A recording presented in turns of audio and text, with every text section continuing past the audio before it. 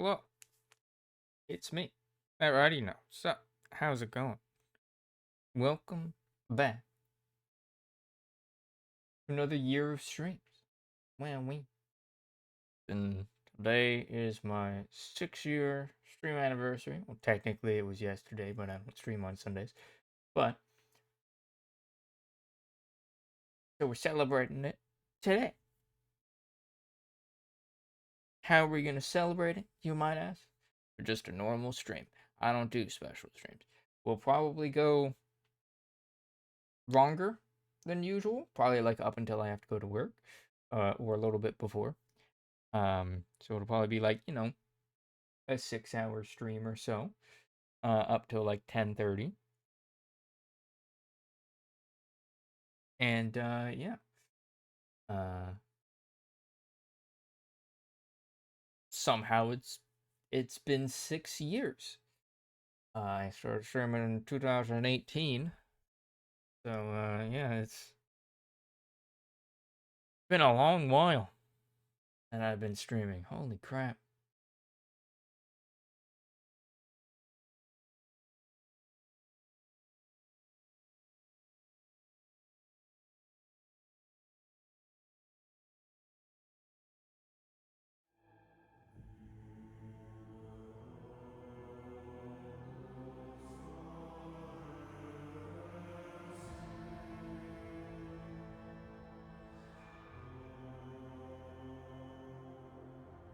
Welcome back. Warhammer 40K Rogue Trader. Where last time, I do believe, we started by loading an earlier save to see if we could get the Liege Lord of Footfall Station, one of Vladimir Tokara, to let us into the quarantine area. And so like we picked a different dialogue option during that conversation with him of like, hey, can I get into quarantine area? And then we had to do a coercion check, and he was like, all right, fine. So then I like repeated the stuff from the last save that I had done, and then we got to the quarantine area and talked to the guy, and he was like, nope, can't let you in right now. And I'm like, oh shit, okay. Jeez. So then I just reloaded the other save, where I had picked the let's send medical supplies there. But yeah, that was like half the stream. After that, I went into the dark hideout of the Anvers. As it was a large ventilation chamber, basically, that they were hiding out in. And as we entered in from the side, rather than from like the big entrance, we met the leader of the Ambers, who was at like a control system. And he's like, I've been waiting for you to die. And then he started attacking us, and he turned off the ventilation system, and like a bunch of like, stinky gas rose up, as I guess this place is probably connected to like the sewers. And yeah, so bum rushed that guy and the console, so we could get rid of that stinky.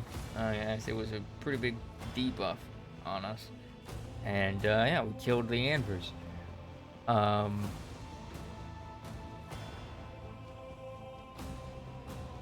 After that, I'm trying to think if there was like anything else. After that, we went back to the Liege Lord, right? Told him, hey, kill the Anvers. And and stuff. And yeah, we earned his favor. I don't know. But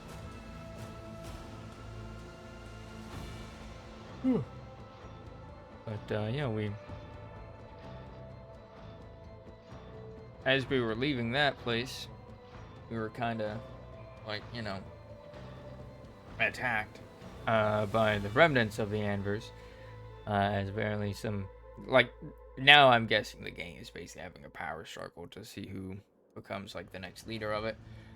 So like some guy, some rando named like Limp something, attacked us, and as well as a bunch of other Andrews, and we killed them. And yeah, we spoke to Hieronymus, let him know that we had taken out that cult. He was thankful for that. And yeah, Tinta kind of told us that she wanted to speak to us back on the ship. I'm like, cool. Now have Tokar, or not Tokar. Now have Jai Hidari as part of our crew, former smuggler, I'm pretty sure. And yeah, so we started making our way back to our ship. We went to like the starport, and there we found Inquisitor. I forget, Heinrich von Kalis. I forgot his first name for it.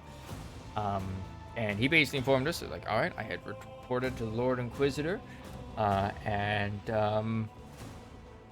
I am now free to basically join as a temporary member of your crew, so that we can fight off the Xenos. Or rather, I think he like requisitioned us to help him with that further. And we're like, all right, welcome back to the crew, buddy. And he seemed to know Jay Hidari, but he would overlook our little minor transgressions against the law of the God Emperor, at least for the duration of his stay with us. So yeah, we returned to the ship, and yeah, we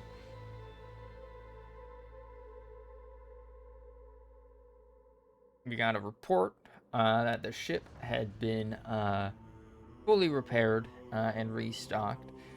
But we learned that there were some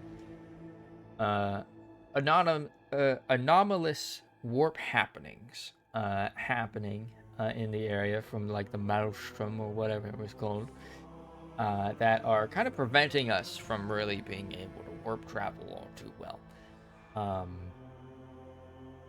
And yeah, we were kind of told about a bunch of things. Xenos roaming the Born's expanse, stealing stars.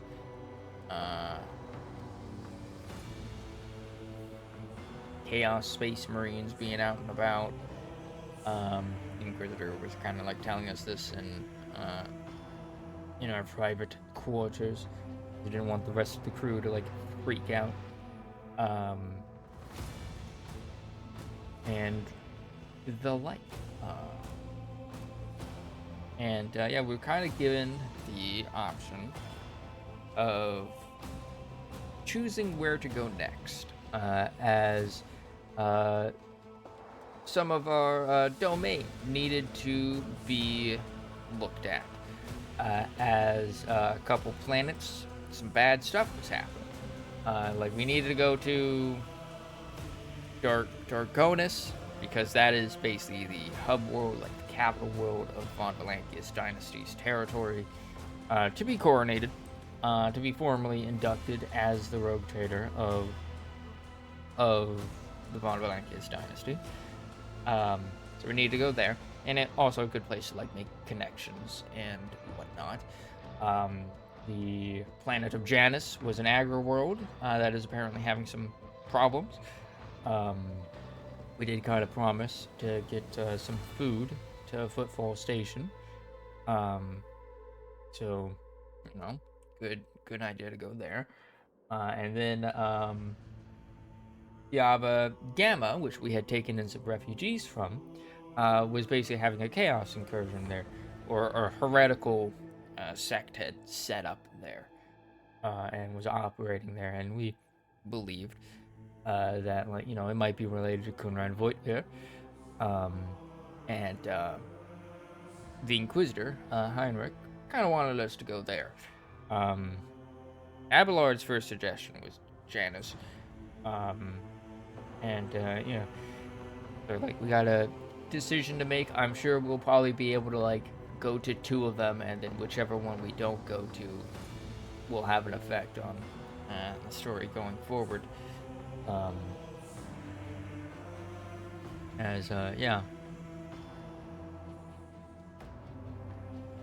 I think that was pretty much it.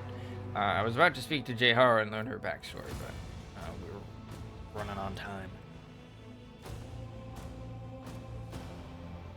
So we shall do that now.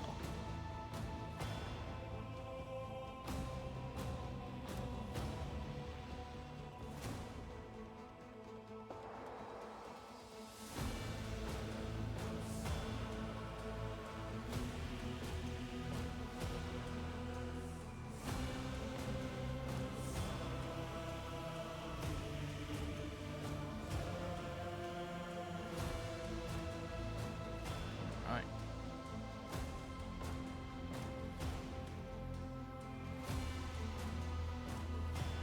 I think there was like one update during the weekend that happened. It was kind of a small one, like a little bug fixing update.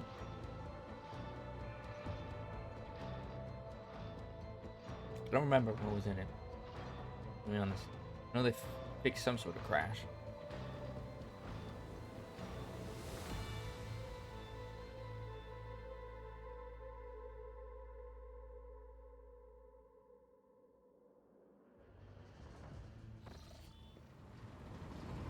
Alright.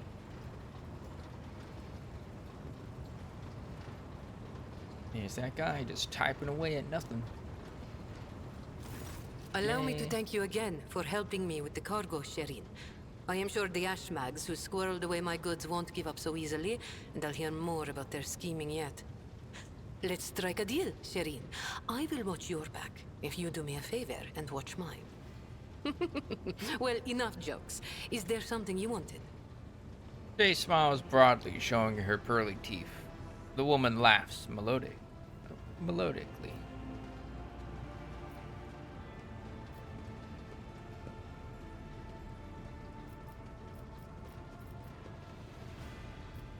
Okay. Was there some business you wanted to discuss? Oh, Shireen, I did manage to spark your interest. Allow me to invite you to a more private place. My words are meant for your ears alone. Jay's face lights up with an enchanting smile.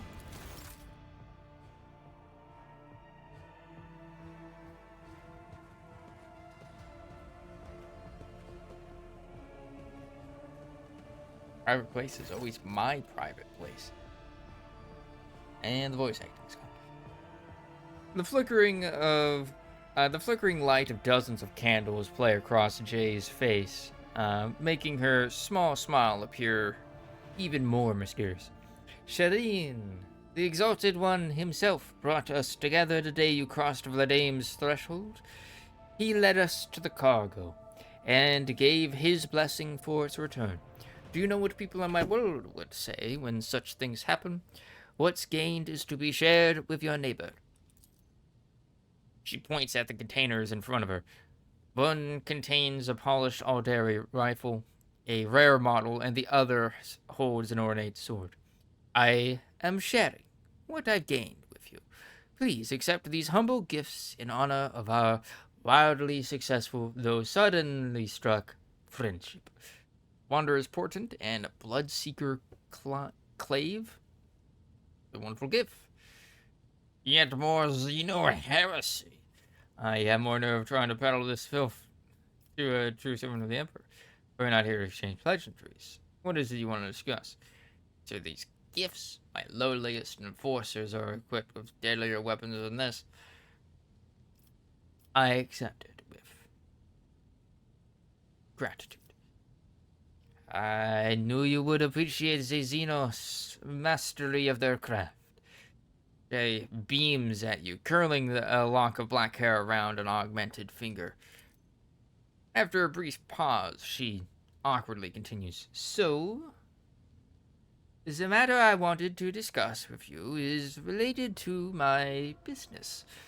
You know that I sell Xeno artifacts to interested Imperial subjects and Imperial trinkets to Xenos. Business is going well. My network runs even without my participation. But when it comes to expansion, well, that is where I hit a wall. Rivals, envious of my success, Jay throws up her hands. Falco, especially. I am certain the theft of the cargo was his doing, but I can never predict what the Ashmag will do next. And while the Imperium's authority may be fragmented in the Expanse, it could crack down on people of my profession at any moment.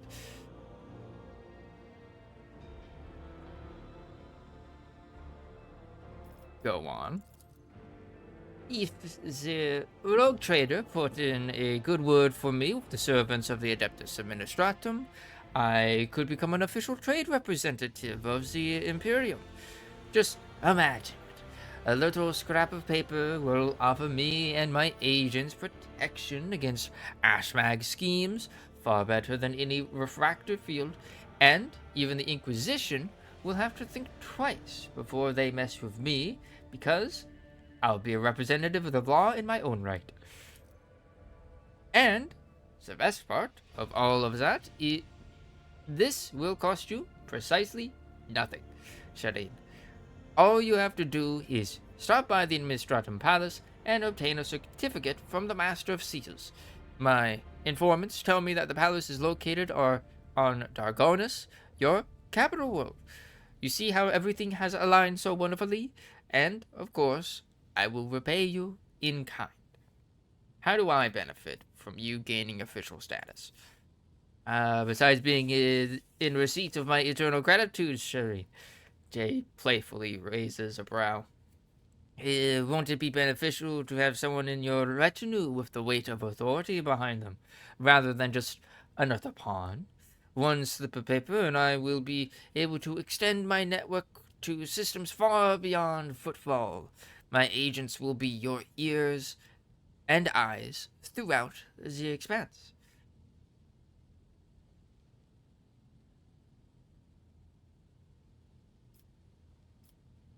Uh,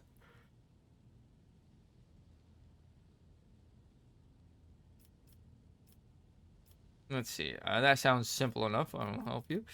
Do you really think I care one jot about the travails of Casbalic and the scum? I shall take it into consideration.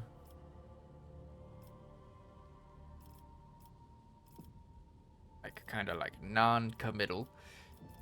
That one.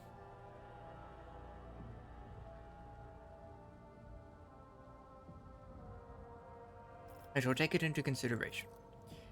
Perhaps your thoughts will move in the right direction with a little encouragement from me, Shireen. You must have some faction in mind that you would like to establish relations with. The severe Drusians, hot-headed pirates of the Caspalica. You merely need to use the right words, like a key for a lock, and people will open their hearts to you, or their wallets. I will arrange everything. You merely have to ask.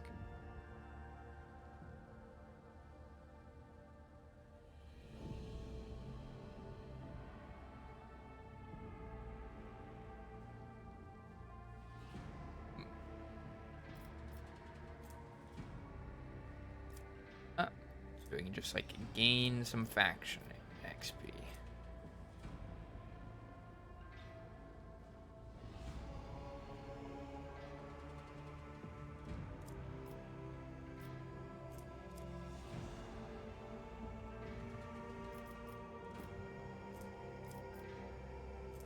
Caspalica are also pirates? I thought they were like more organized crime.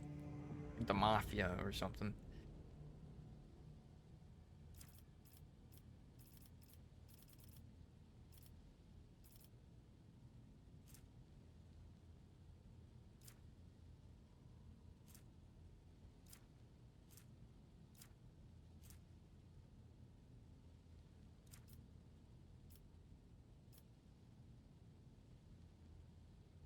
go with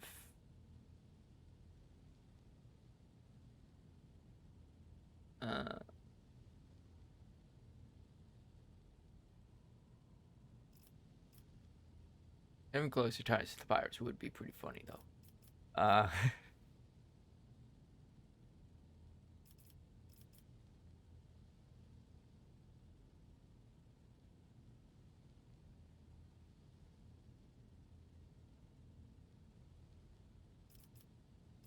Go with Casbalica. I don't think we've really. Not a problem, Shireen. I'll have my people put in a good word for you in the right circles. And if you change your mind about my proposal, you can always find me nearby on the bridge. Just say the word, and I'll come, Shireen. Huh? A lucrative opportunity.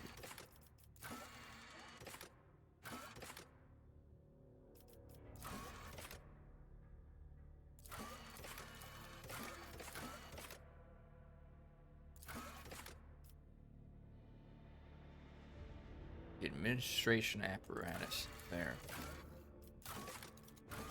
And we got like a bunch of things. No contract. Orb. Wait a second. That's new. The Mask of Aurora, the prophet of the archenemy who foretold the final dawn on Rykad Minoris. Neat.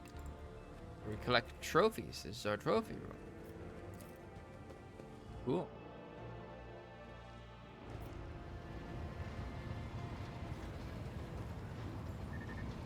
Indicator lumens. Lord Captain. Lord. Okay. Alright, now let's have a more casual talk. Okay. May the Exalted One protect you. Have you grown bored with our little talk, Shireen? She flashes you a welcoming smile, rolling a coin across the knuckles of her augmented fingers. You don't look like a typical smuggler. No truer words have ever been said. I'm far more exciting than some small-time peddlers from Footfall. Allow me to introduce myself properly. I am Jai Amira Fatqin Tamiri Ash Ifrit, the 12th daughter of the Lord of Ifrit, a distant world at the fringes of the Imperium.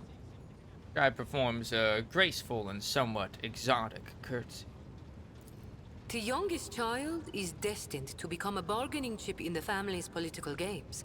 But I was unwilling to accept such a fate, and wanted to choose what to become and which path to follow. When I learned the Exalted One watches over hundreds of other worlds amidst distant stars, I understood there was an entire world of opportunities beyond Ifrit. All I had to do was break the familial bonds tying me down and escape the planet. Which I did a long time ago. Why did you choose to come to the Coronus Expanse? The Keronis Expanse. A gorgeous name, isn't it? But this backwater wasn't my original destination when I escaped, Shireen.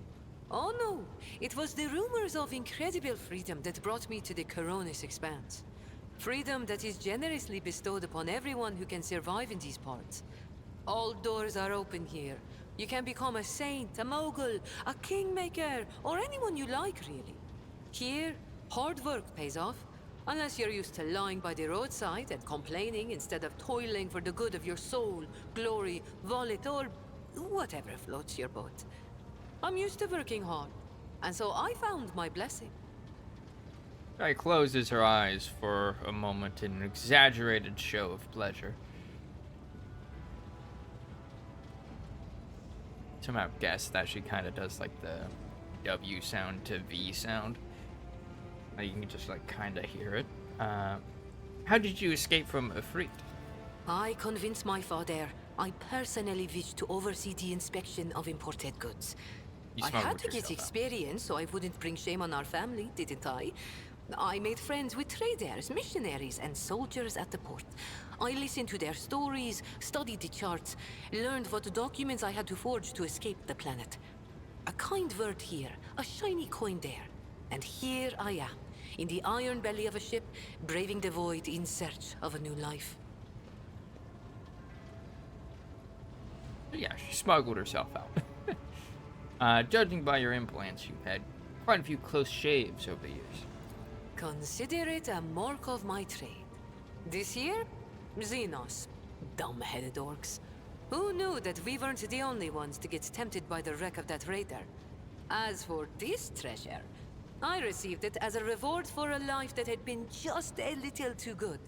I was in a hurry to get to the Adeptus Amasacus after the Exalted One blessed me with immense wealth. I was 2 backstreets away from the den when a pathetic ashmag attacked me, envious of somebody else's fortune. His mechanical hand balls into her fist. She touches her precious neck implant. She drags her thumb across her throat. You are familiar with implants like the one that has replaced Jay's neck. It is merely one part of a massive augmentation replacing the internal organs. A slit throat could not have been the cause for installing such a sophisticated device. Thank you for sharing this. All relationships are based on mutual trust.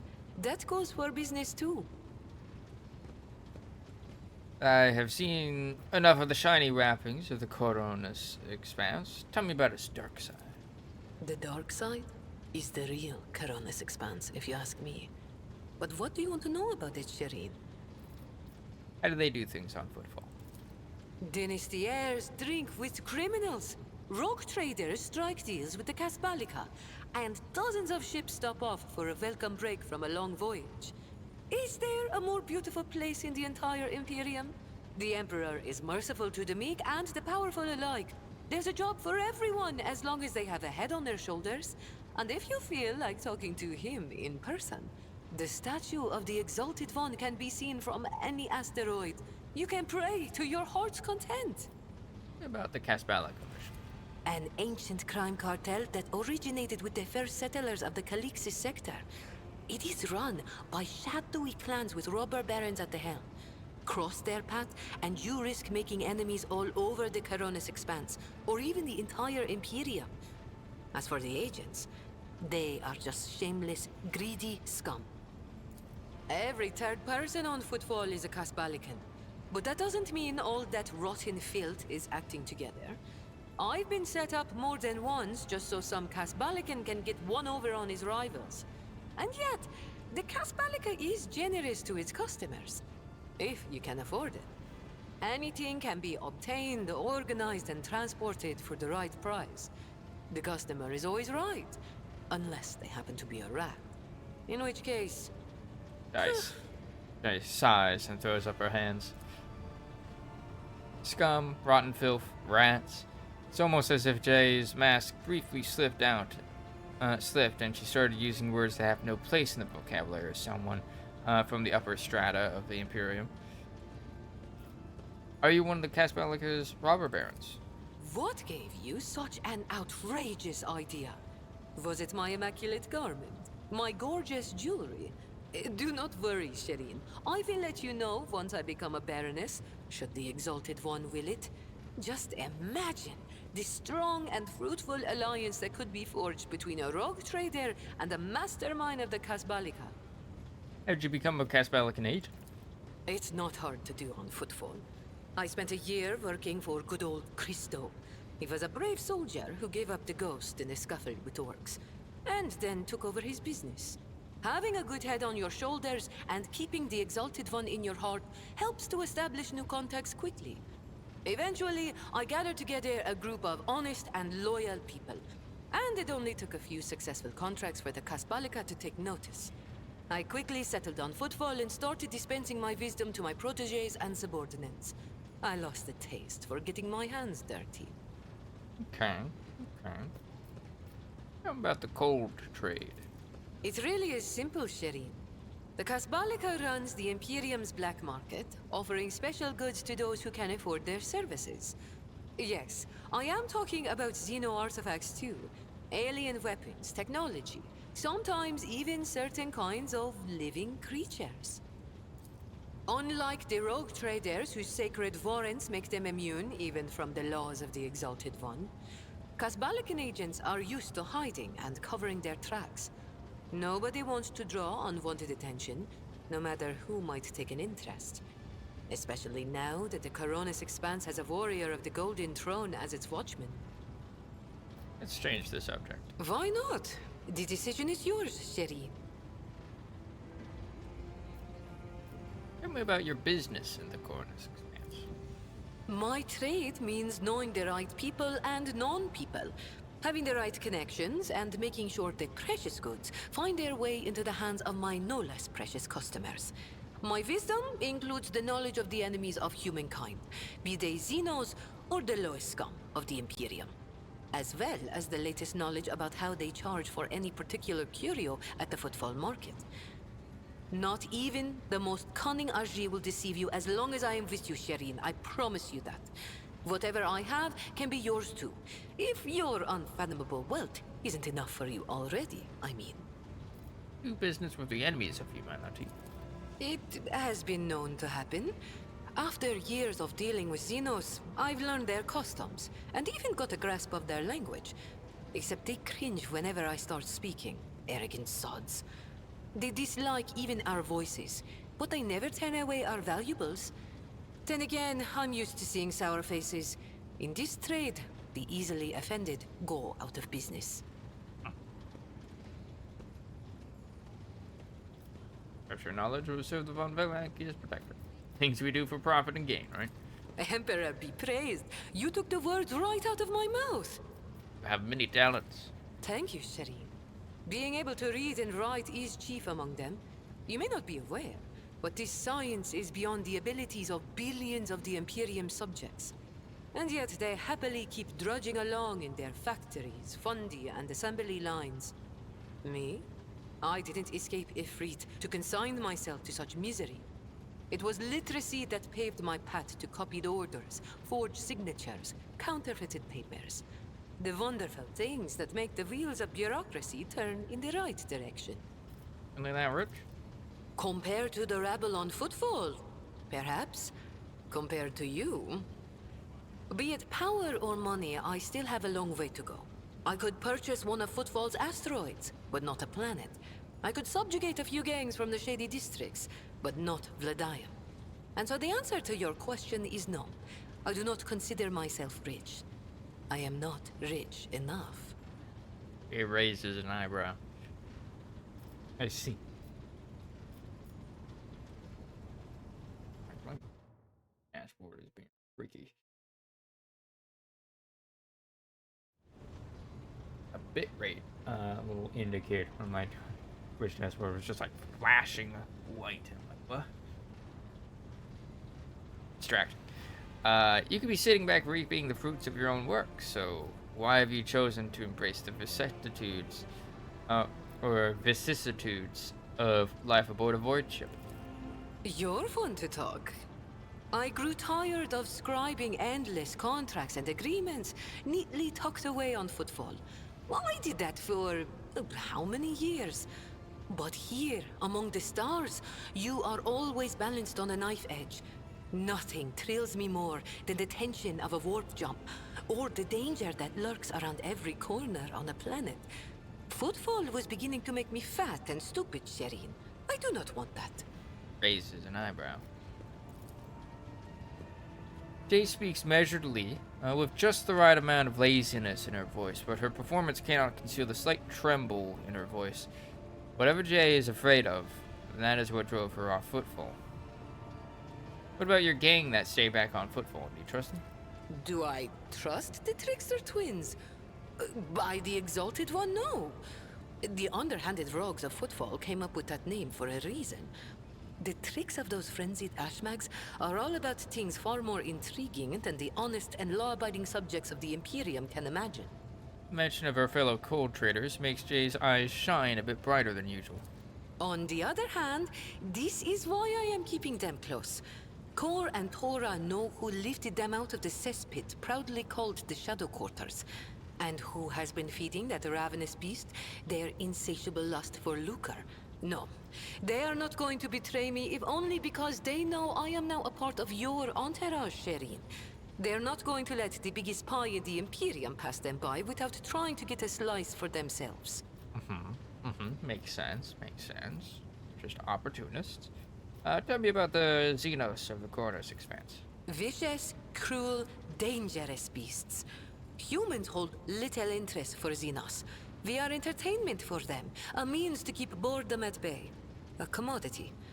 But some of them contact us once in a while using their own people. Do not deceive yourself by thinking you are safe because there are no Xenos inside. Those Agi are as cunning as they are ruthless. They cleverly pull at the strings of spies and traitors, subjugate those who do not fall for the promised reward, transform the ones who resist their promises into soulless puppets. The Emperor watches over me, and that is why I still haven't succumbed to the fate of many of my associates who have lost their lives to the stringy scoundrels. I think we've said all there is to say on this topic. Did you know Theodora von Bellaghius, my predecessor? It is difficult not to be aware of the powers that be, especially ones like Lord Captain Theodora. But we never met personally, as the difference between our positions was far too great. Theodora was a mighty ruler, the center of her own universe. And I, a pathetic commoner, was nothing next to her. But you were kind to me, Shireen. And in my eyes, that puts you above your esteemed aunt, or whoever she was to you. I don't even know what she was to me, I'll be honest. You must forgive my prying, but as the esteemed princess's heart been claimed by some lucky... Oh boy, we Floyd. You keep using words I don't understand, like calling me Shireen. The language on Ifrit, my home world, is quite different from the one spoken in the Cornus Expanse. We bestow more than one meaning upon each word, allowing our wise men to fully express their sagacious thoughts, and us lowly commoners our base passions and desires. Catwalk has paid their guild dues for 32 months. 32, that's a big number. Hey Cap, how you doing? Welcome. It's the 6-year anniversary stream. Asa. How you doing? Also, 32 months is a long time to be making a poor financial investment. Jay starts to twist a strand of her raven black hair around her finger. Take Agi, for example. That is what I call every piece of scum and villain, because Agi means evil and foe and pathetic worm unworthy of consideration. Or take Ashmag. It means fool and little brother and blind man who stumbled and would fall into a pit without guidance. Shireen means friend and comrade and roommate in a battle formation, like we are. Okay. Happy 6 years. Thank you.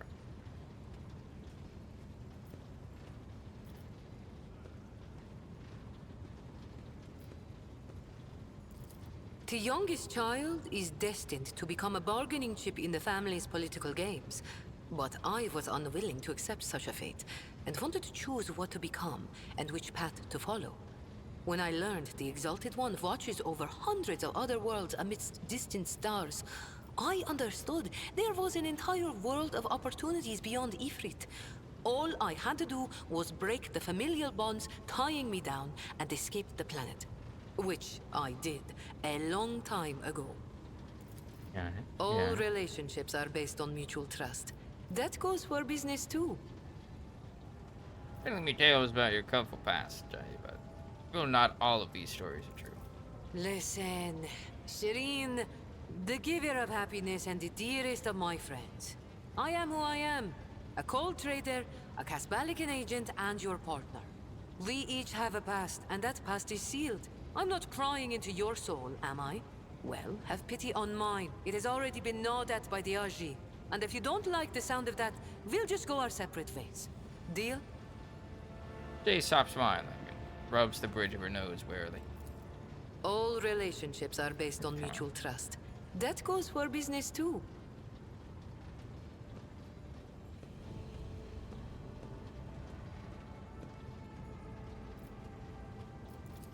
Oh, I have no doubt you will. Jay laughs and bids you farewell with a wink.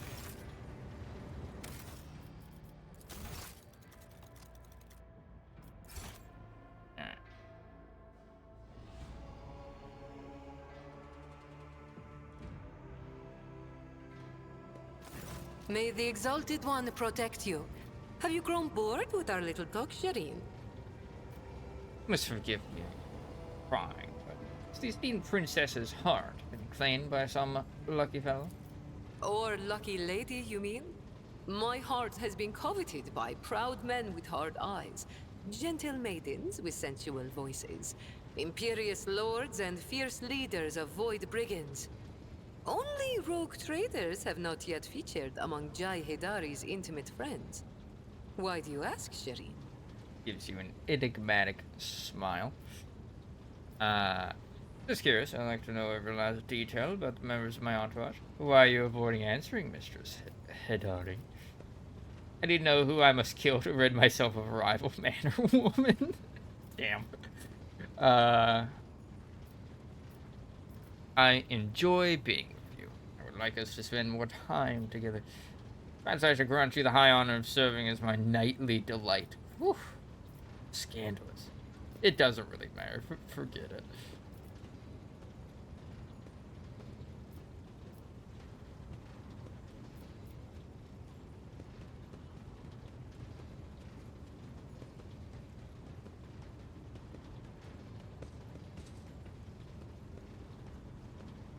I mean, says my heart has been coveted by people. That means other people have wanted to get with her. Not necessarily that she has been with anyone. Avoiding. You are prying at the treasures of my soul, my little secrets. How else can I keep them safe from such a powerful robber as the Rogue Trader? I dare not refuse you. Throwing a dazzling smile upon you, Jade demurs with fluttering, nunnish abashment, with hints of her genuine amusement breaking through only rarely.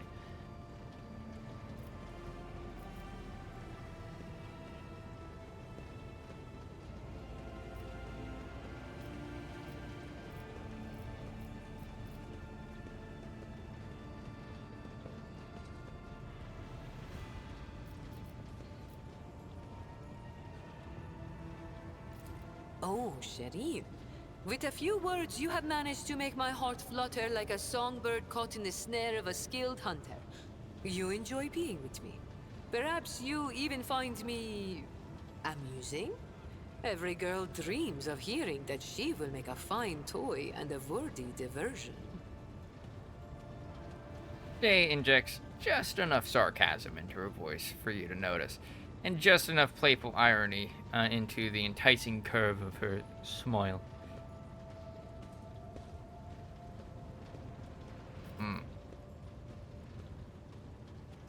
A new option. Don't really see you as a toy, I just like you. I understand. I'm just having a little fun, Shireen. I can't possibly just say, oh, I like you too. Words as dry and dull as a voidsman's dinner. They are unworthy of us. If you are not simply amusing yourself by toying with my feelings, then why not give it a try? Go on. Or, wait. You haven't yet asked how I feel about being your romantic partner. Ask soon, Shireen.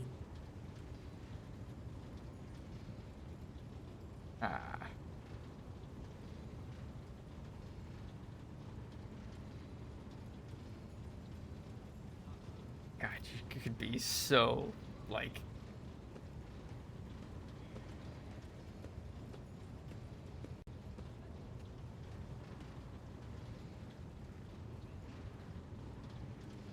ostentatious with it. There's the word.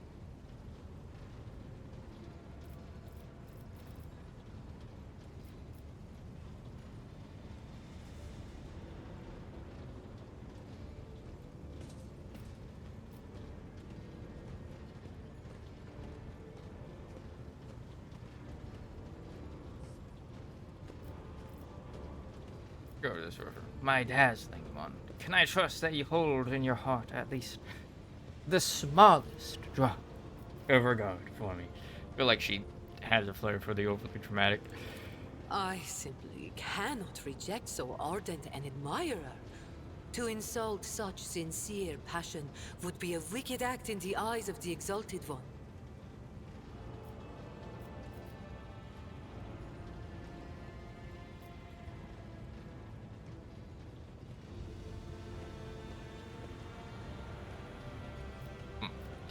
Let's see, I'm inviting you to dinner over some decent wine. I'm sure we shall find a fertile topic of conversation. Fertile topic of conversation. Okay. I shall wait for you to treat me as to a token of your affection, my dazzling one. What would you say to go into my chambers right now? I have a pool of ablutions, incidentally. Damn. He's like, date? I'm the one that sets up the dates. You're the one who sets up the dates. And this one is like, yo, wanna bang? Some nice wine. I have no doubt that you are a wonderful conversationalist, Shireen. I will make a note of your invitation and make sure to take you up on it when I next get hungry. But if the feelings in your soul have become a fire that is burning you up from within, then you may express them by bestowing a gift upon your humble servant. Okay, winks at you. Alright. Oh, I have no doubt you will. Jay laughs and bids you farewell. Alright. We're in.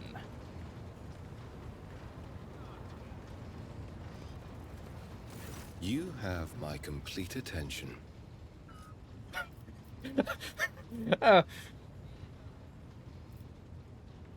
You can literally just go like, Heinrich, what kind of gift do you think I could give to Jay? Heinrich, please help me romance. Lord Captain, Oh my god, you can ask all of them. Lord Captain,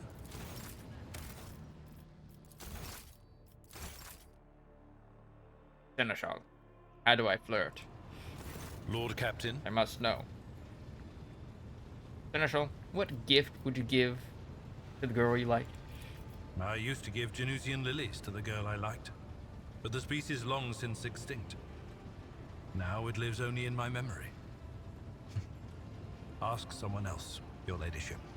I am too old to remember how to charm young ladies. Oh, Abelard. Abelard narrows his eyes and levels you with a long look before saying quietly that. Frowning, the Seneschal looks away. Oh, buddy. Lord Captain, Buddy. Alright. Now, I'm sure Heinrich, of all people, being an Inquisitor, You very have much my knowledgeable complete attention. of the ways of romance. And what kind of gift do you think I could give Jay? Mistress Adari is a dangerous person, and dangerous people like dangerous things. Jai is probably partial to good weapons. She even has a small but enviable collection. Such a gift would not only be practical given her perilous trade, but it would also show that you have taken an interest in her as a person and her tastes. Such demonstrations are very important when dealing with people with whom you would like to curry favor.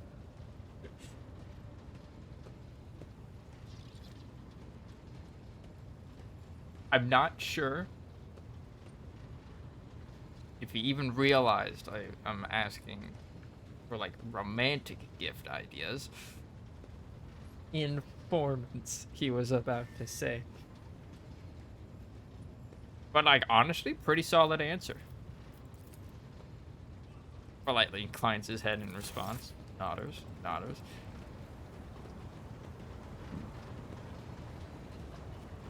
Adira, how do I flirt?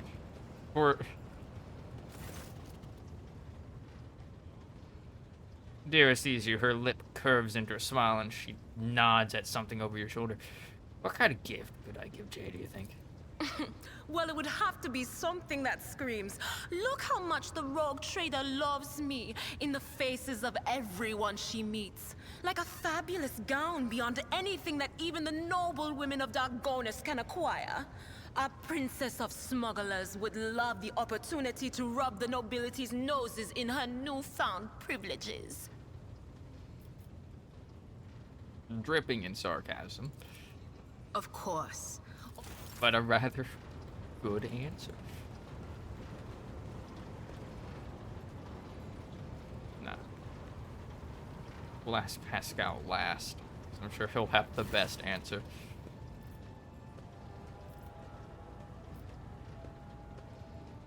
Hi, I love you. After 6 years, bye. Mancer 13. Wait, Mancer. What? Anyways, hi, how you doing? Been a while. Sup? We're learning how to, learn the romance. How have you been doing? Also, bye. Have the Vox Spirits brought you anything interesting lately? They have not.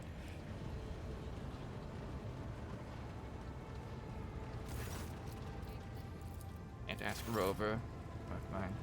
What is it? Romance. Lord Captain, your presence is welcome. And I wish to apologize for my prior coldness. After our first meeting, I was concerned that you would turn out to be another faithless offshoot of the von Valancius dynasty, like the traitor Conrad. But now I see before me a worthy leader and servant of the Imperium. I am glad to accompany you in your endeavors. Sister Argenta greets you with the slightest half bow. Are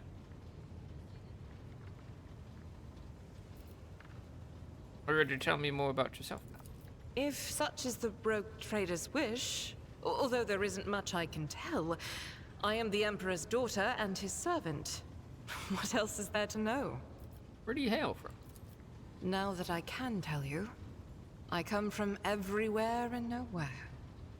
I am the child of officers of the Imperial Guard. I was born in the hold of a warship. Grew up following my parents' deployments from one planet to another, and lost my family in the flames of a righteous war. Argenta's eyes darken for a moment. My memory is like wafts of smoke over a still battlefield. The gray of a ship's plating. The strict cadence of life in military camps. My mother's uniform. I loved looking at it. Then, that battle. The rumbling, the shouting, and the soot. The screams of soldiers burning alive. And the gold of the regiment's Aquila. Untouched by soot or blood. The last unsullied piece of a world that was going mad. Argenta absent-mindedly touches a fragment of the golden Aquila hanging from her belt. I asked where you're from, not your tragic backstory. Oversharing a little bit there, but okay. It's fine. I like learning about my companion. That was my last memory of my mother, and of my former life. Before the Scholar Progenium and the novitiate. Before my trials. Before the vows. Patron of the ecclesiarchy responsible for the upbringing, education, and training of orphans of those officers and nobles who have died in service to the Imperium. Most children of the Schola Progenium grow up to serve the Adeptus Ministorum, become military leaders, or join the elite military. Particularly devout female students may be recruited into the militant orders of the Adepta Sororitas. Those who display psychic aptitude, if they are strong enough in will, go on to receive further training as sanctioned psychers. That golden shard you carry with you. My own relic. It's the regiment's Aquila. Or rather, the fragment that survived the attack, the explosions, and the fire. For me, it's a reminder that purity and radiance can be preserved, even in the heart of darkness. So how did you become one of the Adeptus Sororitas? Become. It's such a strange word for it. It seems right, but is that how one talks about their destiny? If you're asking about the path itself, that's easy enough to answer. First, like many other orphans, I endured the Sculoprogenium. Those years were rough, but I remember the hardship fondly. Few things can compare with the feeling of satisfaction from a past trial, even if it leaves your body aching from exhaustion, or your soul wincing in pain. I was one of the best among my peers, and I was selected for the novitiate in the ranks of the Adeptus Sororitas. When the hour came, I passed the trials and took my vows. The most joyous day of my life. The Emperor's light has always been with me, but to accept it with all your heart, to utter the oaths, that is a rapture like no other. Nodders. Have you ever wished for a different lot in life? Have I ever? But that would be shameful weakness, almost heresy. Of course not. I was born for this. I live by the Emperor's will, and in his light, I myself am the light. I must be the light. For myself, and for those who ask for my protection. Question seems to catch Argenta off guard. Yeah, it really did. I was chosen to serve. But beyond that, I won't deny it. Few things elate me as much as the thought that the heretic felled by my shot will never again orphan a child. Thank you for your candor. It is my pleasure to be candid. Argenta bows her head. I'd like to discuss Salus Prime. Of course. My mission is all I can think about. What's the mission? To find the way to the planet called Salus Prime. Saint Argenta is my patroness, and that is where her fallen ship is. And it must also be the resting place of her great relic, the One Star. Tell me about Saint Argenta, whose relic you're searching. Gladly. Listen. Long ago, there was a blessed world. Thousands of stars covered the sky there, so bright that its denizens hardly knew the darkness of night. Thousands of rivers nurtured the soil. Thousands of gardens bloomed every spring, and at every moment, thousands of prayers were flying into the clear air, thanking and praising the Emperor. But one day, the people learned the meaning of darkness. Like a storm, accursed heretics who had sold themselves to the archenemy descended upon the planet. Shells flew from the sky that desolated whole cities and burned the gardens and filled the riverbeds with the blood of the faithful. Smoke and soot swallowed the skies and the 1,000 stars that had once shone over the world. Among the handful of survivors was one orphan who had watched all her family die, and the garden she'd grown up in burned to ash. But in her heart, she knew the absolute truth. Just these 3 words. The Emperor protects. And knowing that, she never looked away from the black, terrifying, smoke-covered sky. There were no more bright stars to be seen.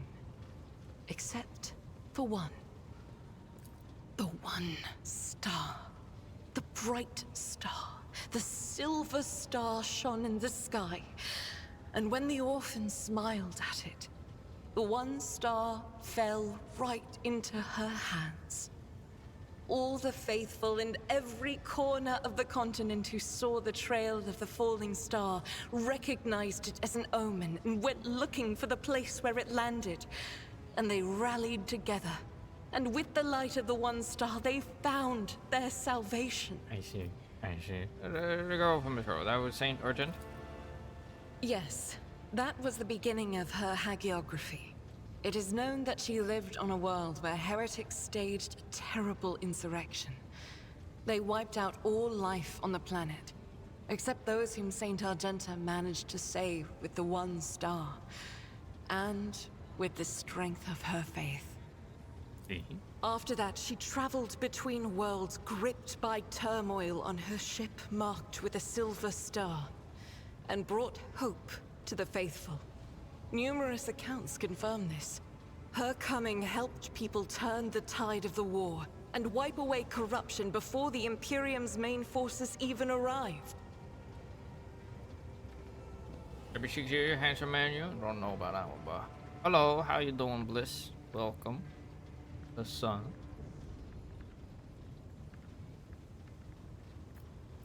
Yeah, it has been 6 years. Millions of people owed their lives to her, but the heretics, having realized their imminent defeat, sent the remnants of their forces after the ship with the Silver Star.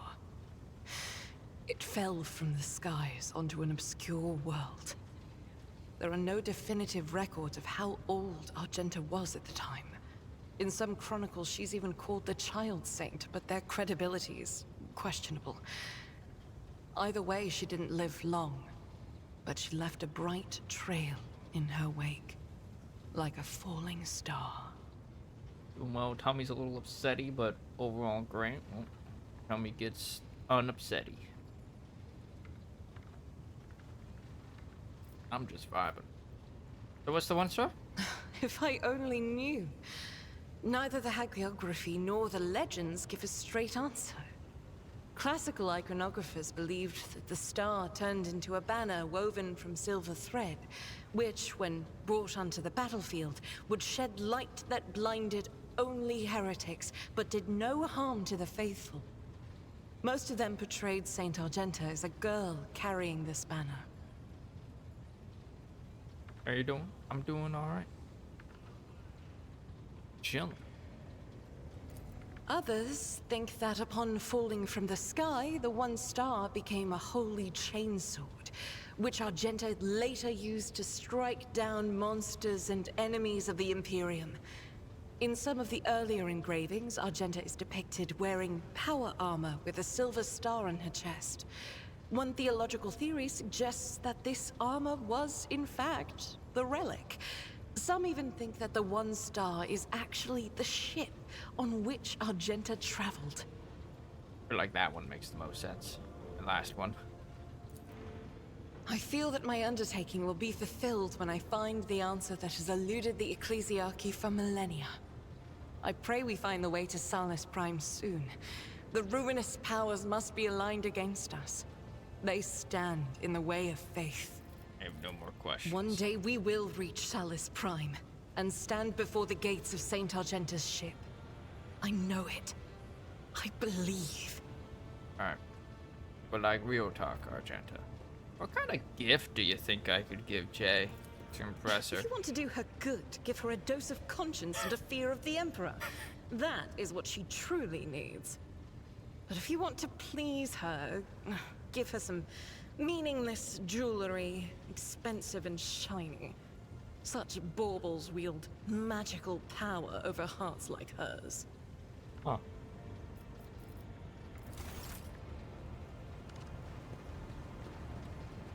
Hello, Ube. Serve the Imperium. Cassia! Words cannot describe how boring the bridge is without our stimulating conversations. Cassia, how do I romance? I know very little about how ordinary couples come together. The books I have read always skirted around that side of life, keeping silent on the matter. A heartfelt poem, perhaps? I'm not sure Jai enjoys poetry, though. Cassia looks down in embarrassment. I have enjoyed your company. Alright. Still an answer.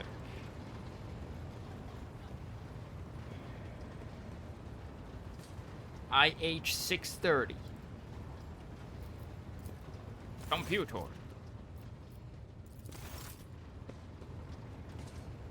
What should I get?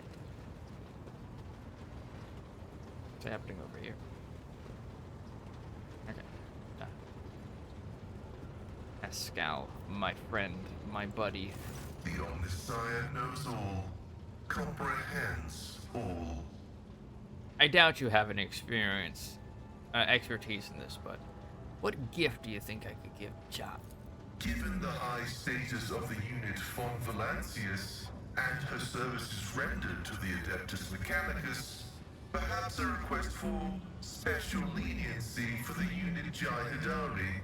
The sentence of oblivion without servitorization that is stipulated for her crimes may instead be commuted to immediate redemptive servitude in perpetuus. Okay. Then, hypothetically, in time she would be able to compensate for a small portion of the sacrileges she has committed against the Omnissiah. It would be a most generous gift. However, this act of mercy is not advisable, for it is undeserved. You see. You see. May your labors be effective and fruitful. You see. Okay. Able? He wouldn't have anything. Okay.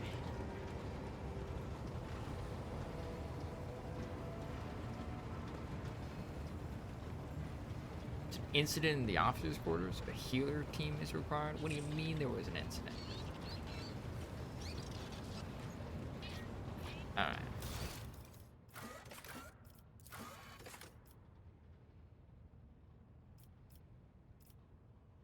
We can't get there.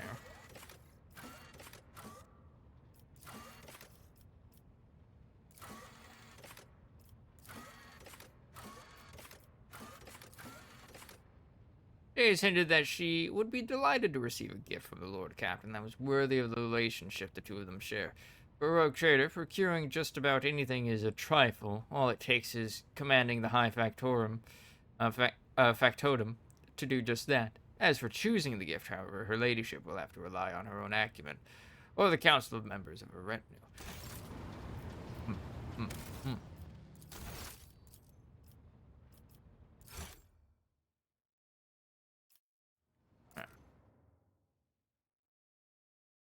Aside from that.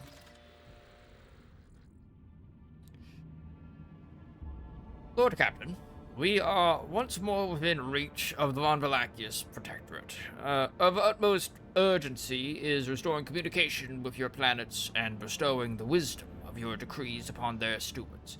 Developing colonies, claiming new territories, and establishing trade links. All this is now your privilege and burden. Mobile extractium.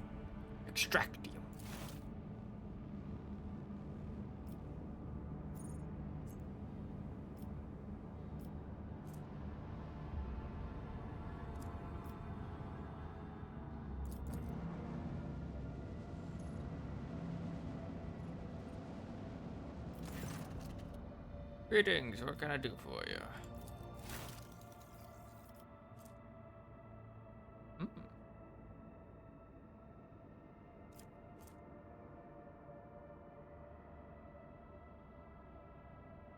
Let's see.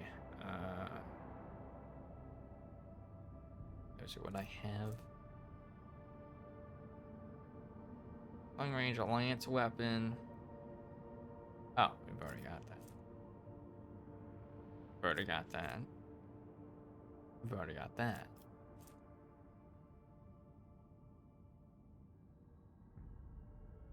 $19 damage warhead. Scrap box. Immediately consumed, and this item provides 50 scrap. Oh, that's how you get it. I noticed that I can't buy it. It's 80 points of protection for each sector. This amount is doubled against enemy kinetic attacks. Griffin pattern torpedo tubes plasma.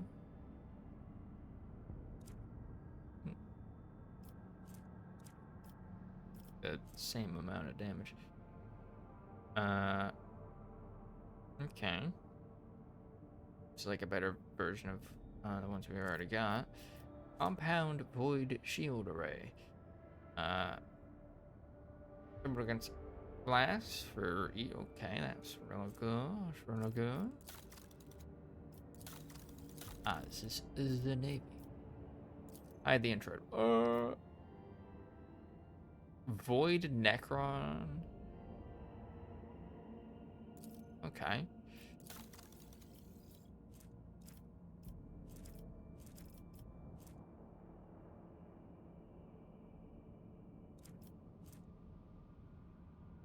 %, chance and 5% hit.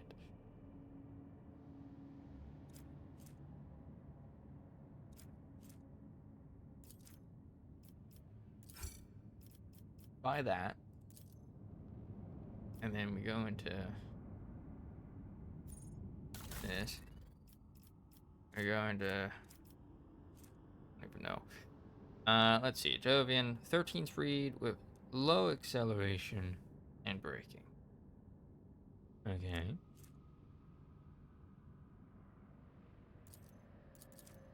There we go. I do got some scrap. Can upgrade these. Upgrade for the next upgrade. Increases hull integrity. No word for that. Uses ram damage, reduces damage suffered when ramming another void ship. Okay, okay.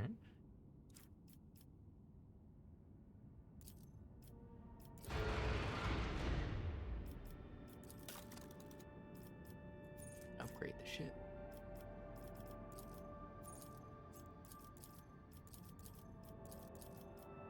Okay, so the ship can level up. Got it.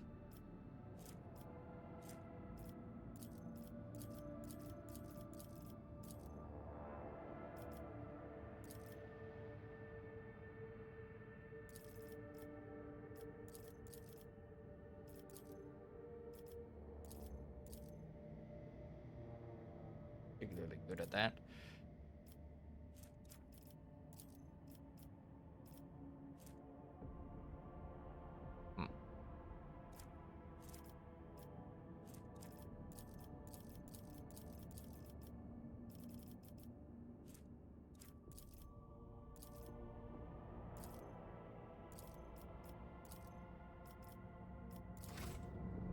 Okay.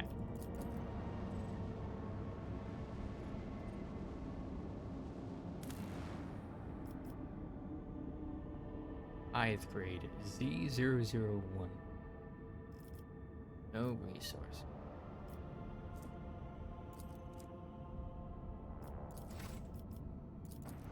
Haven't been here. Lord Captain, station's airlocks have been sealed from the inside. Vox recording is stating that the priesthood of the Alter Templum Calixis X-17 Sanctuary has no desire to communicate with the laity and are refusing access to guests on the basis of the Adeptus Mechanicus' privilege of inviolability, granting them sole jurisdiction over their sacred sites. Okay. How do I leave the system? Oh.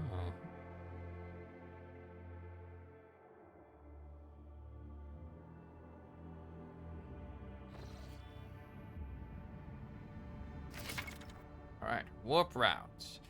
Travel between systems is fraught with mortal peril and takes place in another dimension known as the warp. Only a navigator can plot a course through the warp to other star systems. Click the circular button at the bottom of the screen to have the ship's navigator chart new routes to the system you have selected. To initiate travel, click left mouse button on a system and press the warp travel button. A route's color is an indicator of its danger level. Green routes are the absolute safest. Yellow routes signal that unpredictable events can occur during the jump. Orange routes denote a high probability of the ship coming under attack, even in the warp. Red routes are a sure sign that a ship will be assaulted by hostile forces during travel. The ship's navigator can make a route safer by spending points of navigator's insight. which can be acquired by discovering and scanning new systems throughout the Coroner's Expanse. Okay. Navigator's Insight is a special resource acquired by exploring the Coroner's Expanse. By scanning new systems, anomalies, or participating in non-combat space events. The Navigator of the flagship uses it to build new warp routes, as well as to make them more stable and safe, in as much as is possible. Okay. Alright. Alright. Ooh. I like that. Like we're actually kind of the cult. Foundling Worlds. God Emperor's Scourge. Unbeholden Reaches. That's spooky looking. Is that a black hole? Daenerys Maleficum. What the fuck is that?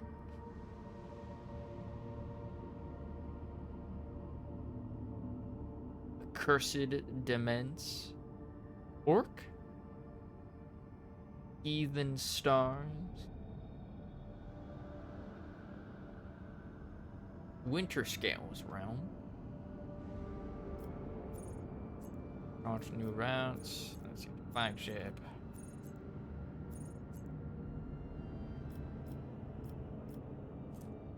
Rebundus. Charter. Light of the Astronomicon. You charted a new path. Alright. Special routes. Standard scanning could not reveal a route to a selected system, but you can still get there by spending points of Navigator's Insight to plot a guaranteed direct path. Click left mouse button on the system and use Navigator's Insight to chart the course. Okay. To the Imperium. Omicron. So, like, where is my territory supposed to be?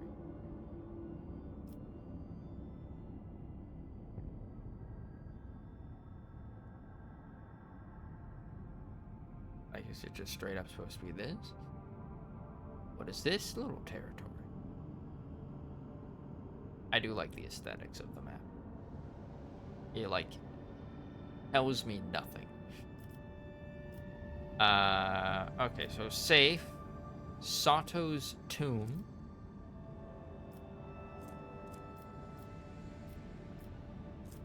Kind of like a bunch of places. Okay. To the Imperium. Gladium Stellos. New ruler. New development project of the highest difficulty in thing. Strike a deal with an influential partner. Lord Captain is taken to command it with success. Okay. Find information. Find the hidden cache on Dargonus and Kiava Gamma. So we don't know where those planets are yet. Pranak.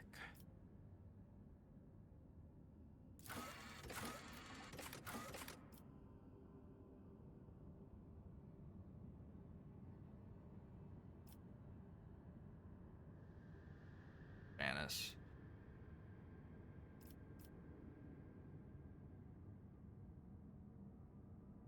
Controlling this. Okay.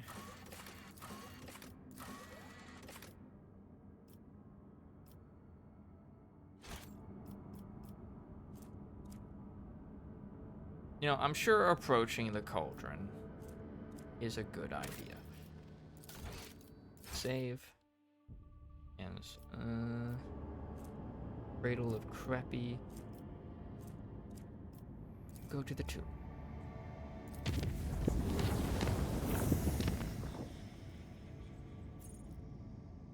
Okay.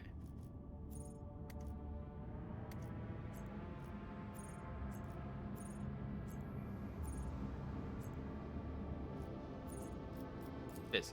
Okay. Sato's tomb. I'm sure we're not going to encounter Necron. Pirates. Oh, how lovely. Space dust. Hulk and more space dust.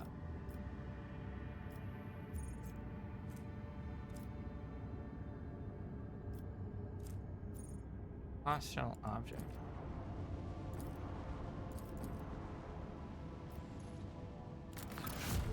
Trophies.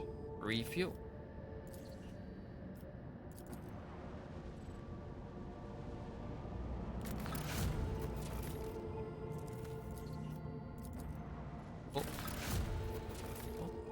Chartist monocle. This monocle grants the wearer a +15 bonus to commerce. Alright, not bad, not bad.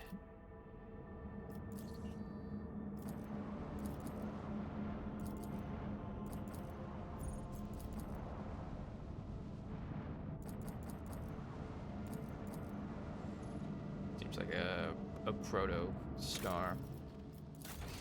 Oh, it's still forming its, oh no, there's a planet right there. It's like straight up. Pirates! Fuck you!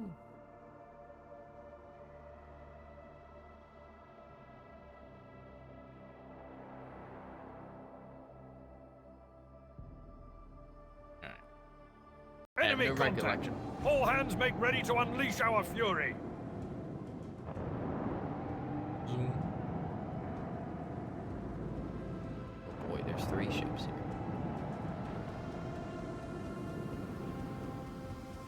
Okay.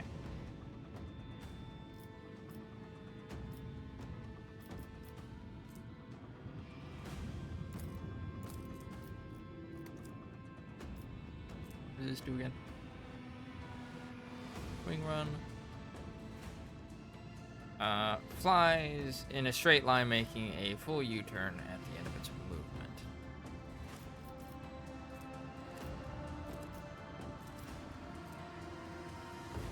Lance.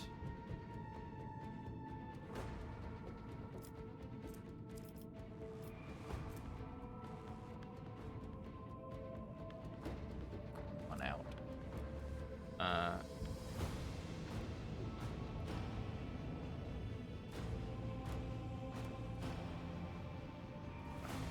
Dangerous.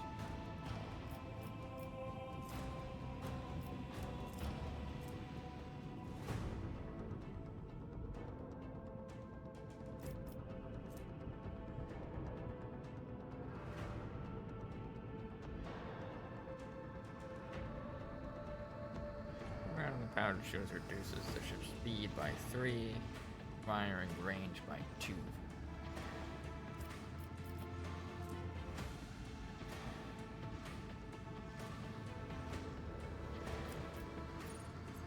And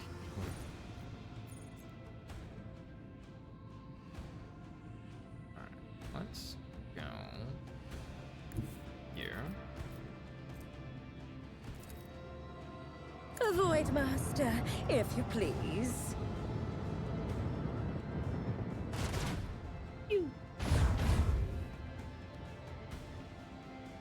That didn't do it. Let the macro cannon sing their twisted song. Bye, asteroid.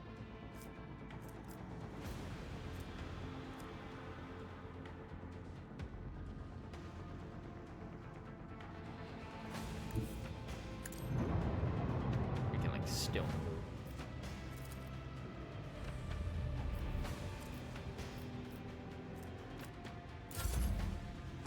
Okay. Nice miss.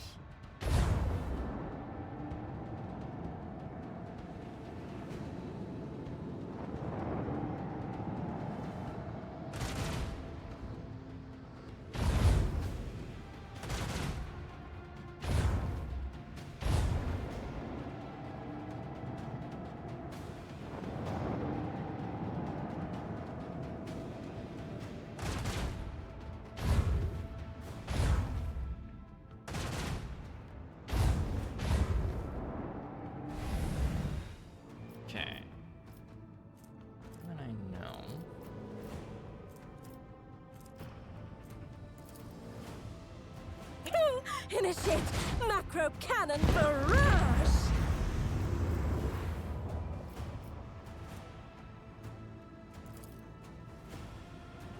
Oh, commence the symphony of macro cannons. Okay.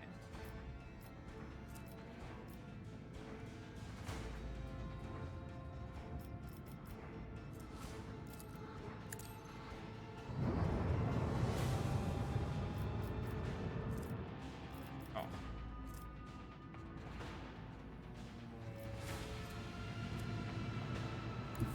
Move them there. Still get that. Zoop. Oh. One off there.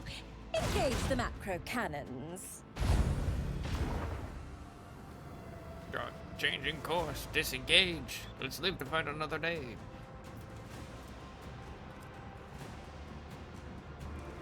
Where's that? Disengaging. Cameras.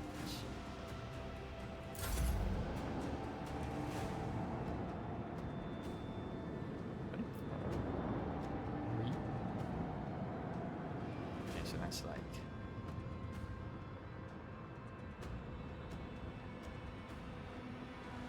I move here. Yeah, there we go. That don't do much.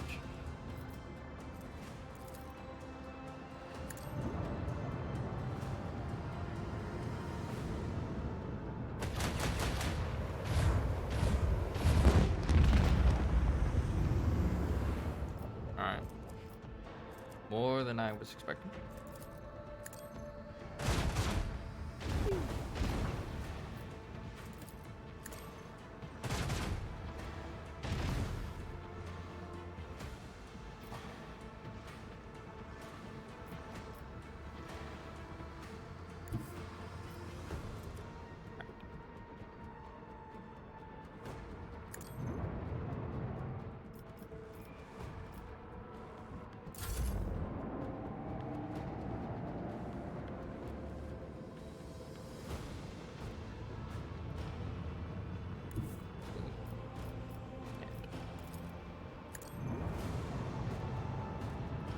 Like a red splotch on it.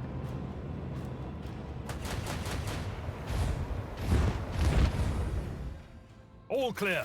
Congratulations, Lord Captain. Very nice. We got some ancient machinery. Void pirate trophies. 48 scrap. Alright, what about this planet, yeah? Is the epitomous Sato?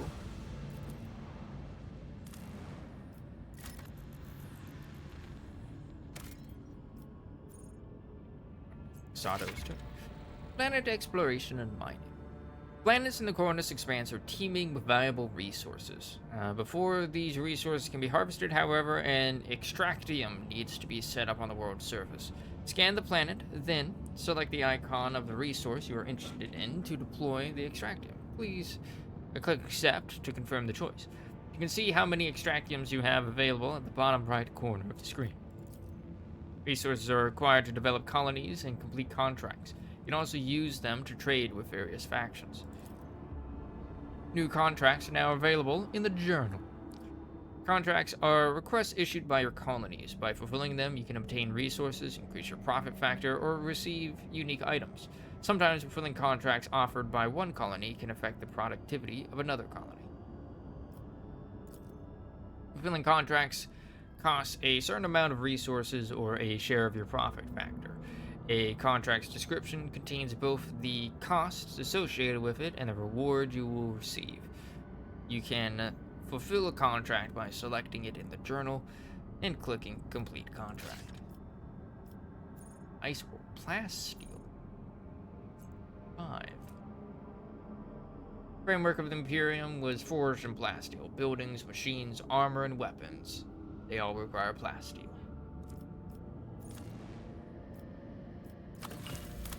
Yoinkies. Autos too. Imperium cartographers and chroniclers know this place well.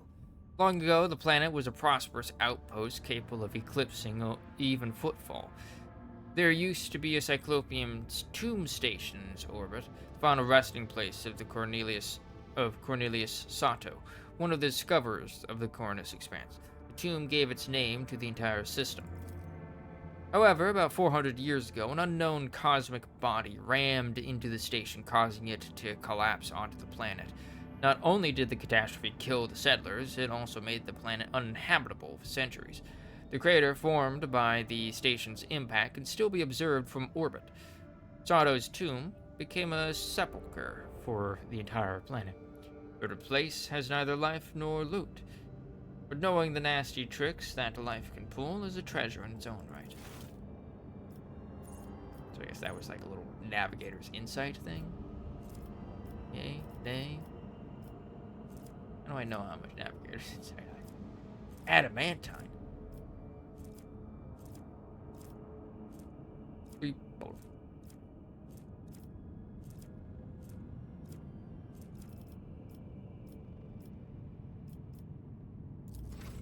Okay.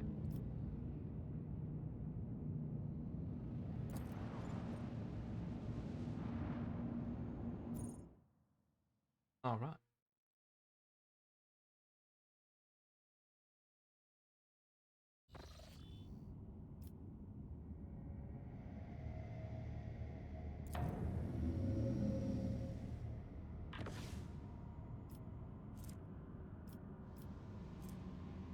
Avioris. Veribundus.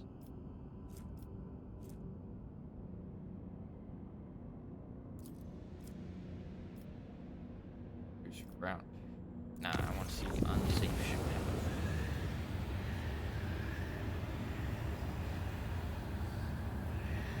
I wish to inform you that the sacred rituals addressed to the spirit of the ship have been performed.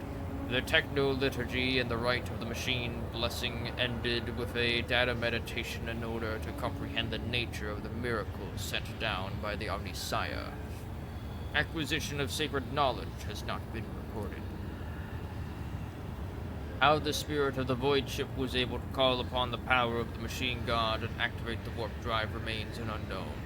Yet, during my meditative ritual, the Omnisaya gave me an equally valuable revelation. The sacred spirit that lives in the bowels of the ship's mechanisms differs from other analogous forms. This spirit holds unique power that cannot be called anything less than a blessing of the machine god. What does that mean? Hypothesis. In extremis, the ship's spirit is capable of making unpredictable calculations and actions. It is impossible to predict how it will behave in any given situation, but I believe the spirit is currently showing obedience, at least for now. I recommend that we continue monitoring the ship and be prepared for new manifestations. Mind me what you wanted to find out? When the ship's warp engine was filled with the motive force, despite the mass of computational errors, a true technological miracle was achieved. No doubt it was by the grace of the Omnisaya, but no such occurrences have been described in the catalog before. Hoping to gain sacred knowledge of the nature of what happened, I embarked on blessed research and prayer. Reporters received. Thank you, Pascal. The Omnisaya knows all, comprehends all. Zoop. Alright. What do we got here? A lot of planets. And a ship. Got a ring planet there. Or planet with moons.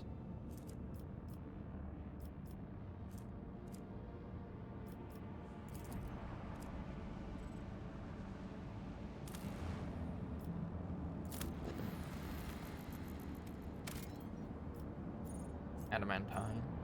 The Hermitage. A desert world. Alright, I gotta put down dinner. So we're gonna take a break. Boop. And all right, we're gonna take a break. Boop, boop. I am back. I had spaghetti and garlic bread for dinner. Very good. And also, YouTube recently has just really been struggling to play videos while I'm streaming lately. And it's sad. It takes like 30 seconds for like a video just to like fucking load in. Or just like the page on YouTube to load in.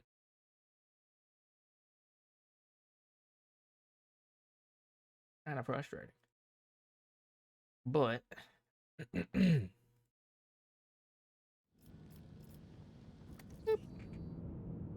alright, so we got like a desert world here. With some adamantine and a hermitage. Small human dwelling stands on this barren, deserted planet. Scouts report that an old hermit lives there, who spends his days in prayer to the Emperor. Asks the old hermit for a blessing. To the Lord Captain's surprise, the old hermit turned out to be a navigator, and when the old man discovered the noble status of his visitor, he willingly recounted his tale. He had retreated to this planet long ago, back when he was still in his youth, after he had realized that his mind would not withstand frequent forays into the Immaterium, the realm of the archenemy. The hermit spoke with pride about how he had worshipped the Emperor each and every moment of his life. But when he mentioned the golden light of the Astronomicon, his voice quivered. When his guests left, he stared after them for a long time, his gaze filled with sadness.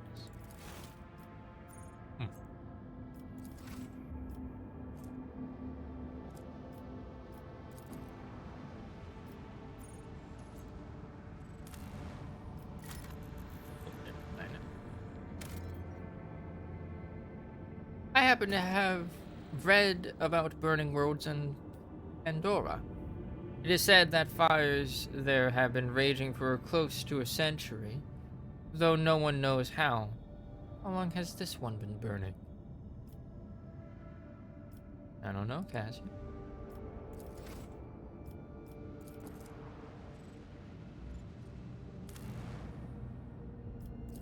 Can I speak to her? Oh no, it's just like common. Ooh, gas giant. Ooh. This. Plasma batteries. Cargo. Alright. What about this place?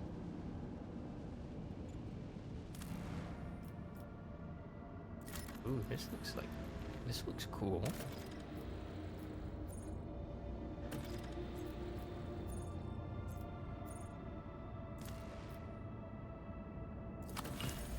Oh. Okay.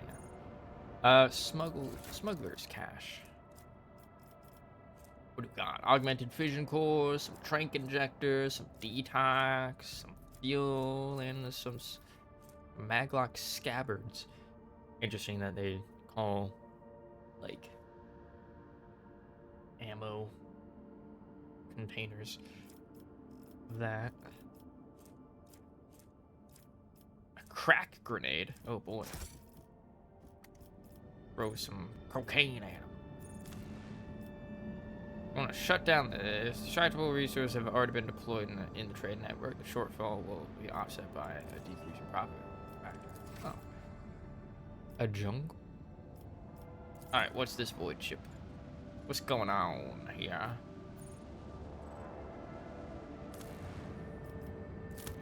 It's derelict. Drifting void ship. Oh boy.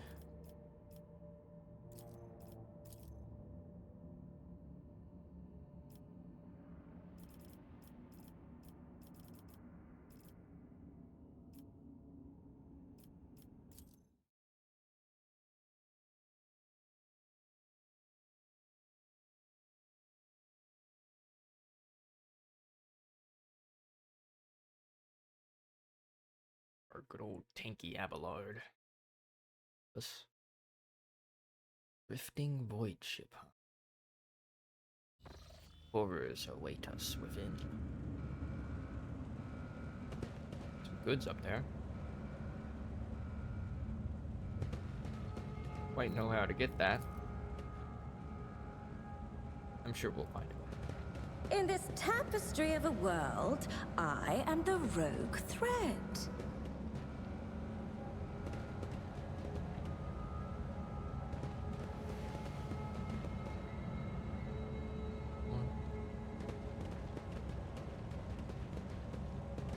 There's that one.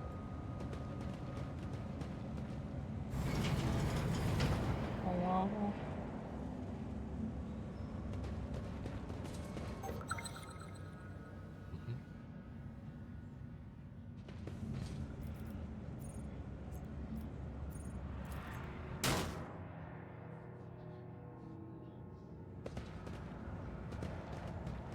Figure out how to get here. What is this? Fire grenade. Nice. We got some of that nice mesh weave. Fucking go. They will see. Oh yes, they I hear all warp will noises see. going on. The stomach-turning bloody smears on the wall form a malevolent symbol. The blood seems to have penetrated deep into the metal. Oh, what lies beyond?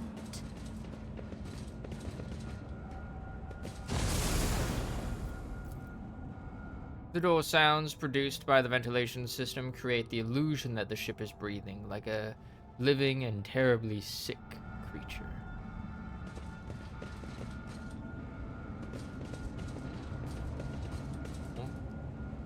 Mad.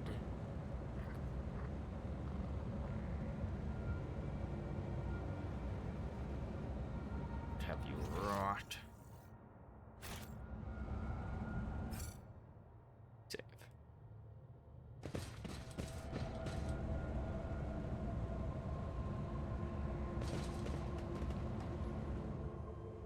This is bad, very bad. The Omnisci's grace has forsaken this place and these brethren.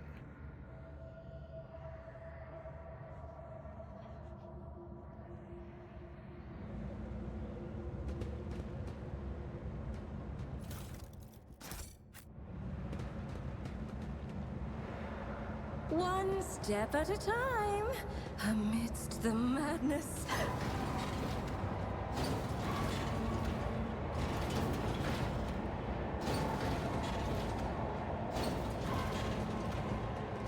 Shit happened on here.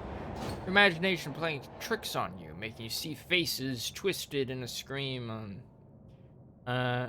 in the stains on the metal. No, that's just straight up a face. Two faces. Curiosity sings in my veins. Dark reddish blotches form the words, "O Omniscia, the hour is upon us."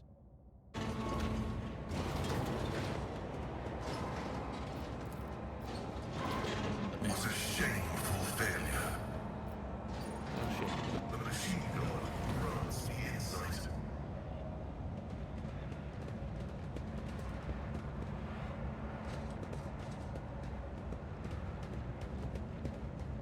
What's going on with this?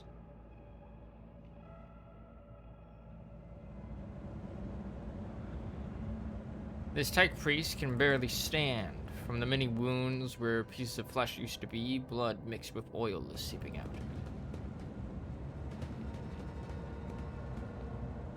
Like, why is this?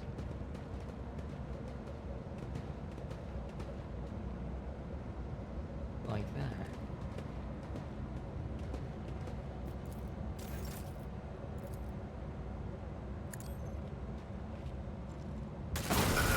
Observed. Commencing purgation protocol.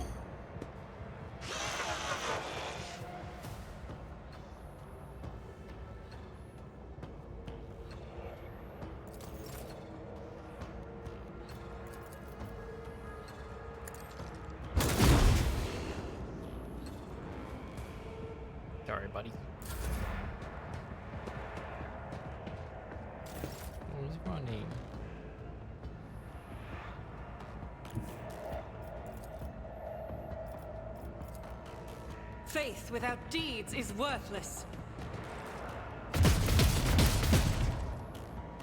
And we.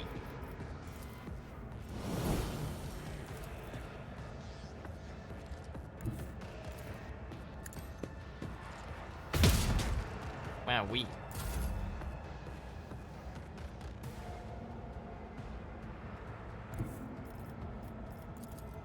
Follow my lead. Something.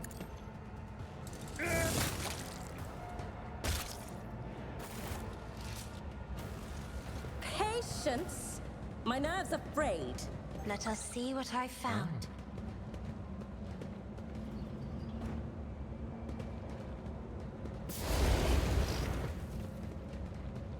Good job, guys.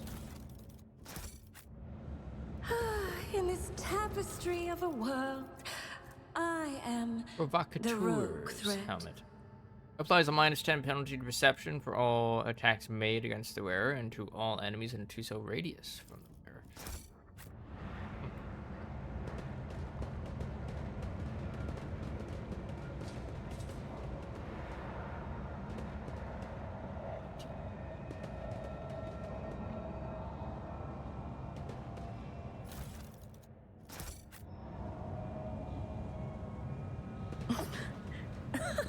They will see.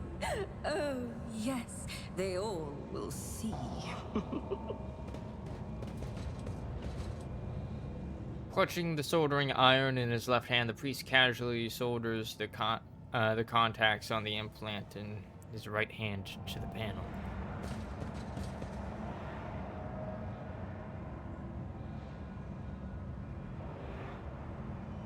Is that be? Emperor, protect us. This is a house of darkness and corruption.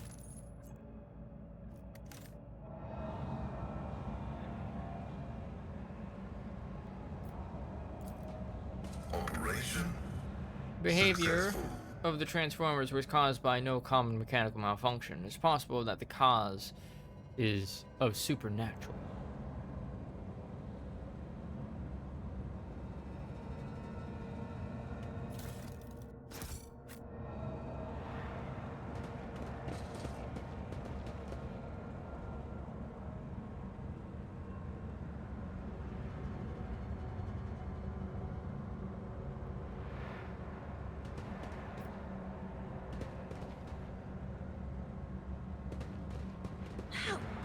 Why would you?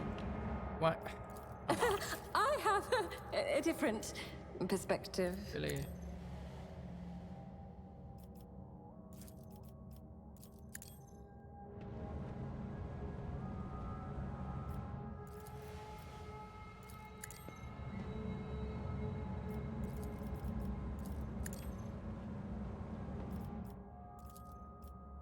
Schemes within schemes.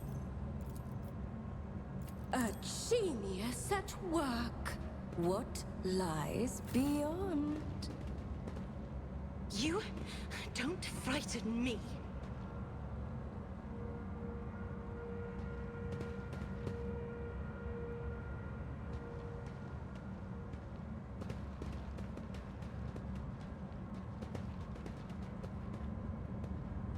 Curiosity sings in my veins. And tech priests.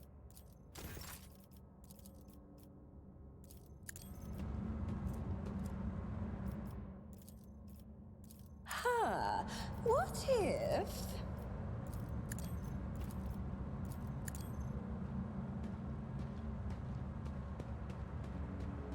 There will be no peace in my wake.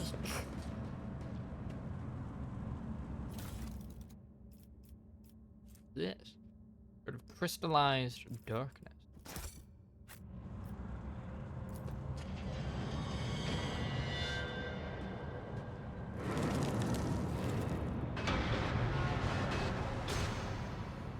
Nani. Nani.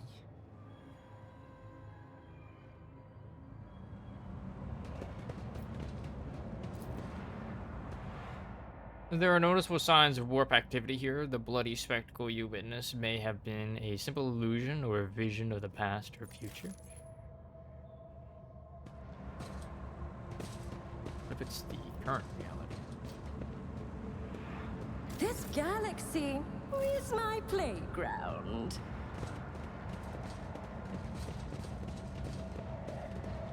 Patience. Oh, my nerves are frayed.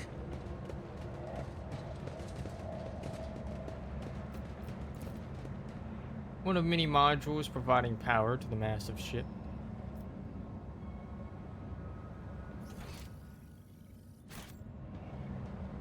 In this tapestry of a world, I am the rogue thread.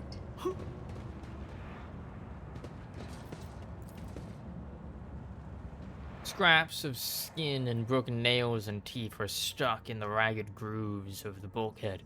Someone made a frenzied attempt to scratch the blasphemous symbol into the metal, showing themselves no mercy. I can't see shit. What lies beyond?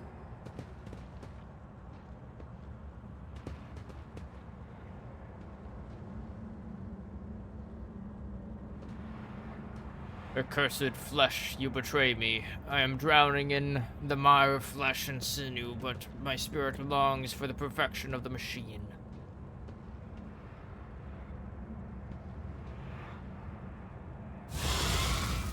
Tech comrade, you are in need of a ritual protocol of repair. We will mend you. Yes, we will mend you.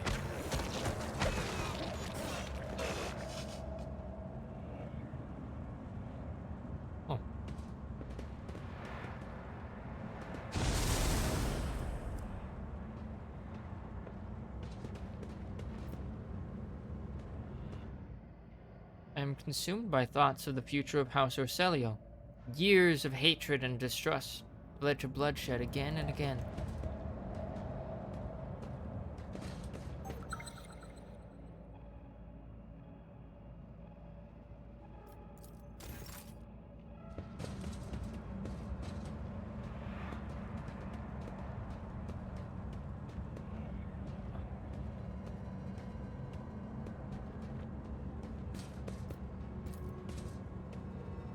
The metal feels a little warm and somewhat moist to the touch, remarkably similar to living skin.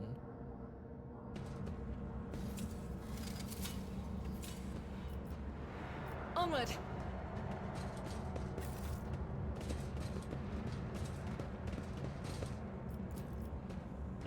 This Explorator is blessed Augmented with love. multifunctionality.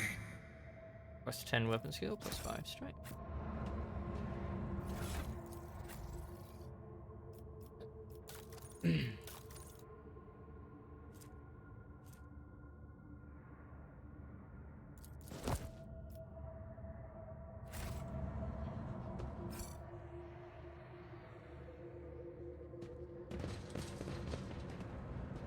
Priest's eyes are completely empty. They are looking through you without seeing you. Oh, machine god, deliver me from the oppression of the flesh. Let me draw closer to the perfection of a mechanism. Priest is mumbling an incoherent series of terms and designations.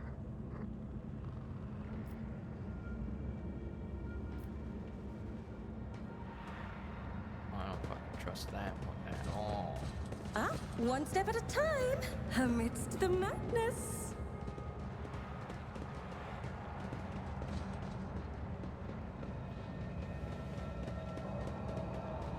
Also don't trust this.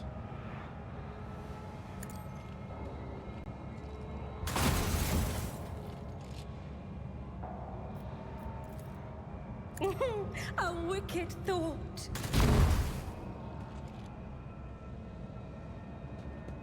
So the only reason that one tech priest attacked me is my bullet.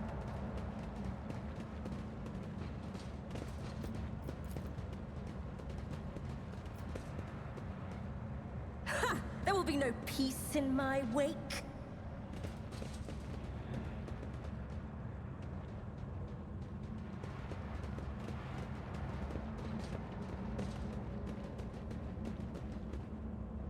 Curiosity sings in my veins. Refresh.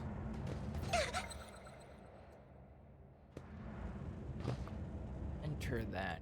I Asia. guide humanity between the stars. The stars are my canvas, and anarchy is my brush. Their path of explosives.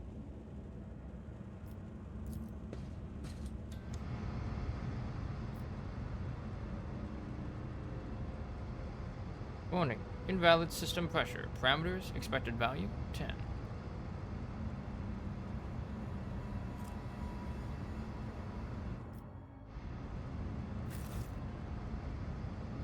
Expected value 10.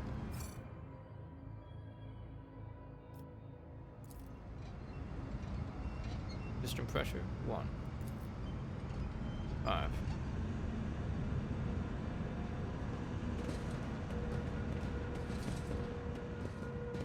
Patience. My nerves are frayed. Oh shit.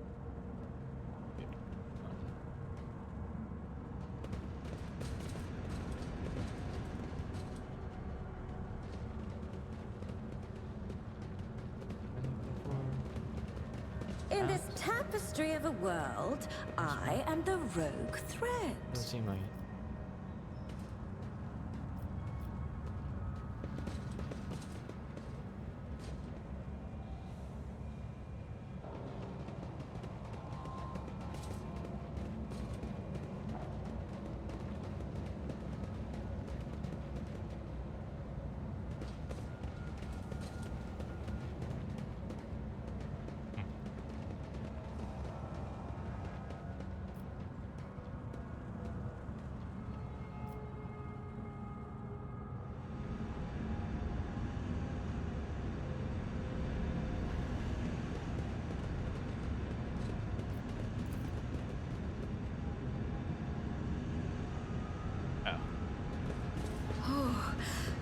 What lies beyond?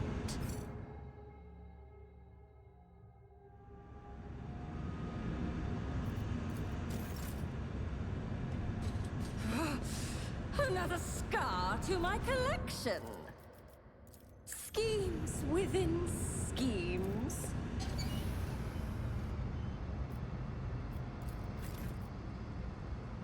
Invalid value.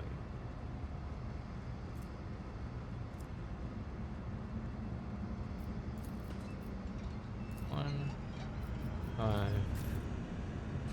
Not that one. 7. 5. 7.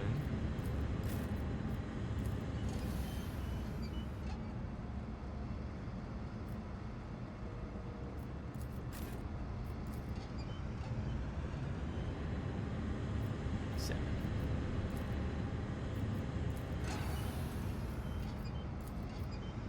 Let us seize the moment.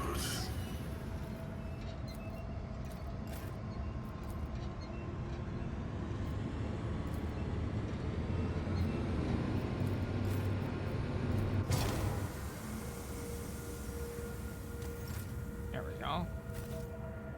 There will be no peace in my wake. Ooh.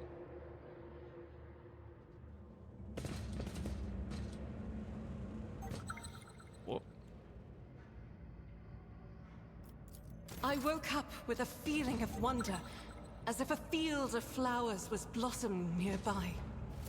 A child was saved from death. 1,000 heretics were burning alive, begging and sobbing and howling. That was a line that you just said at me.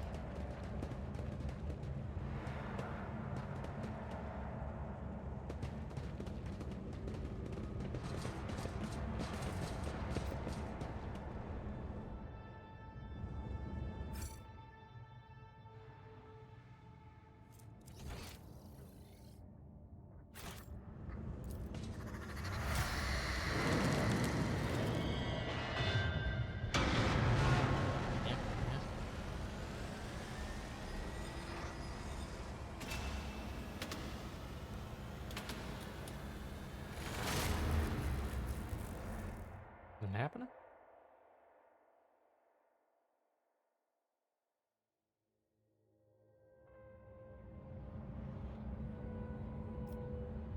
Huh? Leveled up. I don't know why, but we leveled up. Take and hold. The Grand Strategist chooses one combat text area. Every ally inside that area gains an additional turn with 1 AP and 2 MP at the start of the Grand Strategist's next turn. For every enemy that was killed in the selected combat tactics area, the additional AP is increased by 1, up to a maximum of 3, and the additional MP is increased by 2, up to a maximum of 6.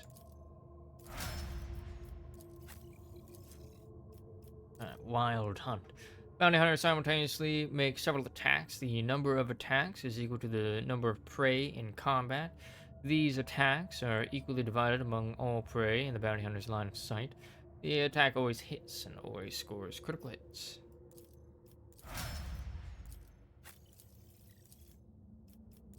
Right, Archmilitant. Steady superiority. At the end of combat, the Archmilitant can take one additional...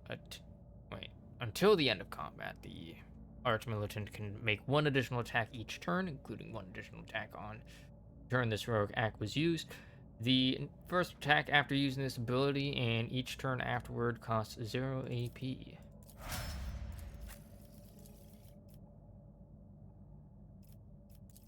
Okay, Orchestrated Firestorm. The Master Tactician selects a 3x3 zone on the battlefield. All allies, including the Master Tactician, that have line of sight to any enemy inside the selected zone, make an immediate single attack against a random enemy within the zone that they can target with their weapons. Cool.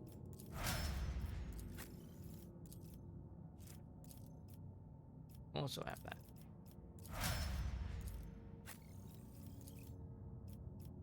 Alright, Unyielding Guard. Until their next turn, the Vanguard attacks each enemy that attacks the Vanguard's allies in a 3-cell radius around the Vanguard. Additionally, until the end of the next turn, the Vanguard always retaliates when attacked.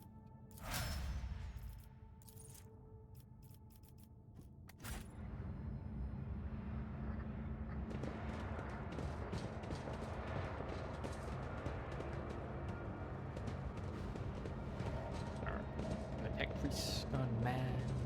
They're gone. Uh-oh, that's not good. They will see. Oh yes, they all will see.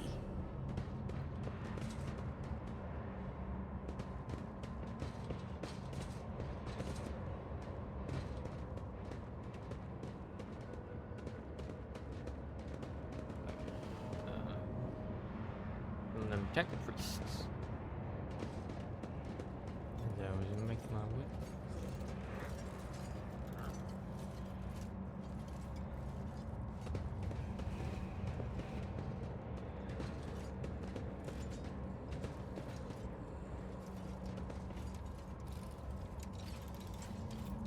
To the ordinary, I am an enigma. Huh?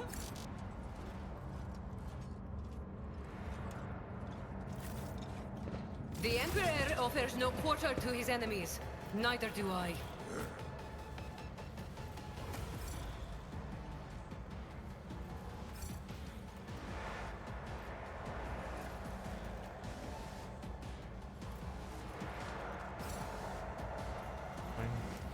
What?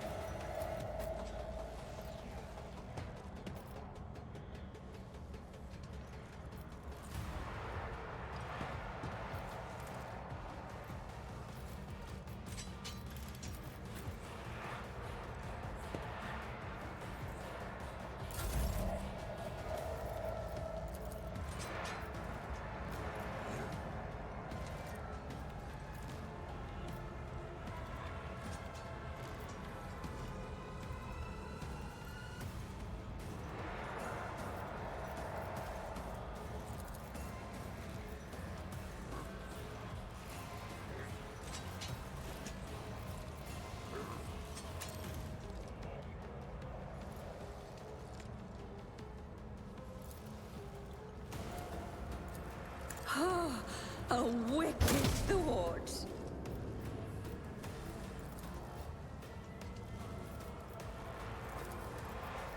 Oh, a genius at work.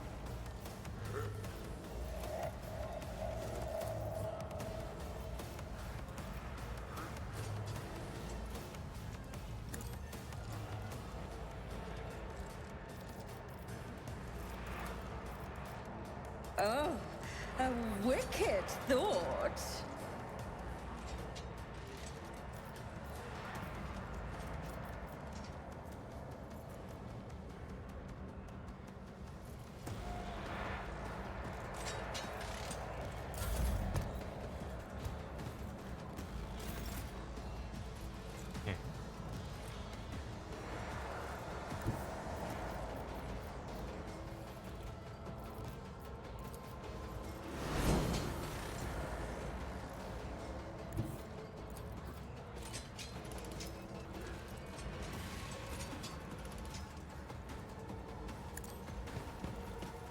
Here.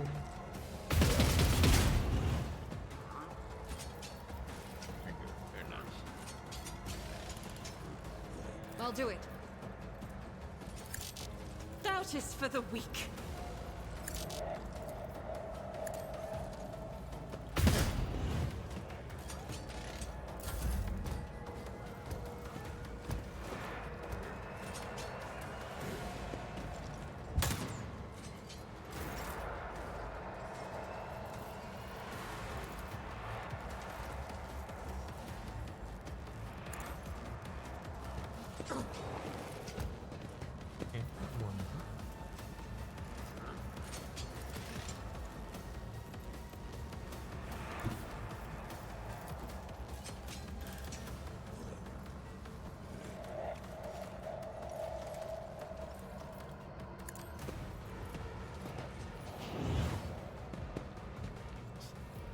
Crap.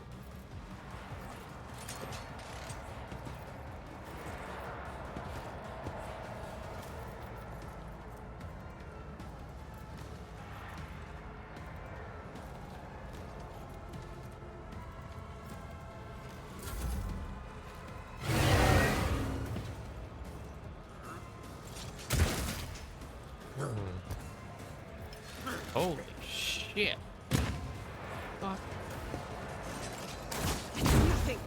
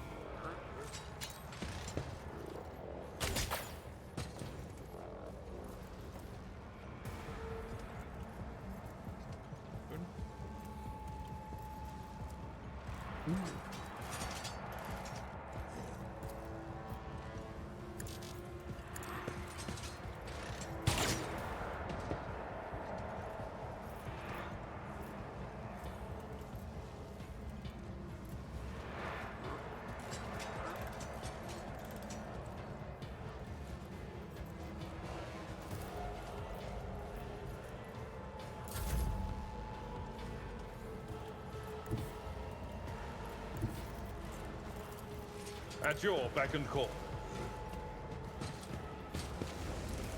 Target well struck.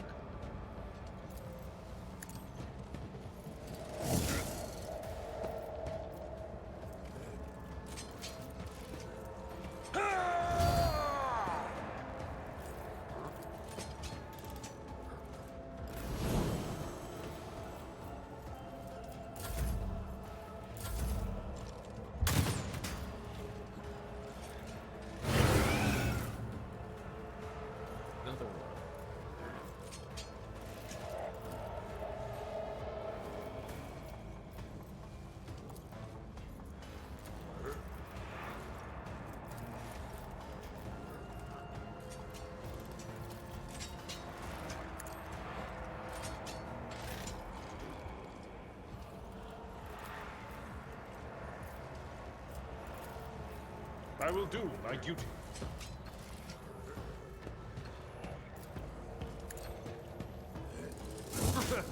Gray hair, sure hand.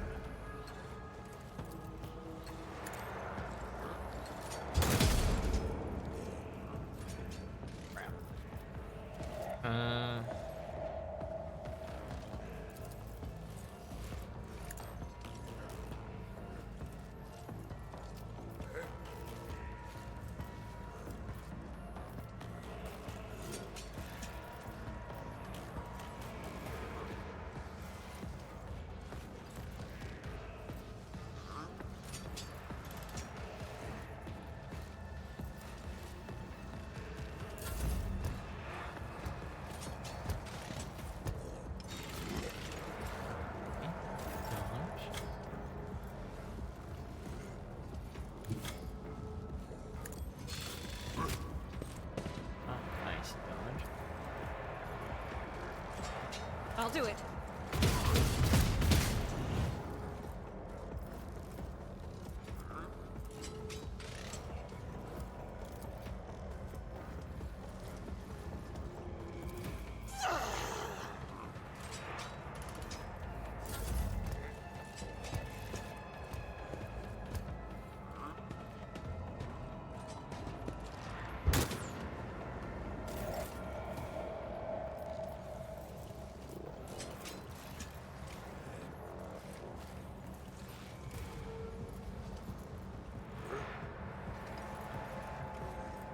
If I may.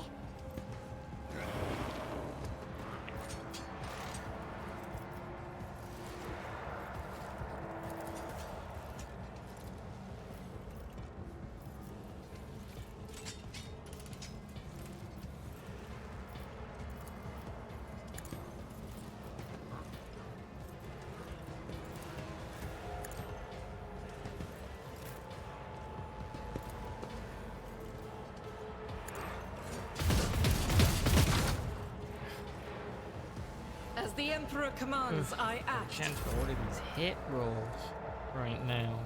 I'm not accustomed to being ordered around.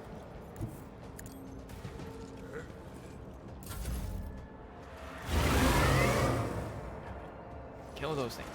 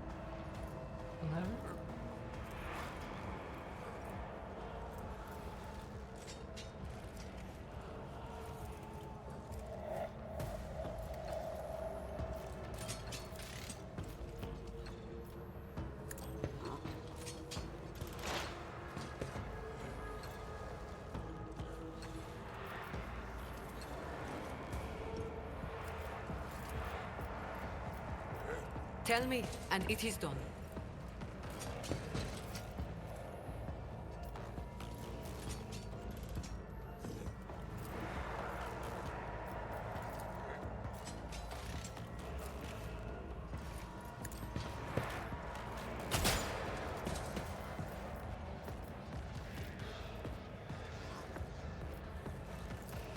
Am I getting paid for this?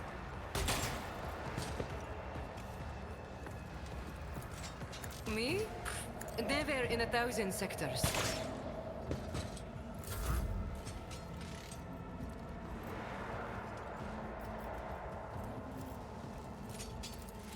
Victory is imminent.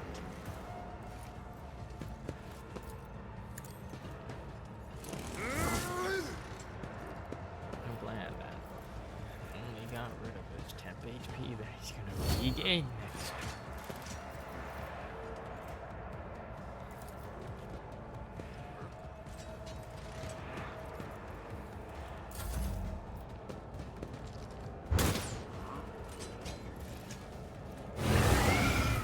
High momentum.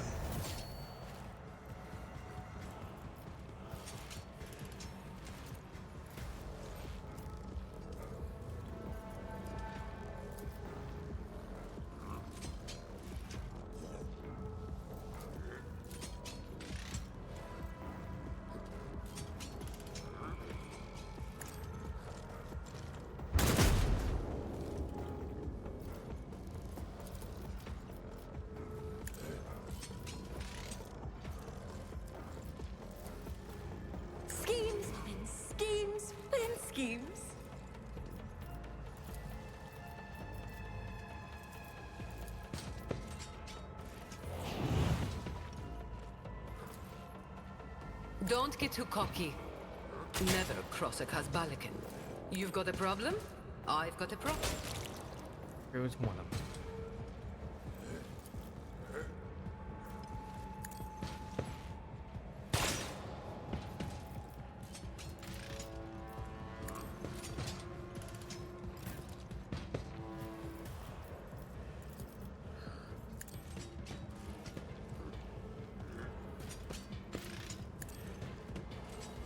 Target well struck.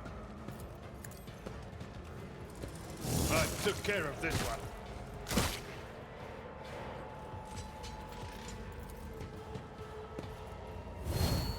Alright. Alright.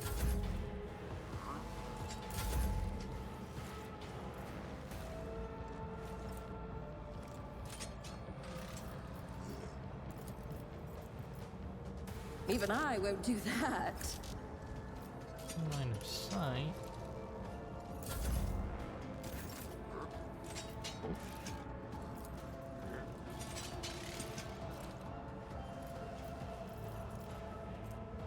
I'll do it.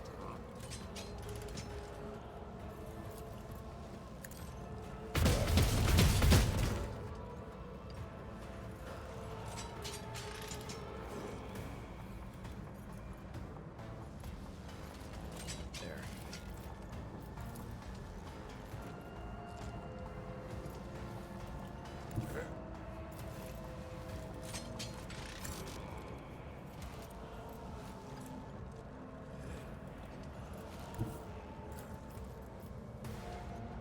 The enemies of the Emperor will be undone!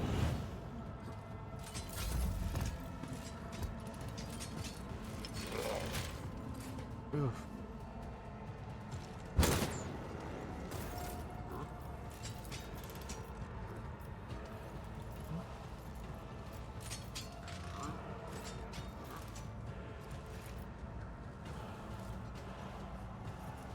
Really?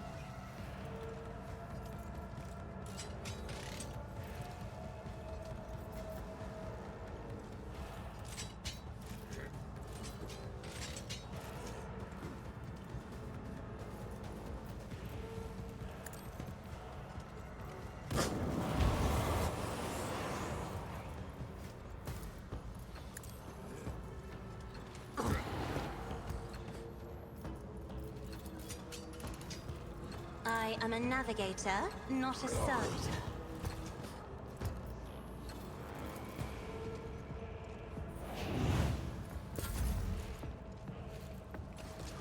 Ugh, my ears are ringing.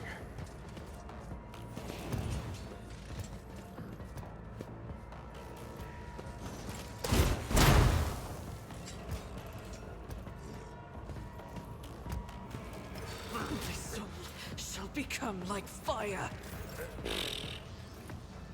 Okay. This ain't looking at all good. Tell me, and it is done.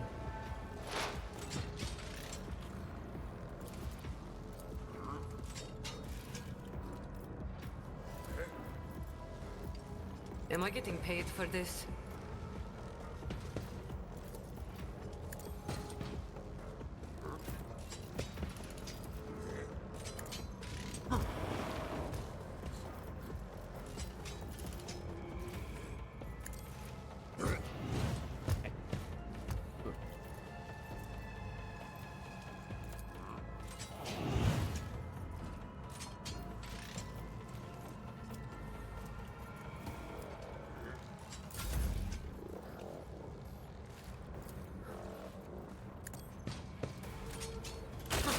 Dari, remember the name. High momentum.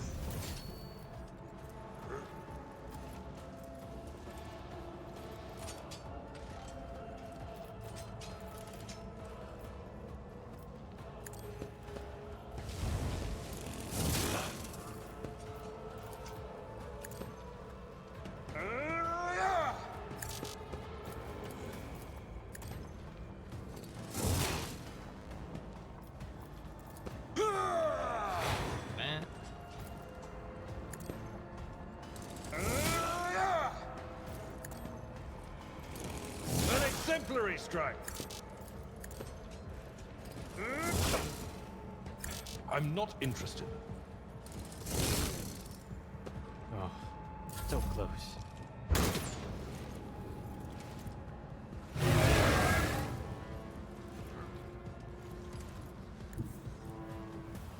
Step by step, I lead.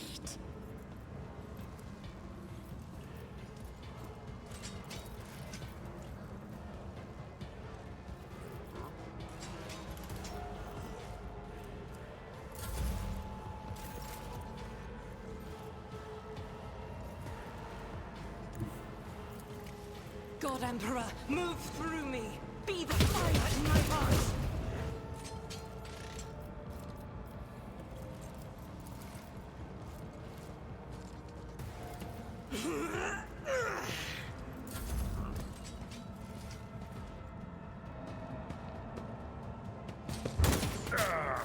Brace yourself, Abelard. As duty demands.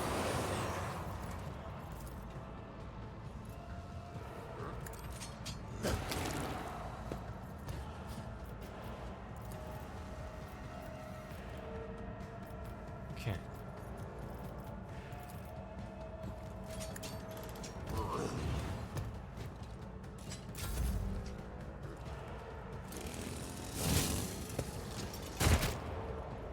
Gee.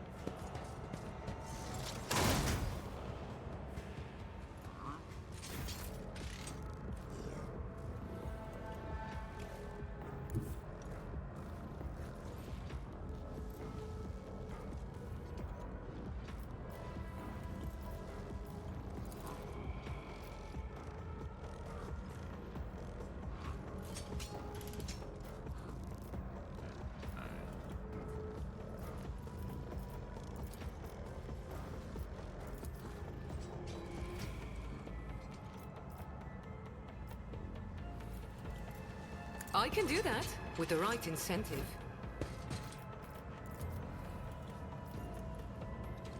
Me? If you insist, Lord Captain.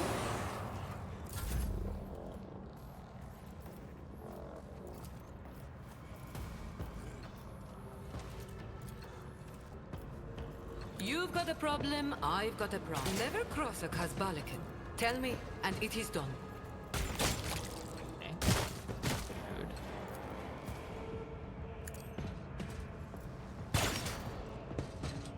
Never hit with that.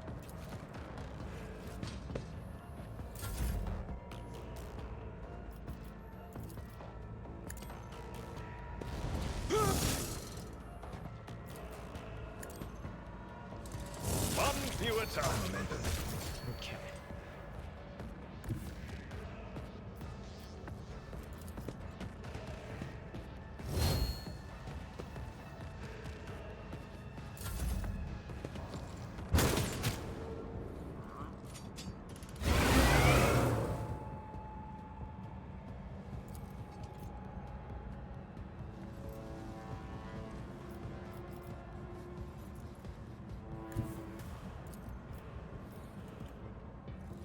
What? No.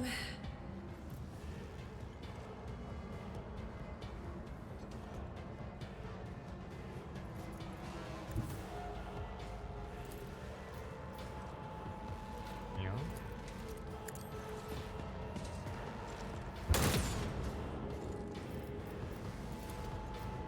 Oh, a wicked thought.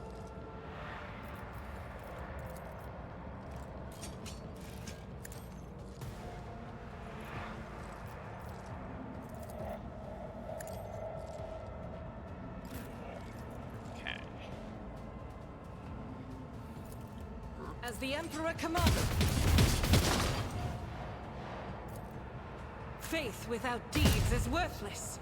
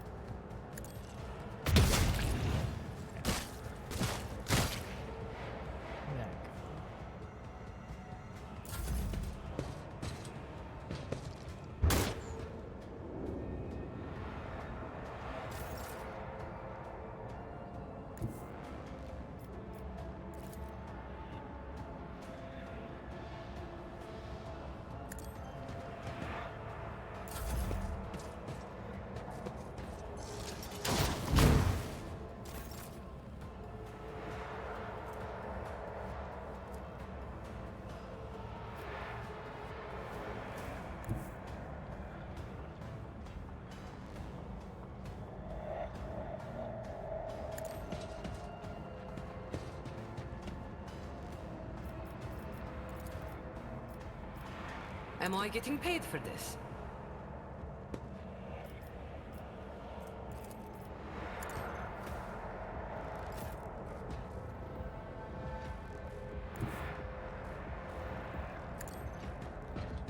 Up there, Argenta.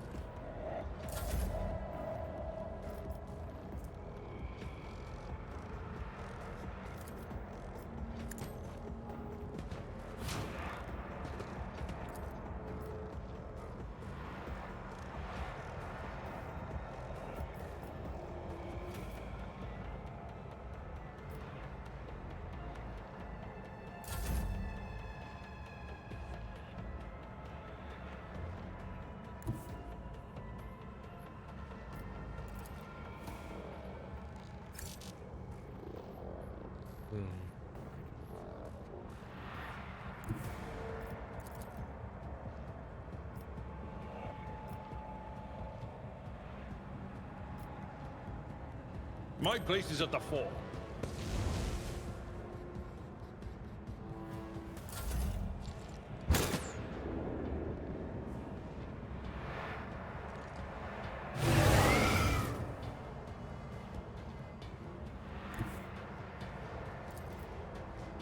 War is my muse.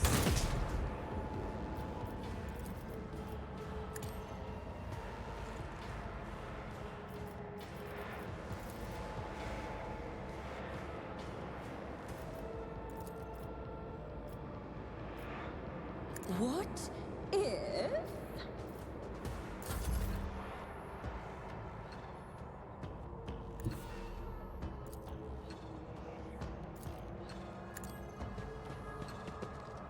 With you, my emperor!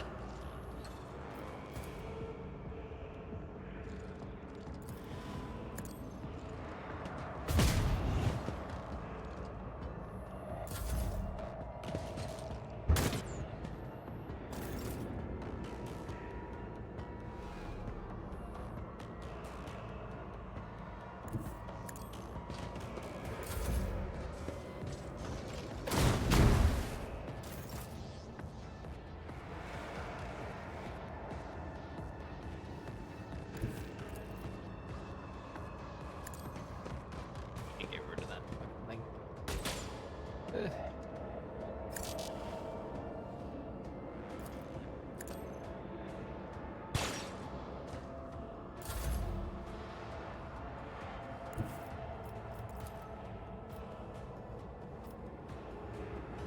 Tried and tested tactics are the best ones.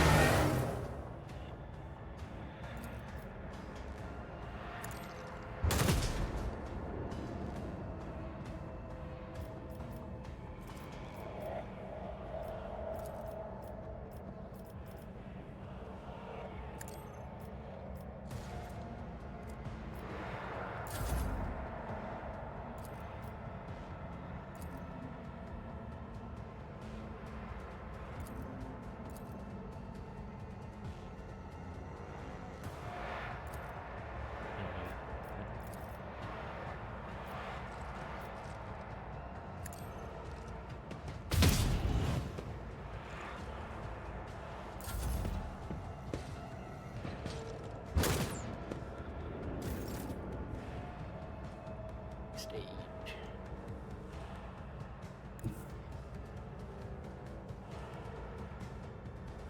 Have like movement.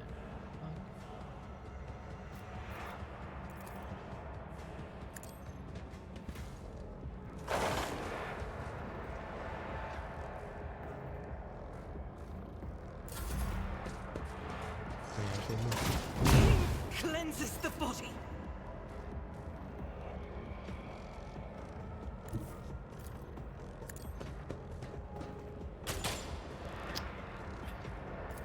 I can do that.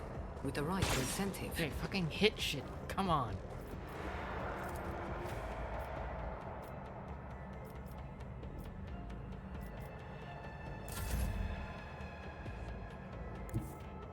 Be able to hit that, would he? somehow.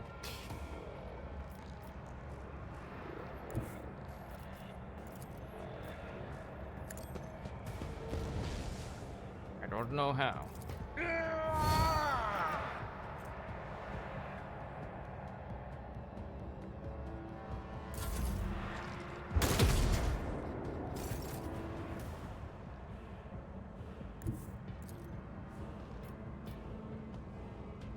Oh, I am powerless to act.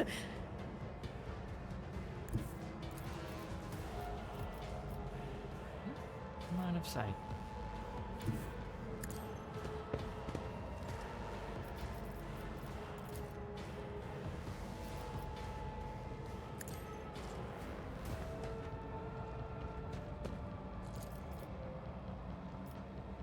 Bit.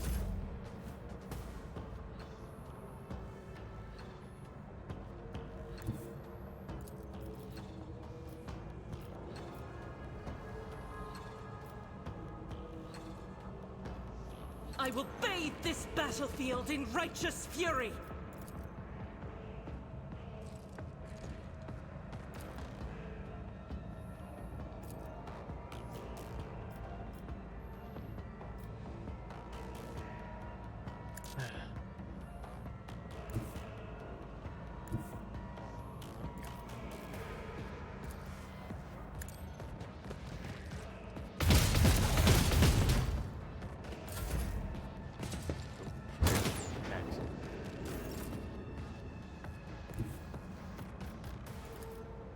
Be careful not to cross my gaze.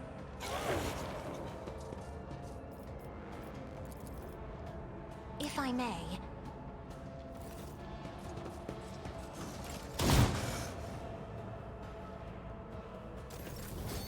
Further than I would like.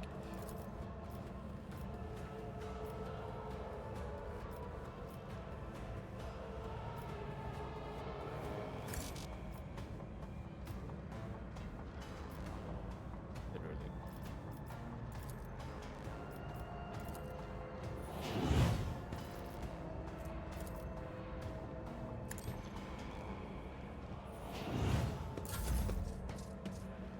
Do that.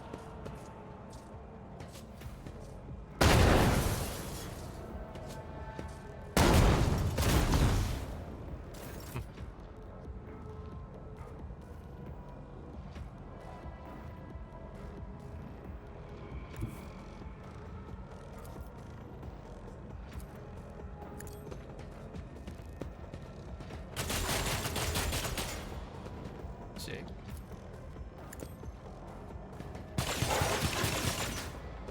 Nice. You've got a problem. I've got a prize.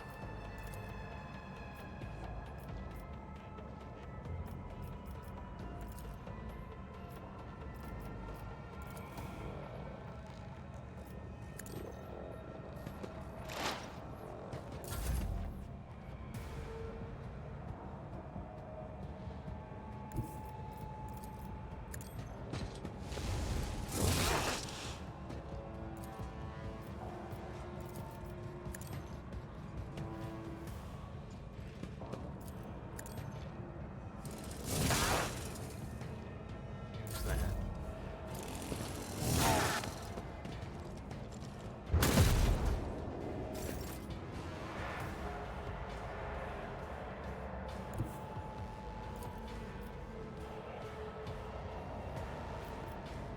Can't see shit.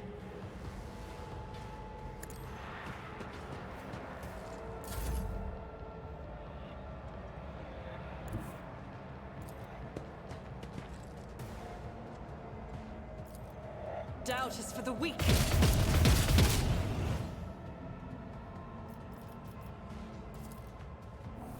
Low momentum. I'll do it. Each strike is a prayer.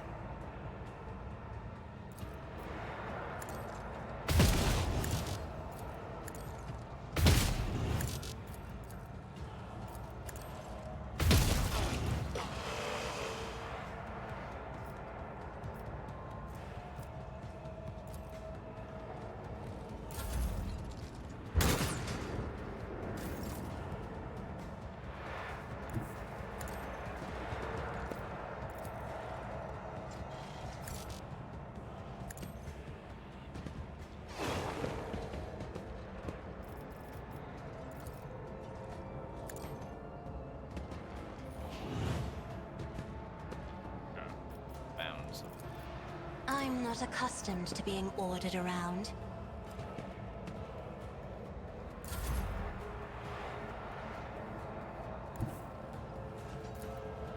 Tell me, and it is done.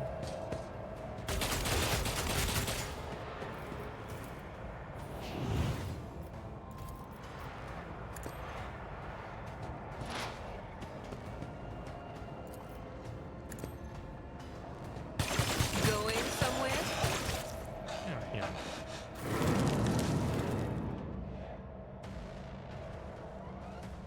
Welcome back, Pascal. Holy shit. Curiosity sings in my veins. Marksman rifle.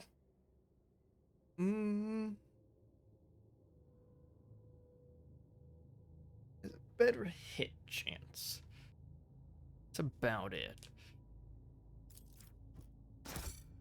And that there.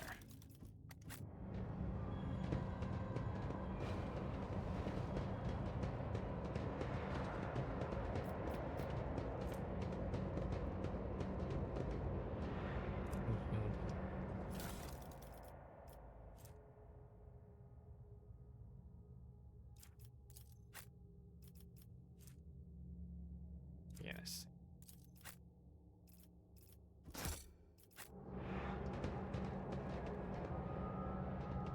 Where's my community? No?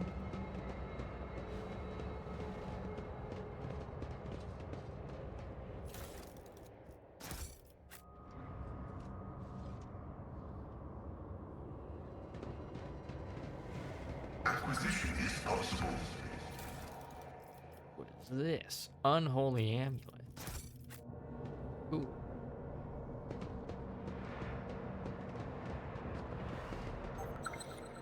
Oh.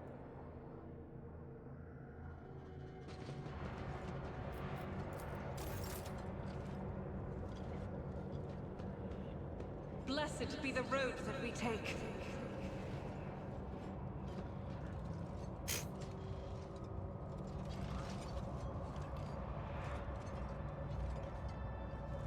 Fox skull.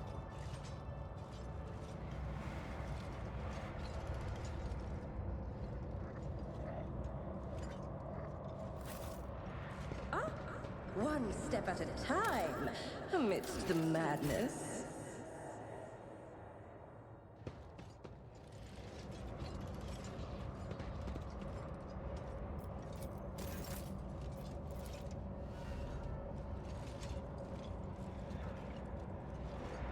How about you shooting at anybody? A wicked thought. We charge.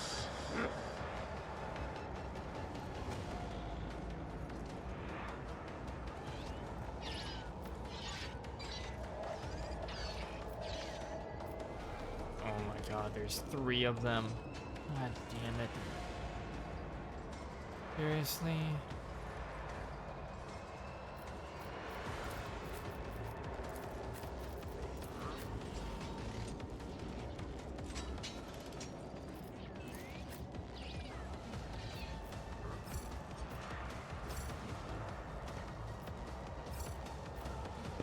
I guess.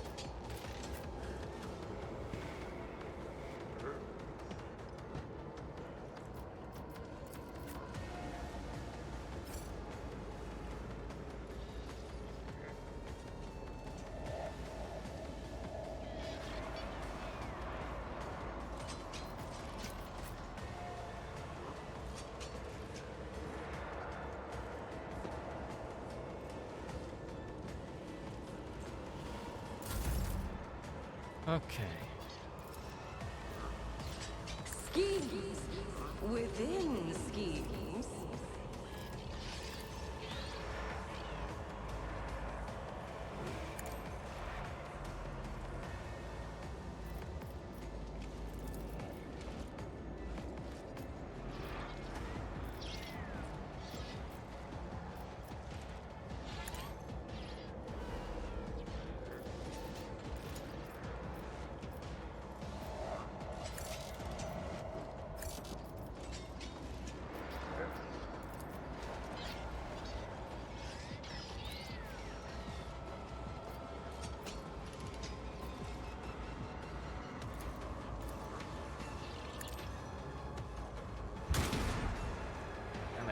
know about.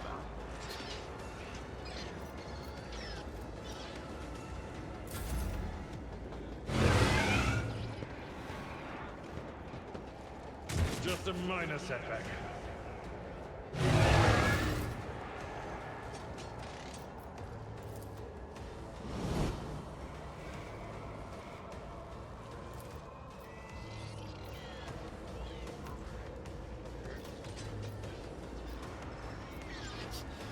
I already hate this.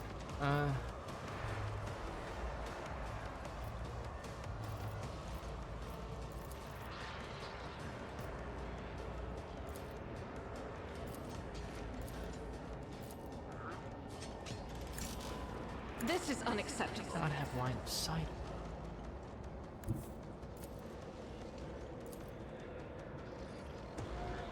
That is not the Emperor's will.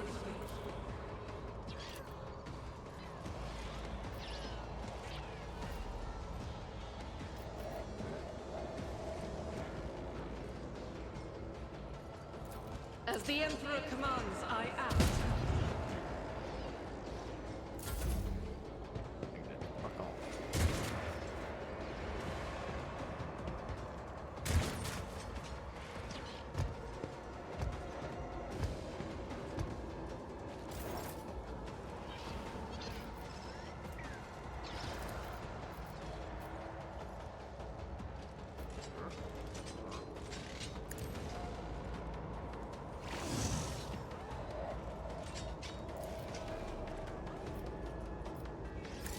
Cogitation failed.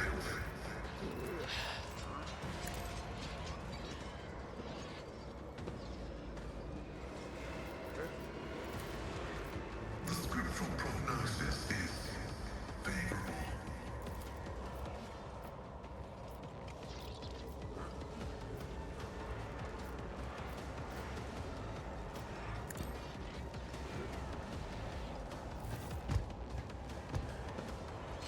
Oh, my ears are ringing.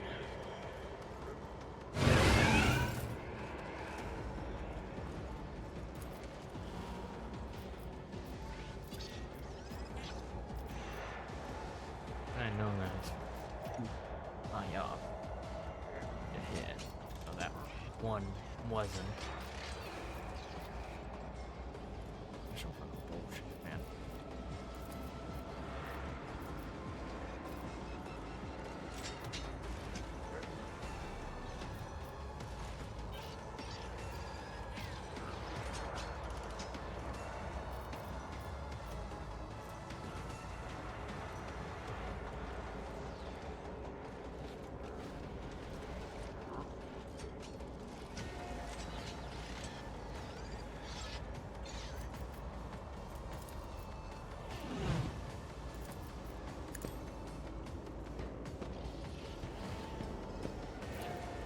I can do that with the right incentive.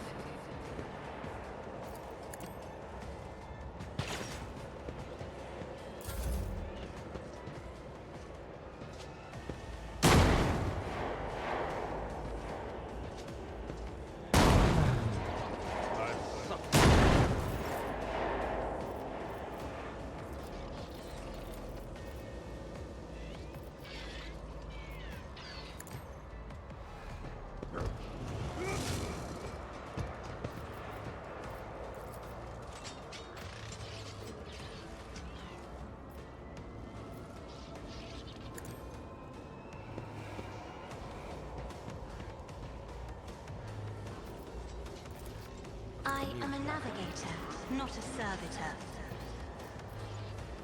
Isn't this a job that serves?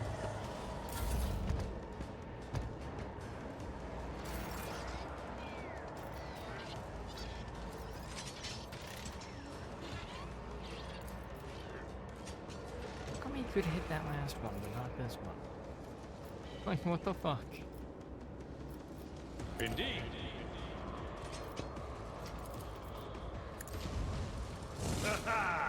An exemplary strike. One down. I'd rather not.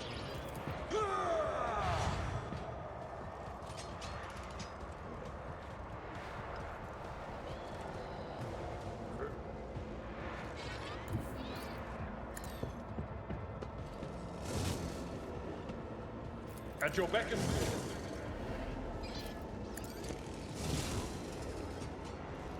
I will do my duty. Jesus fucking Christ. It took him his entire It will turn be of done. actions just to get rid of his 10 HP. It's fucking wild. There's a fourth one? Oh my god.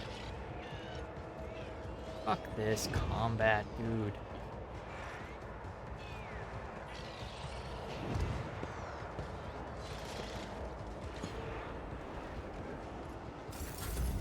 Fuck. Damn it.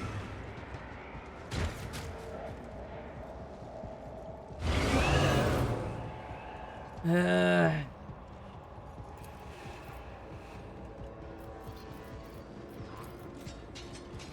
fucking target it with that.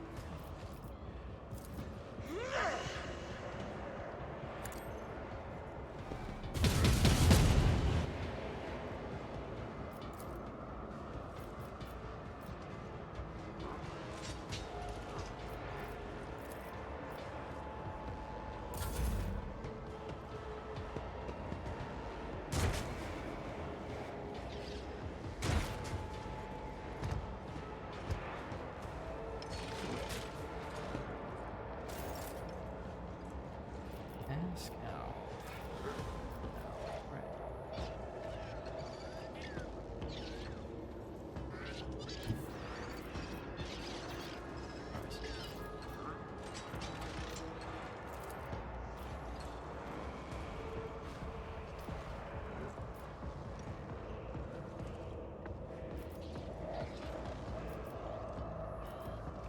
Request approved.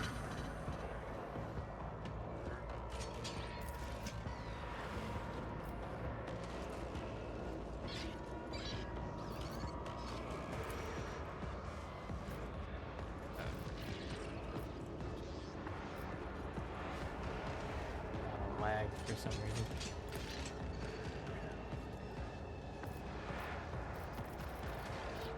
What the fuck is happening?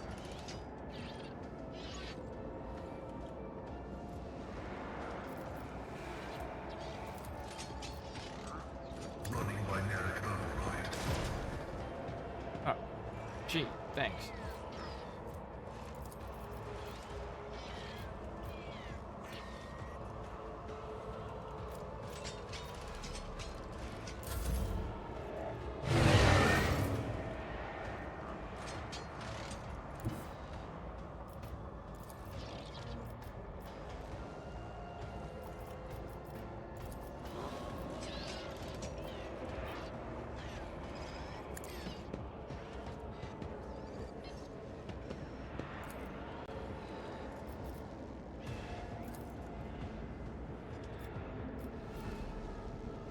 Am I getting paid for this?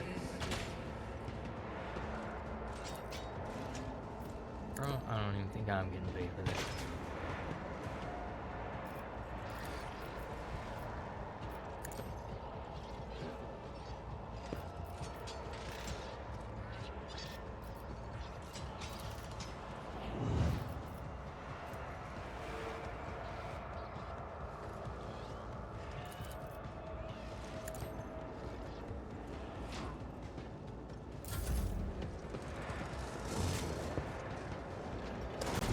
Time to prove my mettle.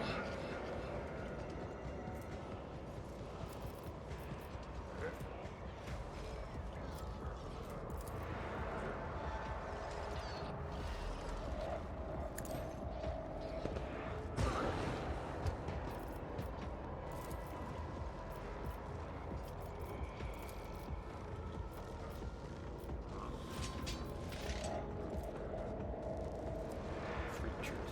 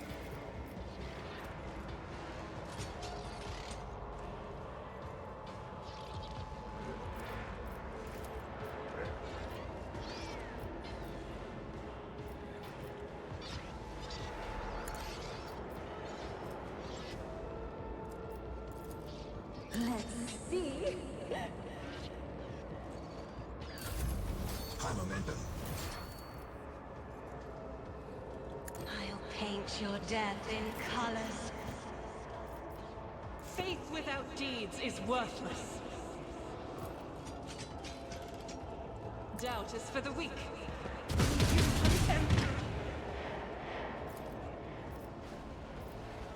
I'll do it.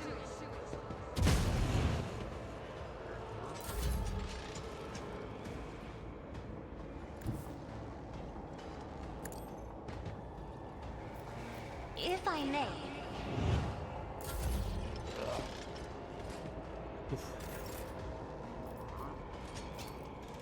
At your beck and call.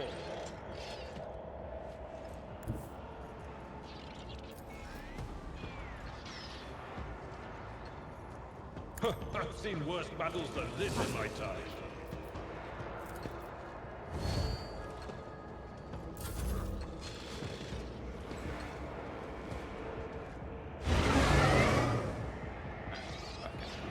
These heralds of corruption. Fuck them. I'll revert to more conservative Seriously? practice. 4 of them in one tiny room?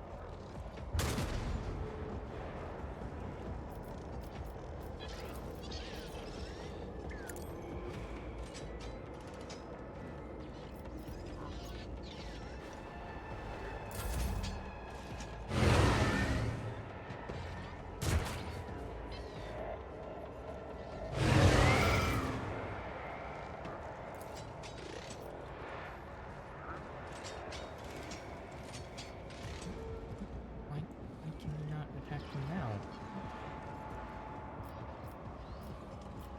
Yes, because he's right there.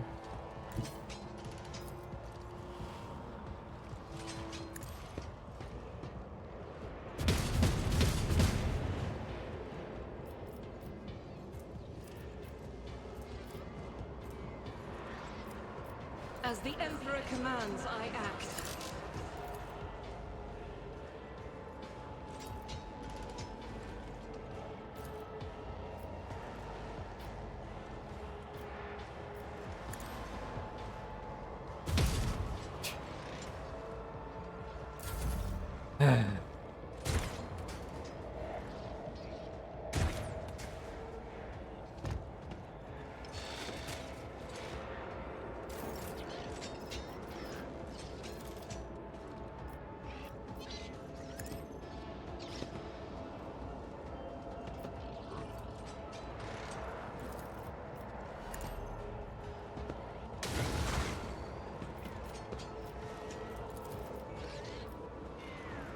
The Omnissiah knows all, comprehends all.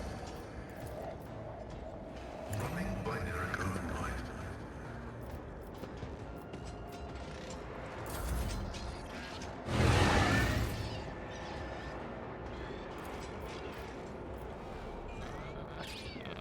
Fucking hate this. I can do that with the right incentive.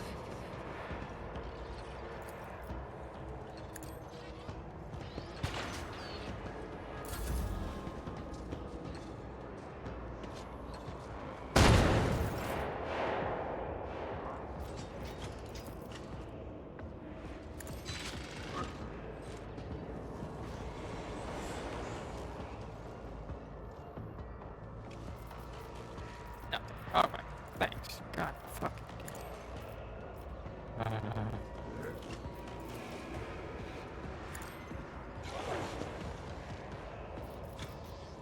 I'm not accustomed to being ordered around. Why'd you worry? Okay. Whatever.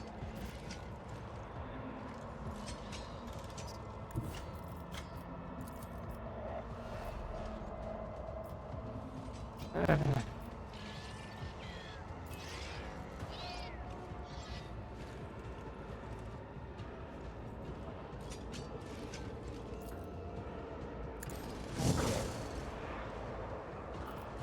would be doing no damage, bro. Doesn't even matter.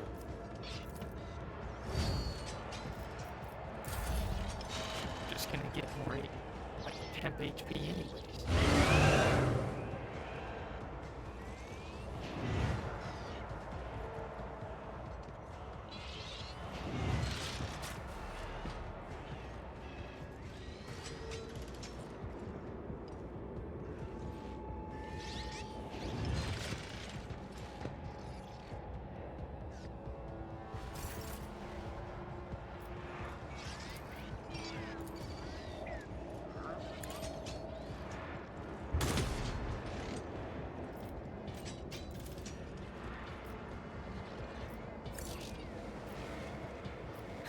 I won't sully myself with that.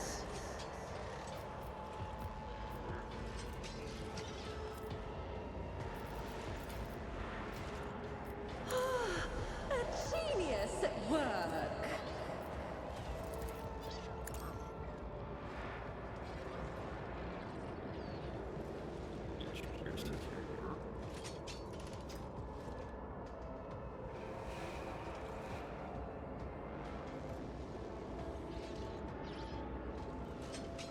What is that?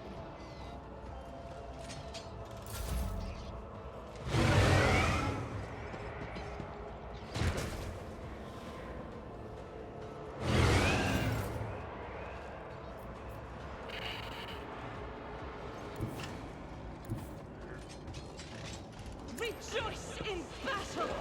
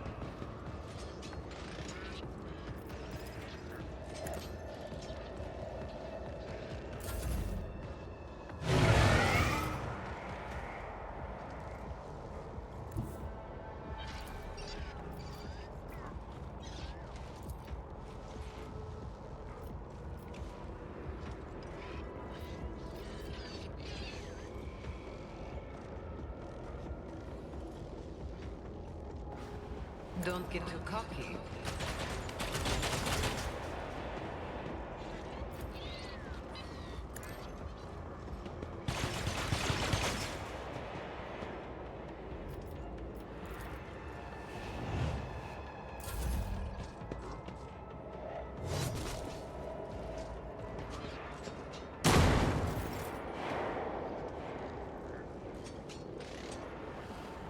You're not able to do anything.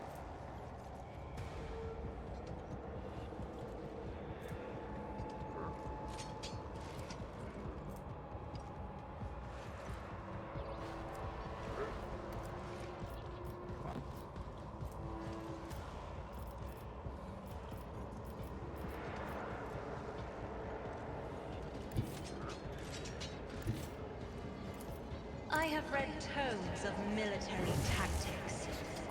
Now, for some reason, I guess.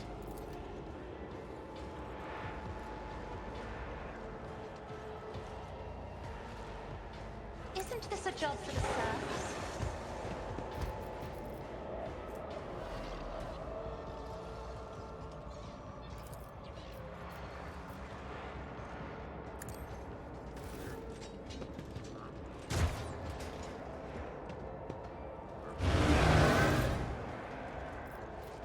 I just caused that to happen.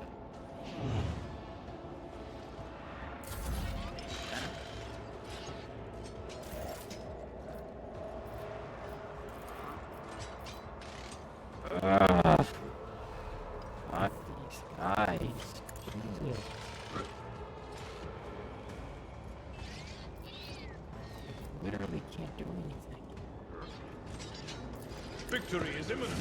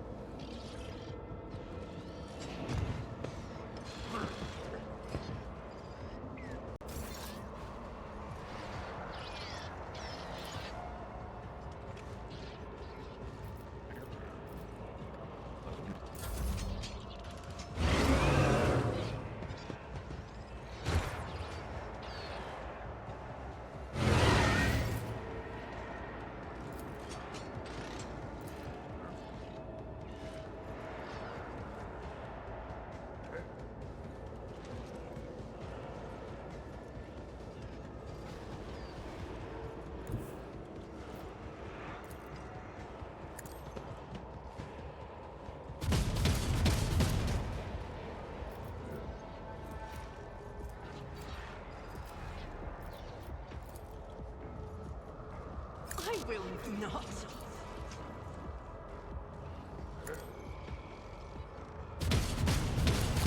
I'm Omega. Thanks. Fuck. Damn. Forever just to kill one of them.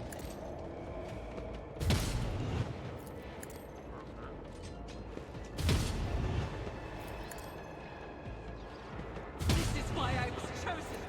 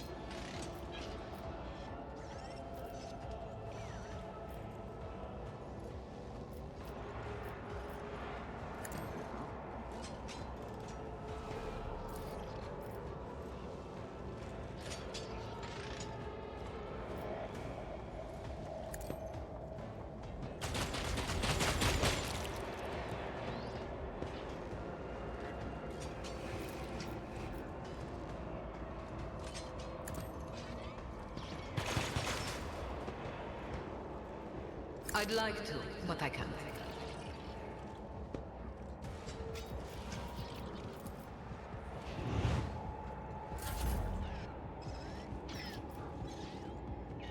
You managed to drop.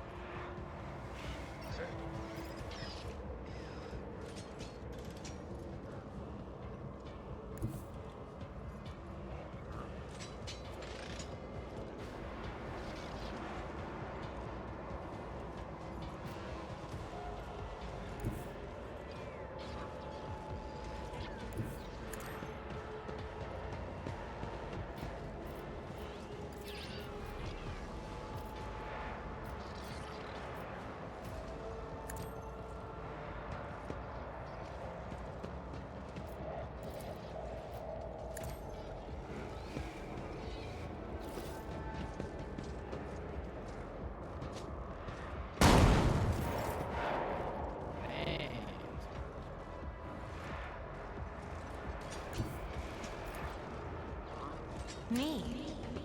If you insist, Lord Captain.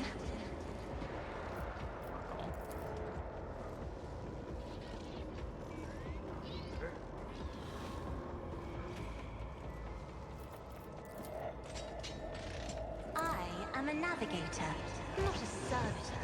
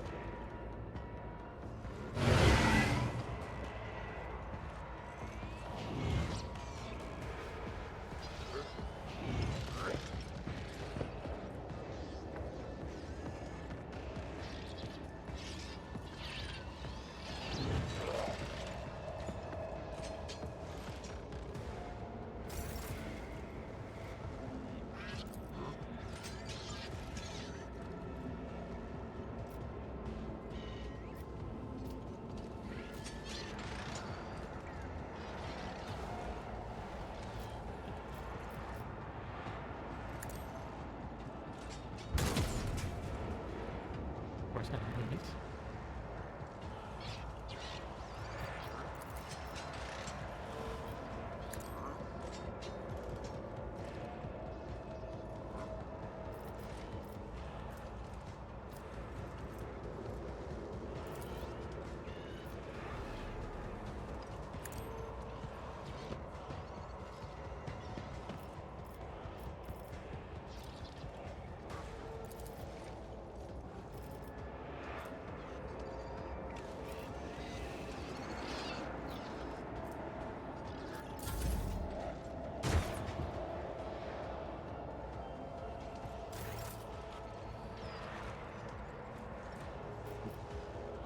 Just keep getting for anything.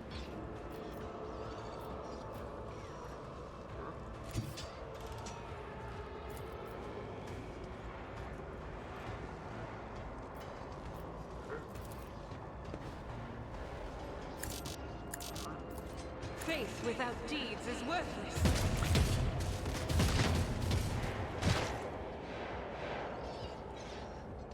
As the Emperor commands, I act.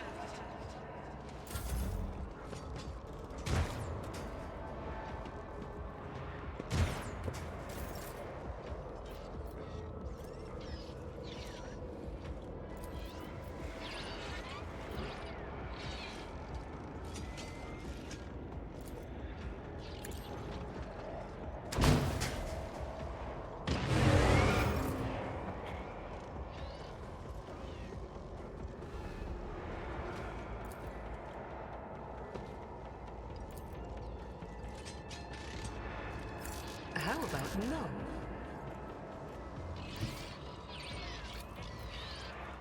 A moving target. Next moment.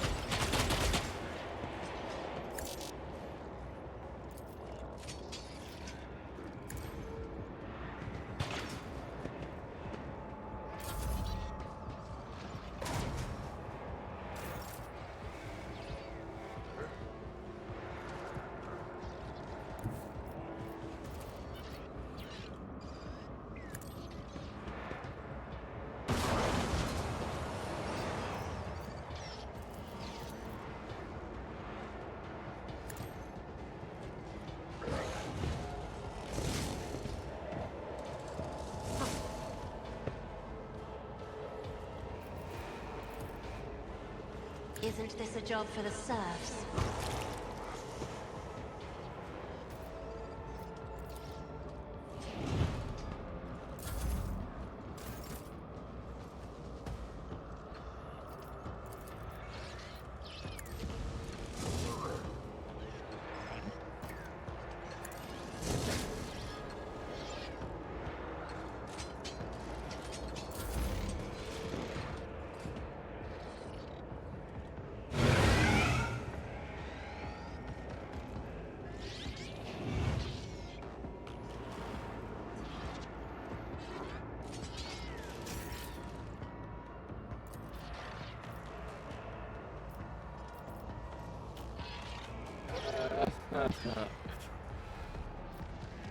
Just always get run back up to that.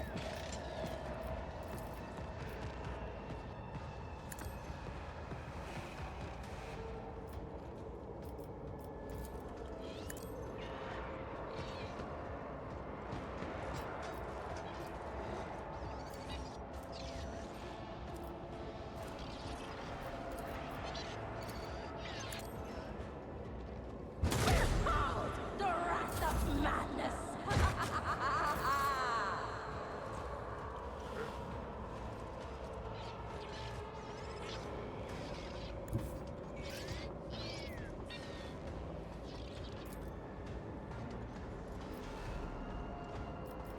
The enemies of the Emperor will be undone.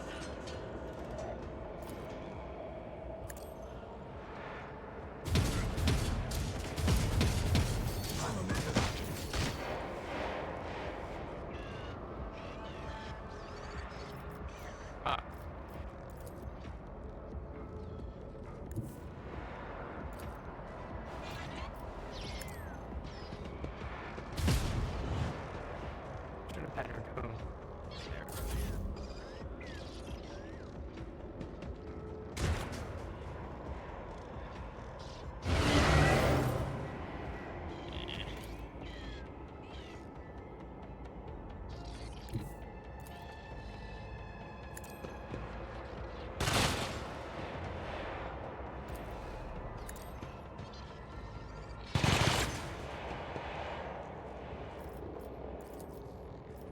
You jest, surely.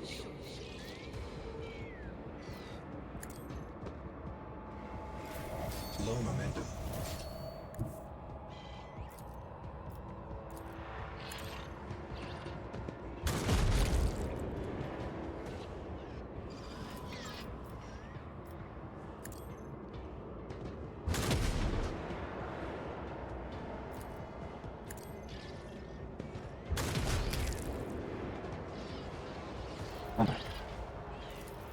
Now we're in business.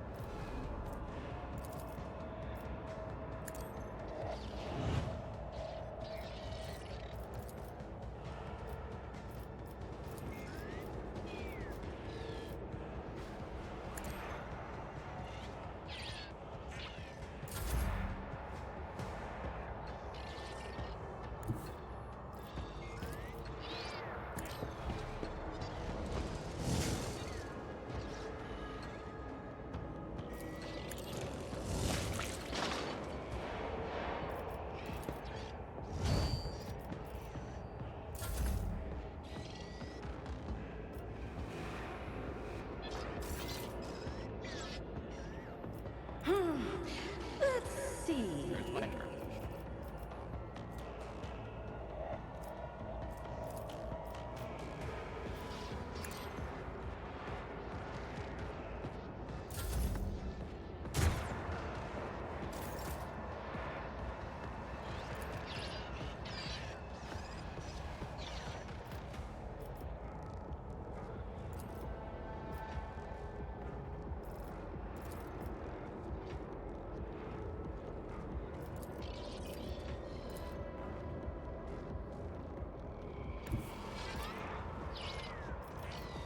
God Emperor, move through me! Be the fire in my heart!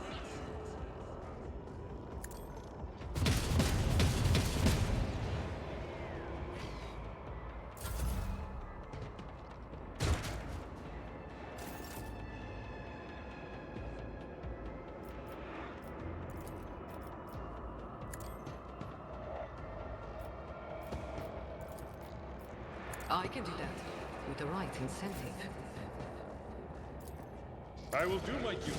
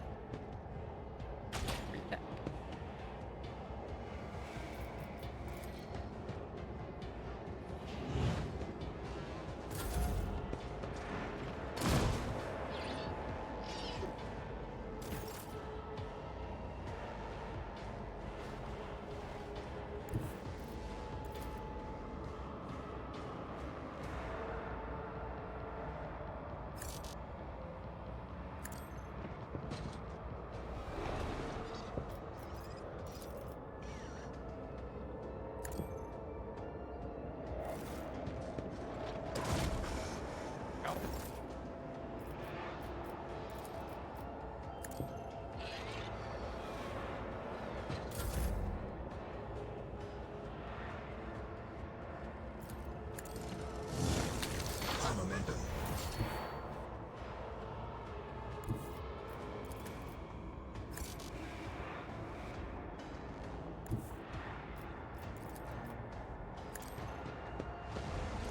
Gray hair, sure hair. Come in here and there's like a hidden one.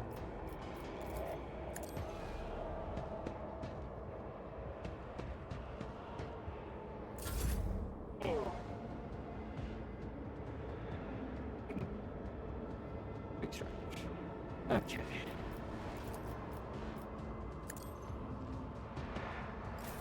Low momentum. Guided by faith.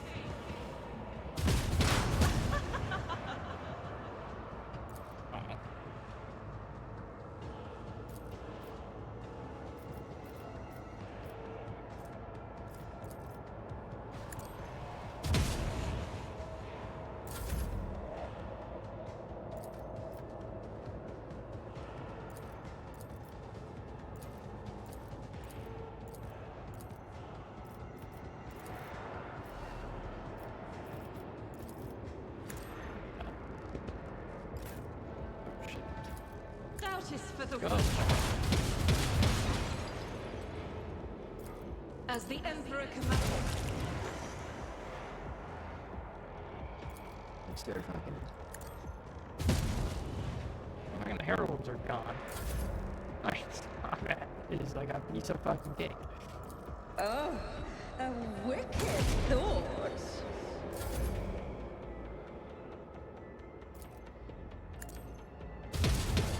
For you, my Emperor! Concentrated fire beforehand.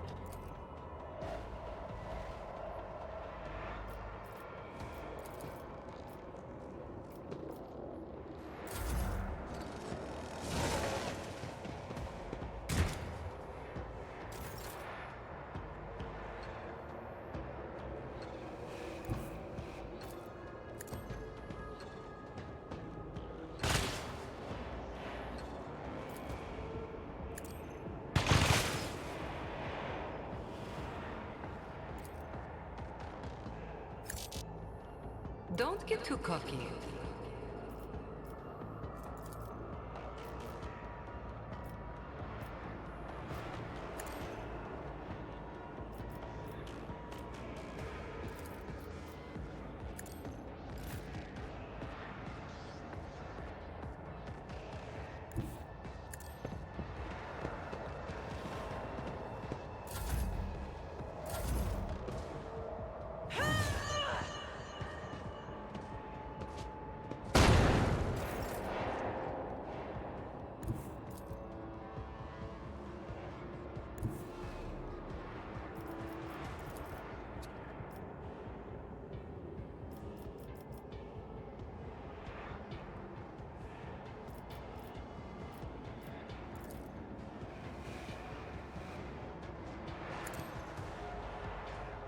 Over that piece. There we go. Try to die with grace, at least.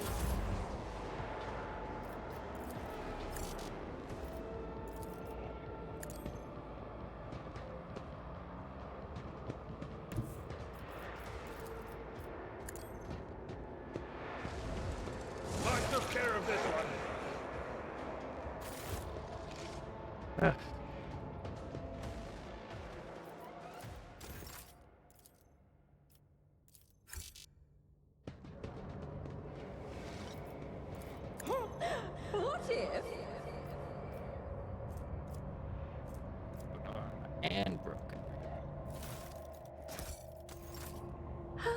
In this tapestry of a world, I am the rogue threat.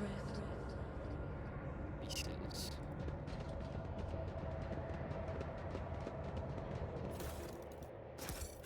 These combats are What incredibly lies tedious, beyond? is what they are. We've got too many melee people. I guess it's like pretty much my fault, so.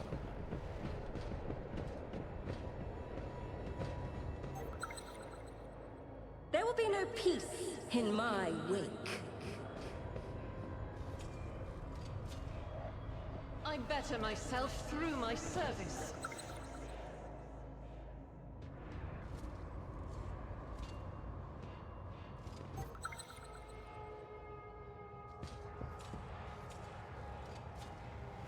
The Emperor favors me Patience. today.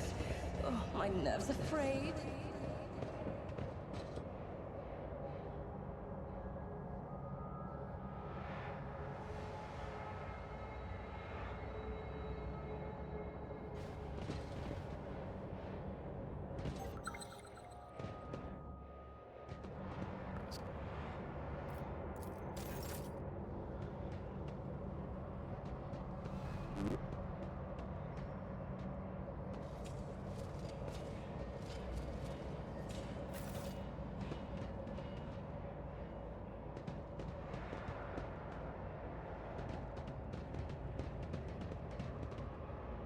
Curiosity sings in my veins. We got this room.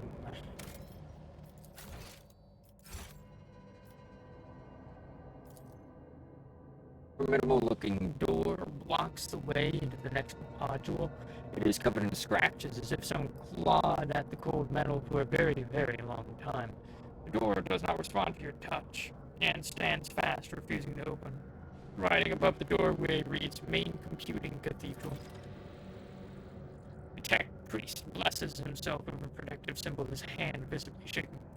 Shield us, O machine god, from the evil that has taken hold of your temple. Save us, preserve us from the corruption, show us the way. The sacred metal that bars our path is weakened. Let us appeal to the machine spirits of one of the generators, so the metal may drink from its blessed energies. There should be one hidden somewhere in this module. This is evil you mentioned. Hector says nothing for a while, then his vox comes to life, but the voice is hoarse, punctuated by static and interference. The Omniscience knows all, comprehends all. I am merely his servant. I cannot discern what has stricken the abode of the machine god, but I do sense a distortion of the structure, disfigurement of the molecular order. This ship is sick. Further conversing is unproductive. The will of the Omniscience has brought us to these doors, thus our task is clear. Search for a way to proceed beyond so we can discover a means of cleansing these halls. The door and the entire adjacent section of the bay have no power. There must be a backup generator somewhere nearby. Once you turn it on, you should be able to proceed. The main thing that catches your eye about this place is the state of the wall panels by the door. They bear numerous scratches, 5 in a row, resembling claw marks. Some of the panels look like they could fall off at any moment.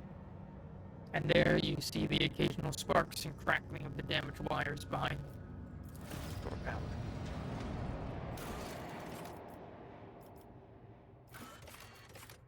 Rest of my critical tanks. And the ship's fuel levers is in poor state.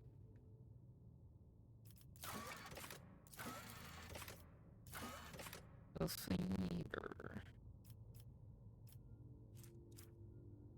Lord Inquisitor Cal Kazar's servants have been buying up top-quality plasteel and transporting it to an unknown location. While the nature of Lord Inquisitor's secretive grand-scale manufacturing operation remains unknown, the names of those who are assisting him are uttered with great respect.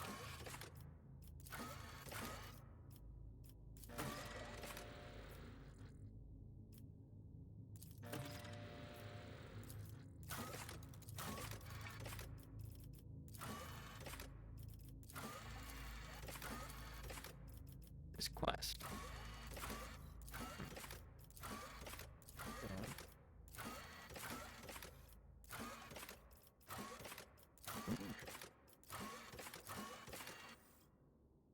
Oh, we know where that one is.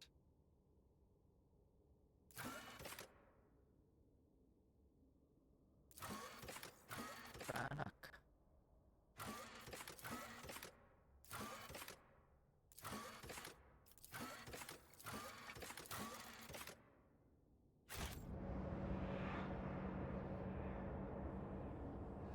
Oh, this is... Oof.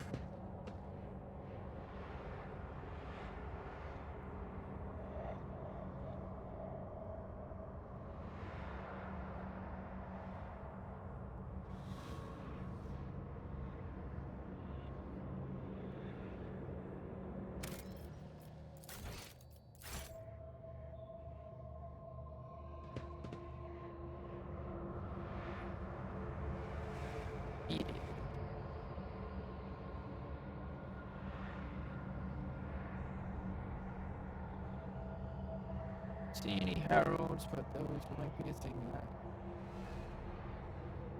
From the rage of the beast, iron protect us. From the temptations of the flesh, silica cleanse us. From the weakness of the mind, Omniscience, save us. The lies of the antipath circuit, preserve us.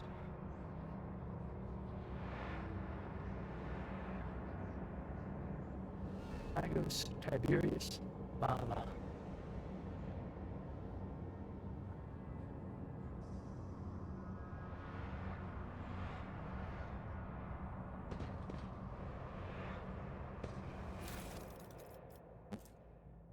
Headhunter Light Carapace. Awareness. Done.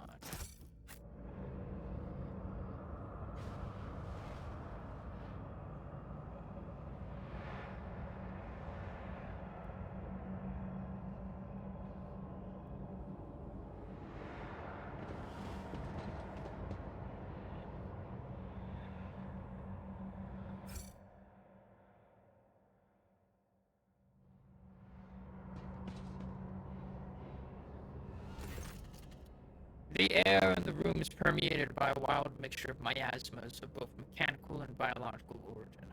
Blood, rust, vomit, machine oil, excrement, kerosene. All these smells blend together in such a thick stench that it almost feels palpable. Just as the air here is one mad tangle of odors, the device in front of you is a mishmash of wriggling wires and transplanted fragments. In all of the clutter, one can almost miss the main component, a heavily augmented man whose upper body is embedded into the frame of the machine, dozens of wires piercing his flesh. Crust of congealed blood and other bodily fluids covers the man's entire body, but his eyes are open and his gaze is keen. This gaze is turned to you, devoid of surprise or deference. Who are you, disturbing the peace of holy martyrs in the home of our grief? What do you want?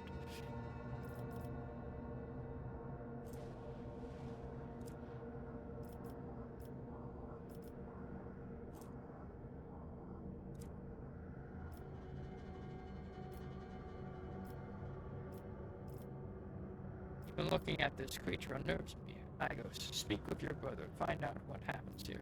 Who are you? A servant of the Omniscience, an acolyte of the machine, a prisoner of purgatory, and a keeper of corruption. The man whispers via the implanted box. Every word or motion causes his crippled body to shudder. Bloody foam glints from inside the wire-pierced wounds. What happened to your ship? Ship. There is no ship. There is only purgatory. A world of evil made to harrow and torture those who follow the Omniscience. It has already killed many of my brethren. but those who remain are strong, so very strong. We will keep the corruption of the machine at bay. I will hold it back. I have accepted a higher calling, the only one among my brethren to do so. As they keep the evil at bay with prayers and sacred symbols engraved on their traitorous flesh, I take this evil inside myself. I imbibe it as one does water, but it does me no harm, for I am the eye of sanctity. I am the sacred filter, the link that protects other parts of the machine from this caustic taint. And for as long as I remain here, the corruption will not prevail. This statement is false. I am registering corruption in this unit identical to that surrounding us. I am registering a violation of the cleansing protocol, which dictates steering the ship into the heart of the nearest star for the purposes of cleansing annihilation. I am registering betrayal of the sacred machine spirits placed in the charge of those weak in faith. The man looks at his comrade and applies a long series of clicks in technolingua. Permission to use the sacred language has been revoked. Impurity will not be permitted to enter the pure speech of thine Herrick. Your mortal shell will soon exhaust its vital energies. Pray mutely while you still have the time.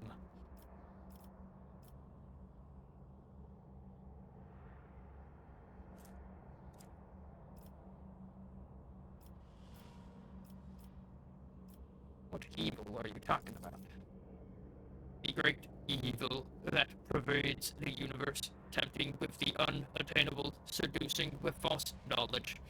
Evil has many names, but its essence remains the same.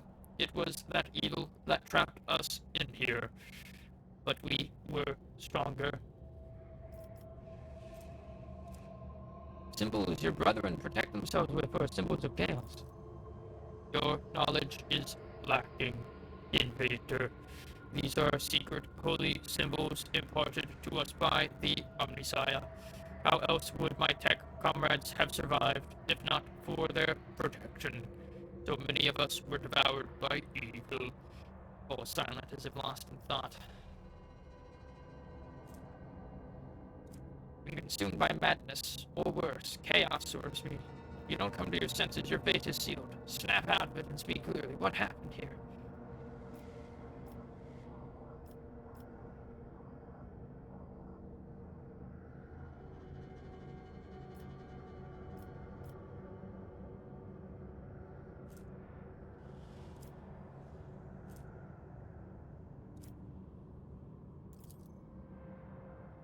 The man's eyes clear for a moment. Oh, I have to actually read the dialogue option.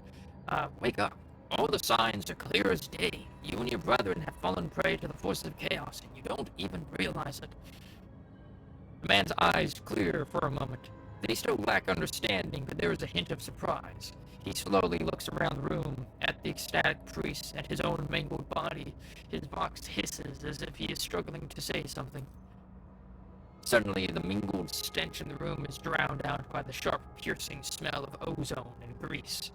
You sense that the nauseating atmosphere that prevailed in the room has condensed to a single point of evil in the depths of the ships, and is now hurtling towards you.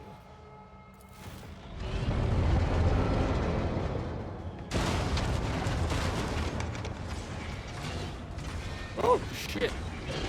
Get the fucking back.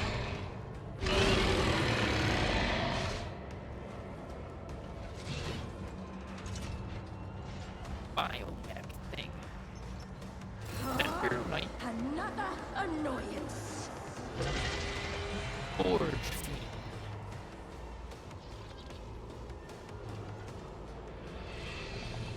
Oh boy. I noticed that all of my companions are like surrounding it. I'm just gonna they died somehow. Let's get a there. You honestly can stay. You probably don't want to have be right there. J.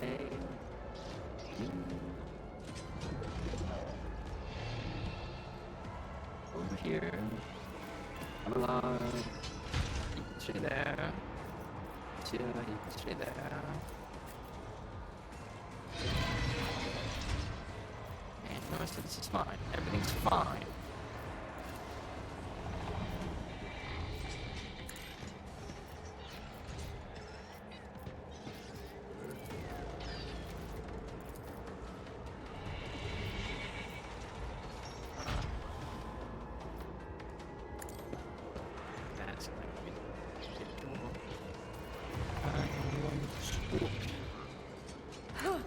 Let's see.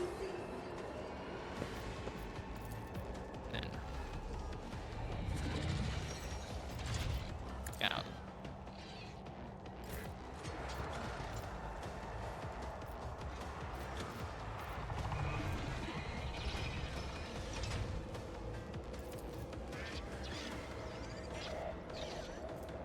Can this thing even believe?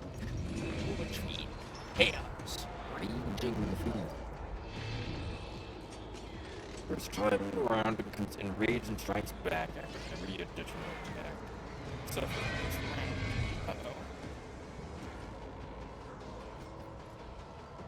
Do you use an engine? This machine gains power equal to its willpower, immunity to powerful water, and immunity to toxic damage.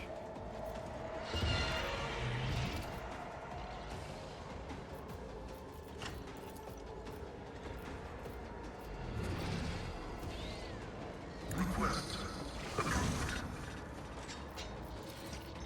Hooray.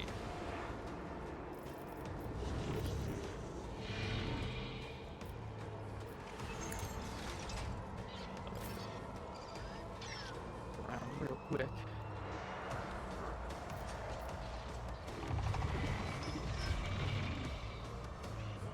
Check. What's it? Okay.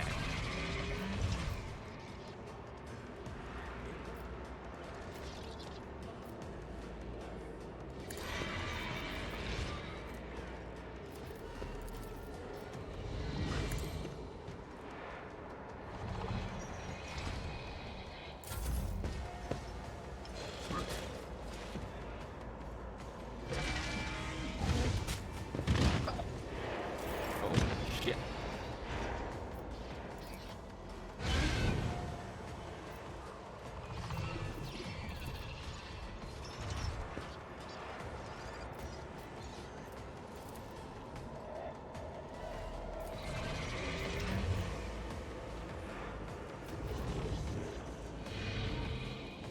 Faith without deeds is...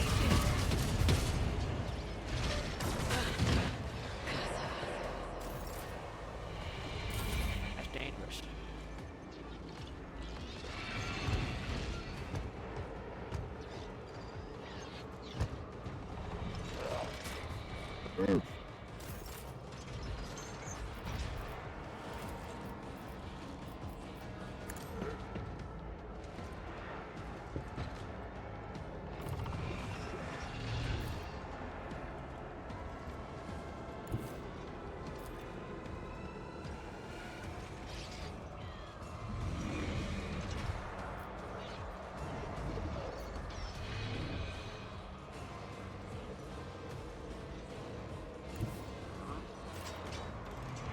I can do that with the right incentive.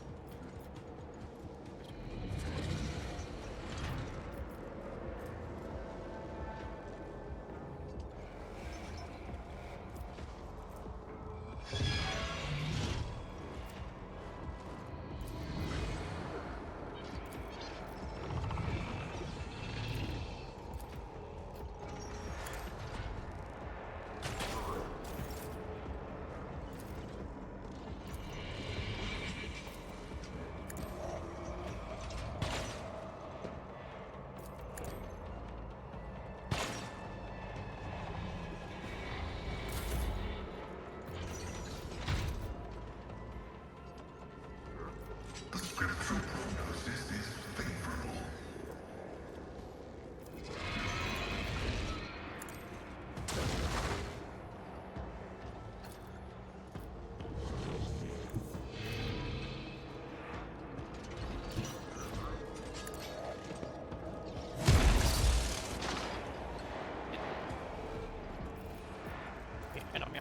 Running by Eric override. Shit. At your beck and call.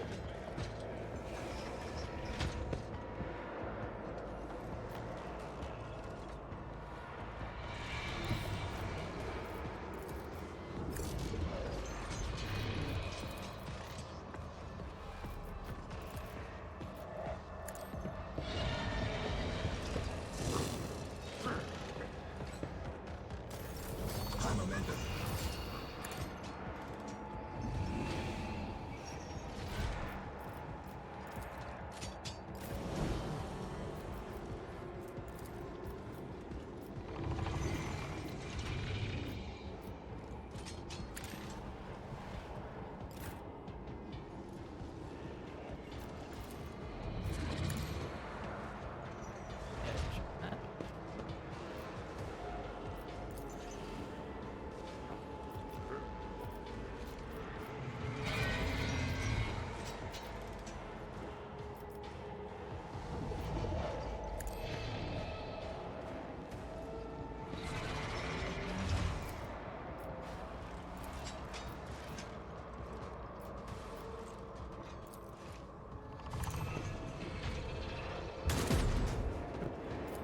Oh, a genius at work.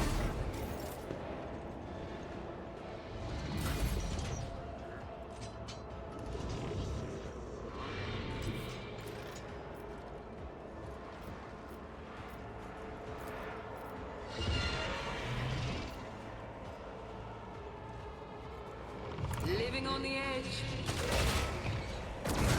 Brace yourself, Abelard. On.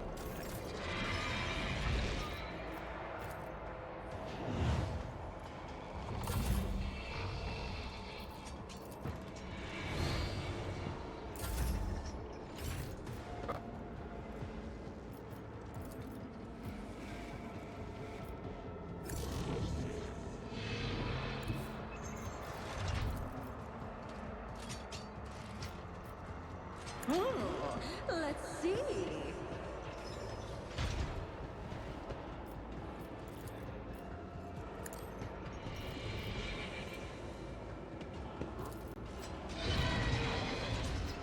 What?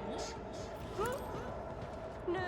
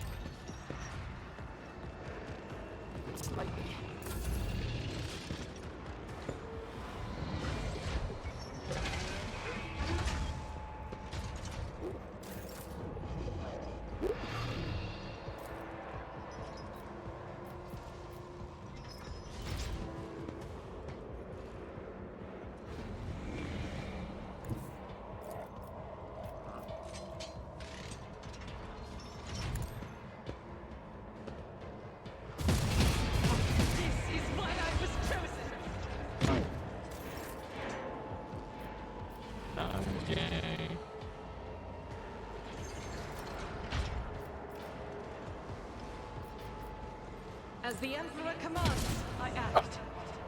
Come on. Oh no.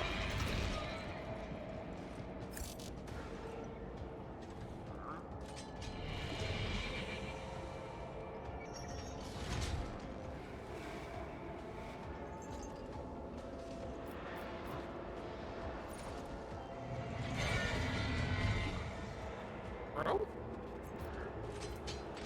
Sorry? 1, 2 action. I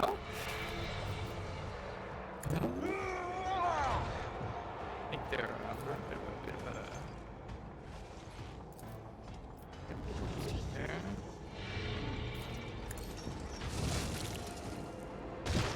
I think those are supposed to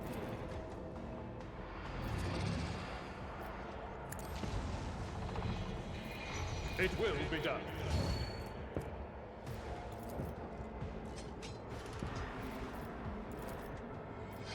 Indeed.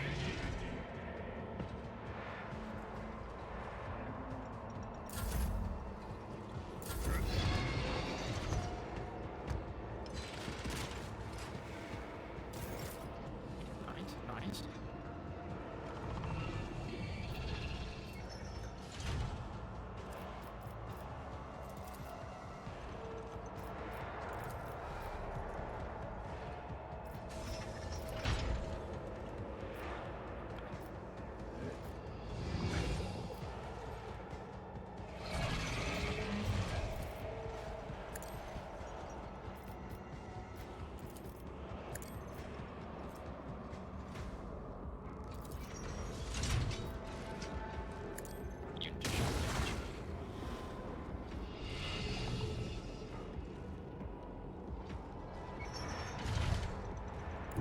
As the tactical imperative dictates.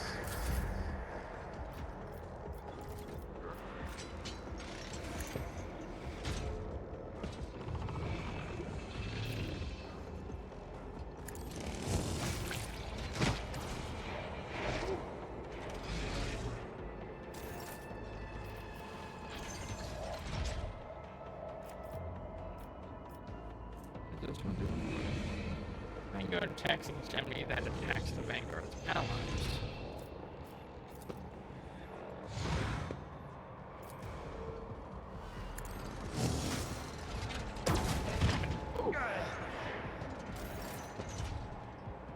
Like, come and get me.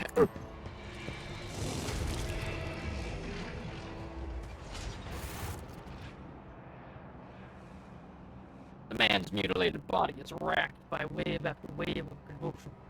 Evil. That was evil incarnate. Evil, the corruption that watches us day and night. Suddenly the man raises his head and looks you straight in the eyes. You have banished the evil. You tried to warn me, but I was deaf. The ship, Yaba Gamma, it followed us from there. Yaba Gamma? Is that where your ship is from? Yes, the man whispers.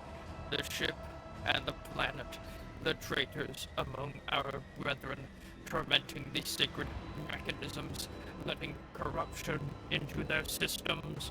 They turned that which is holy into the unholy, and they set these new twisted machines on us, their tech comrades. We managed to flee, but one of the monsters found its way onto the ship. A tear appears at the corner of his eyes. He thrashes frantically in the mess of wires piercing his body. We fought. We cut off one module after another, as one cuts away rotting flesh, but it followed. Its invisible influence, the corruption it exuded, it claimed us one by one. The crew were merely humans of flesh and blood. They were so weak, they succumbed so easily. We could not save them from evil, so we gave the ship to the darkness among the stars. But the darkness came for us too in this last module where we intended to make our last stand. Then I sacrificed myself. I became a filter, a stopper against the corruption emanating from the machine. I succumbed. The corruption came for our souls. The corruption of Kiyama Gamma traitors. The last of his efforts, he rasps. A fabricator sensor. It all started with him. He was the one who let this taint into the sacred code. He was the one who doomed our brethren. He was the one who spawned the steel monstrosities in the furnace of our planet. Rest in peace. Will be avenged.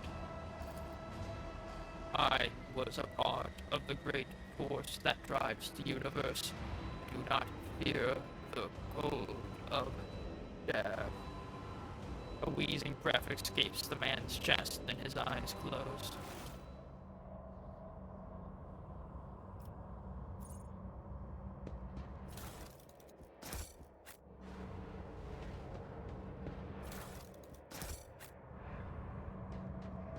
This diagnoster plus 15 Medicare.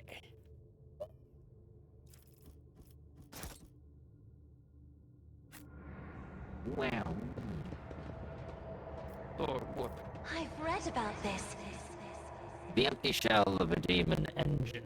It was this creation, a horrifying mix of real space technologies and the deranged powers of the warp, that disrupted the ship's systems and twisted the tech priests' minds. In the shadows of the Imperium's ignorance, my genius blossoms. Oh, how they fear the brilliance that eludes their narrow vision.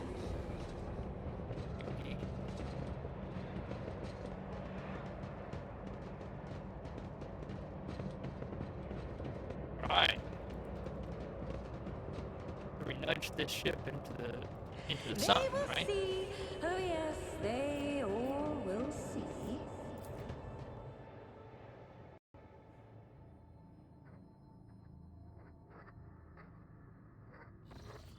That's what we should do, at least.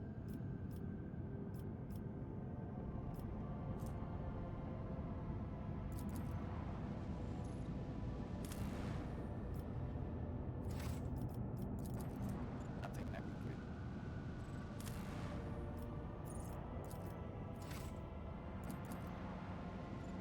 could. To the expanse.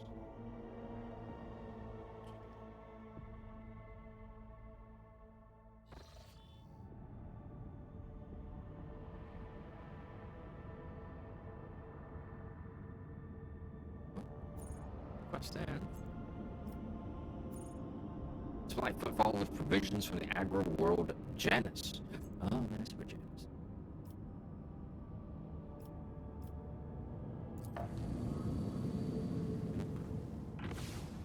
Oh. Got twins will be split, you know.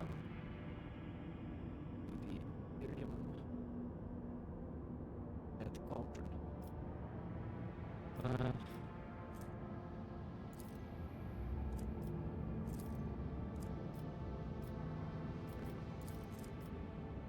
Chart the course, Italy.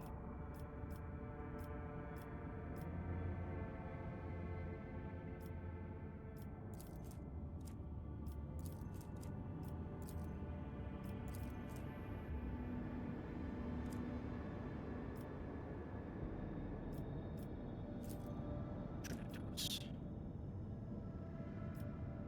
What does this mean? Navigator's key, right? Flagship.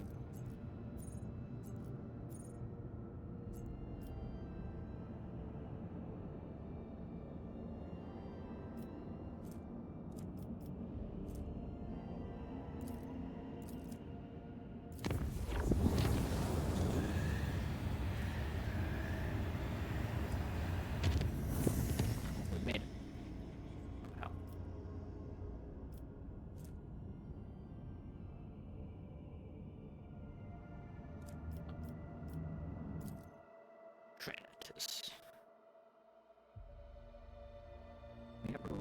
here or something. Unknown ships. Think of the items we found while we were.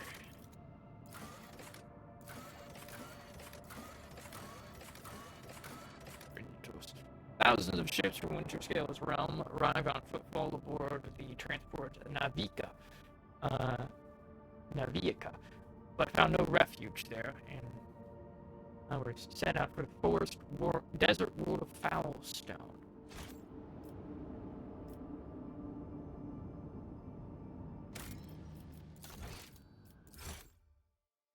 Boy. In space combat. I don't think I paired last combat.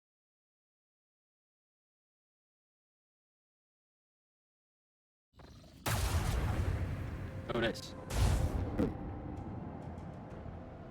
Conquest.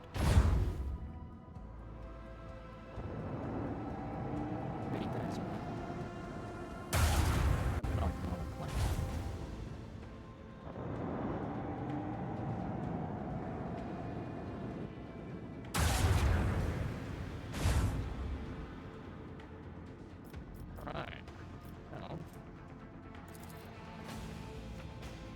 You! Commence the symphony of macro cannons! Oh, just not standard.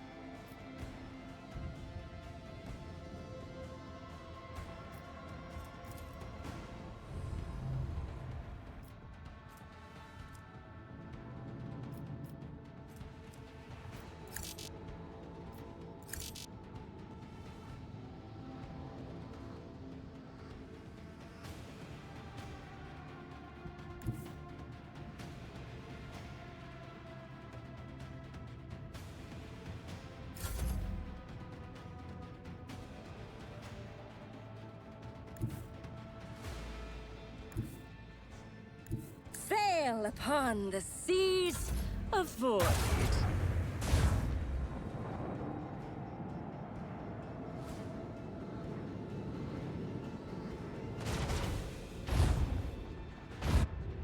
It misses.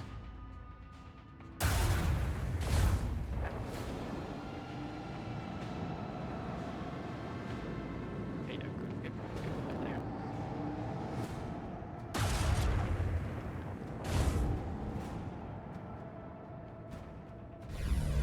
Alright.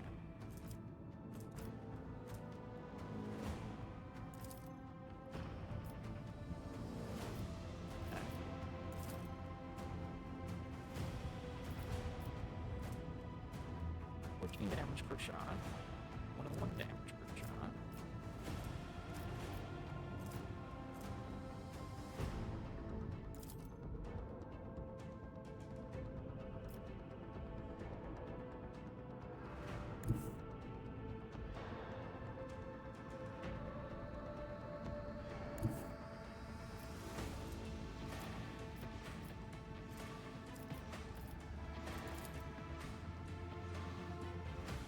Initiate macro cannon barrage.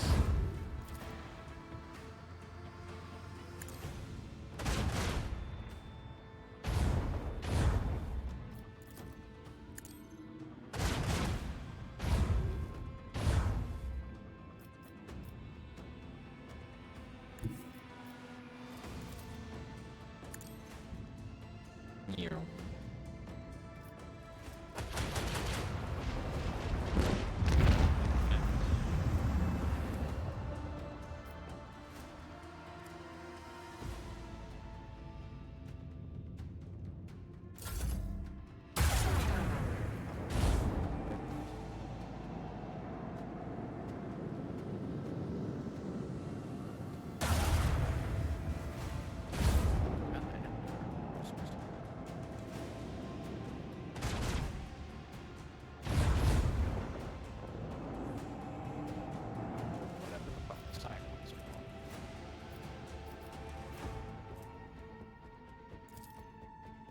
commence the symphony of macro cannons.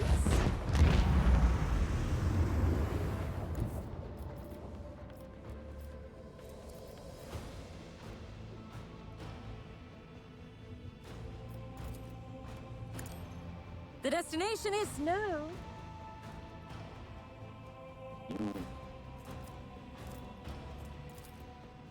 Oh, engage the lance!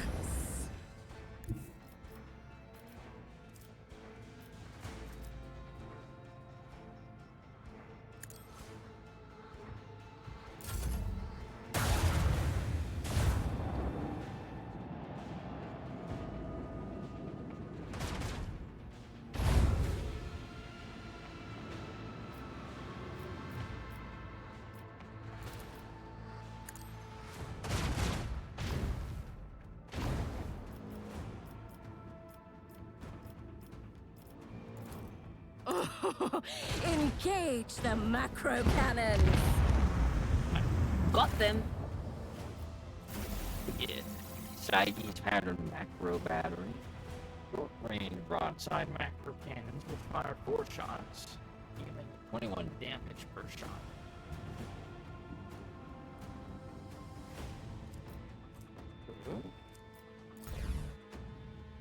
We became level 2. Our ship fights.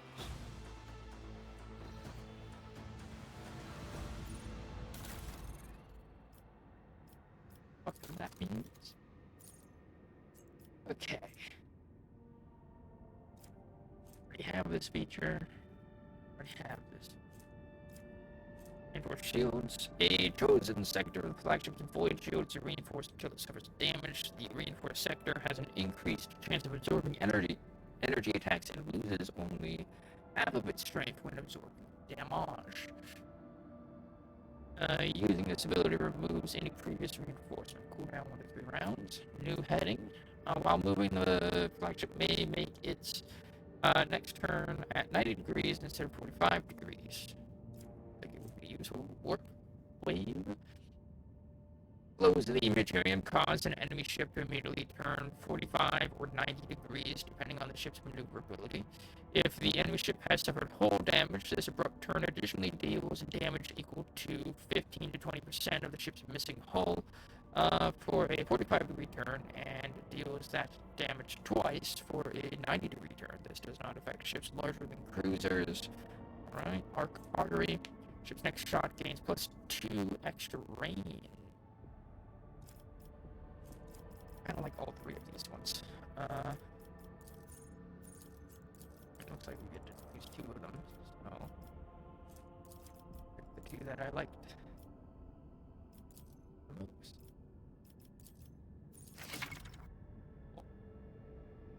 On top of firing weapons, ship combat involves using abilities from various ship posts occupied by your trusted officers.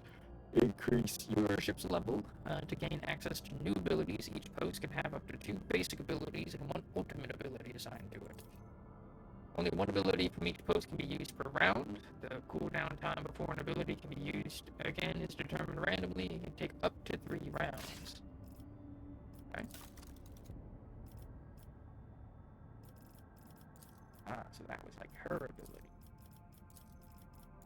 New heading was his. Ooh, we can upgrade.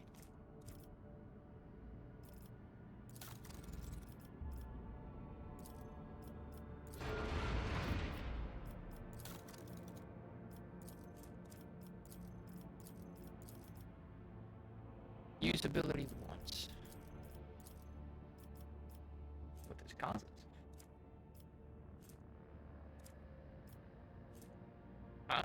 Lower cooldown. Okay. Like, can these just not be...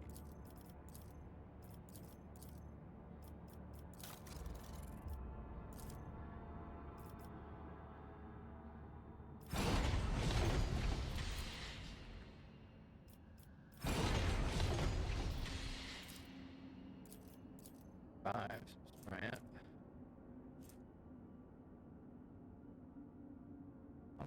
Long range.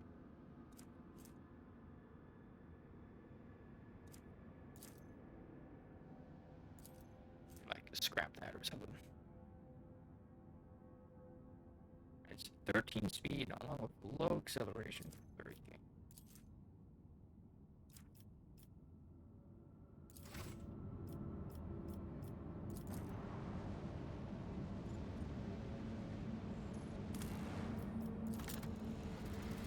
Pretty planet.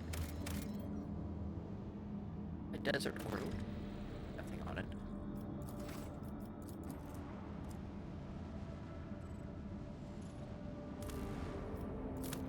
A death road. Rocky road. A natural accumulation of irregularities on a solid planetary surface have been detected. Probability of occurrence of natural materials high. 7 of them.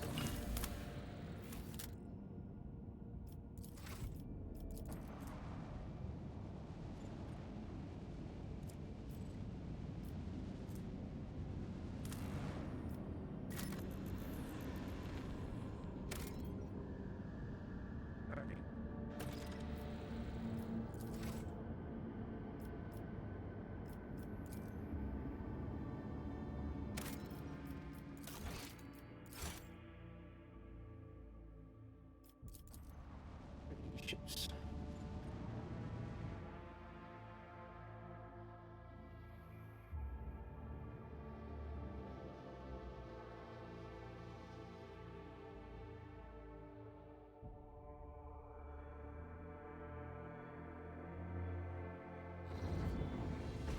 Eldari Shadow.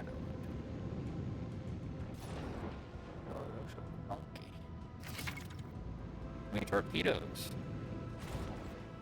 The enemy has launched torpedoes, however you can destroy them before they reach you. Torpedoes are always fired in salvos and they do not have shields or hull integrity. Every attack that hits a salvo destroys one torpedo per shot. Note, from here on out you may encounter clusters of small ships that follow the same rules in combat as torpedoes. Neutron torpedo.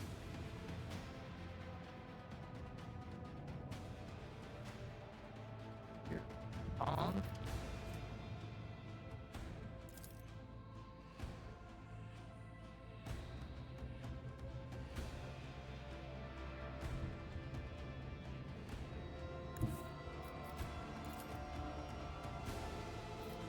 This one.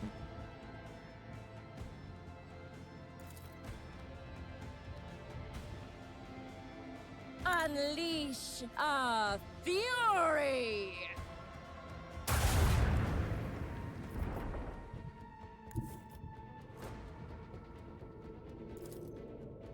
Sail upon the seas of void!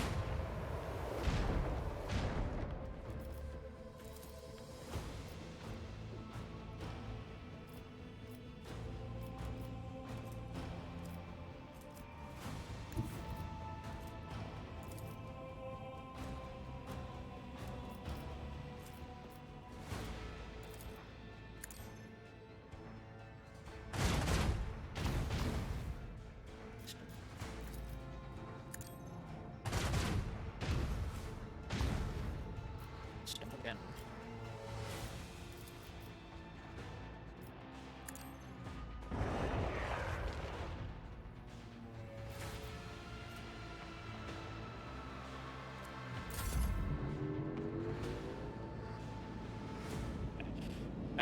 That was my question right there.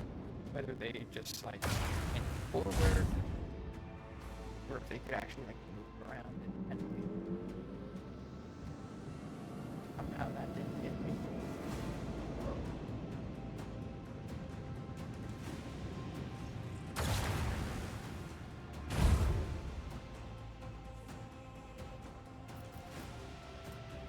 Aw.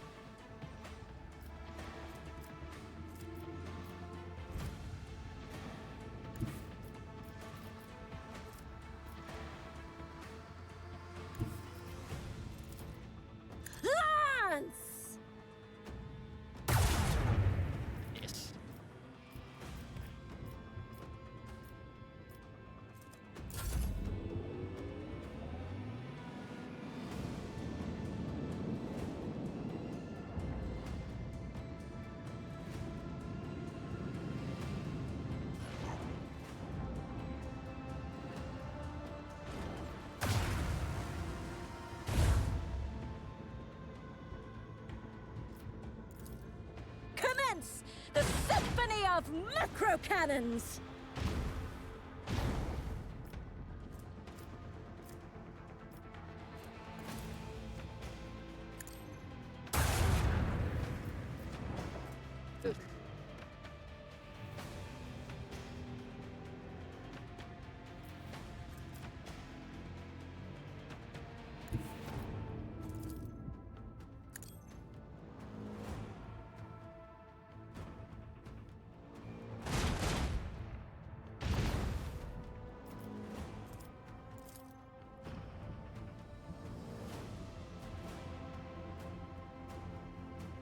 Initiate macro cannon barrage!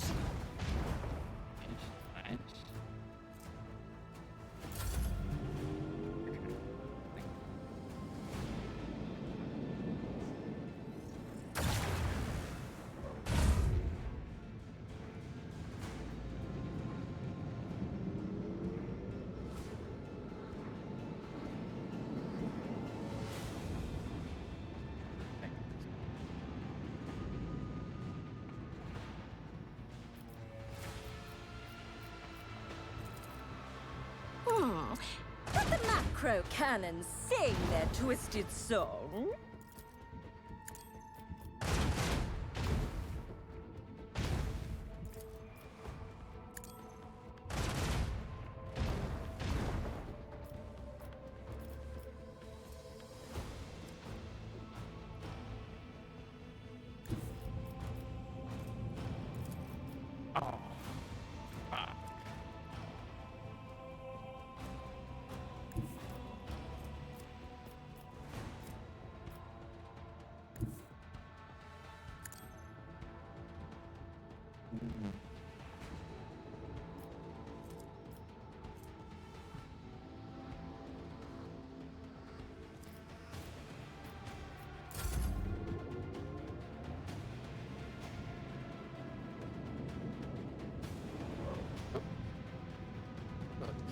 A little number there. They explode. I guess. Yep. Look, don't do that.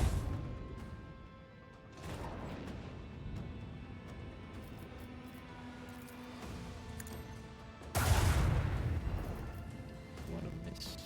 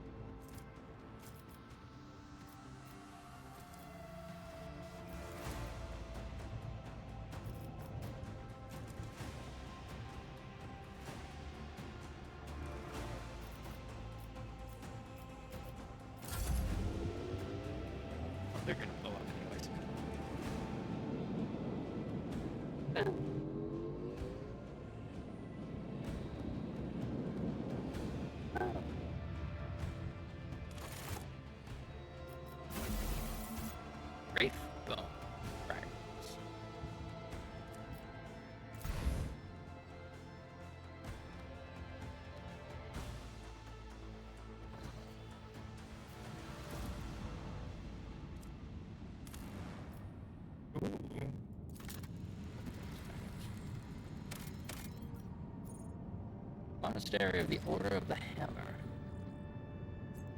Owlstone. Step Worlds.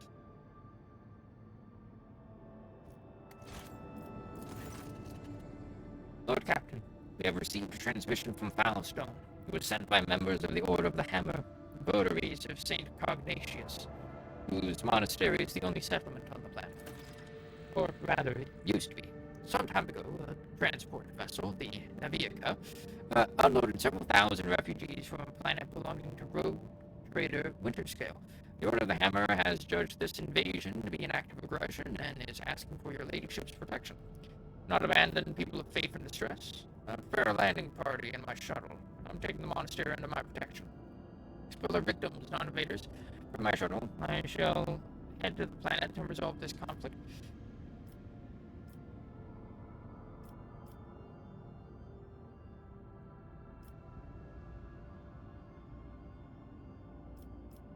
This one.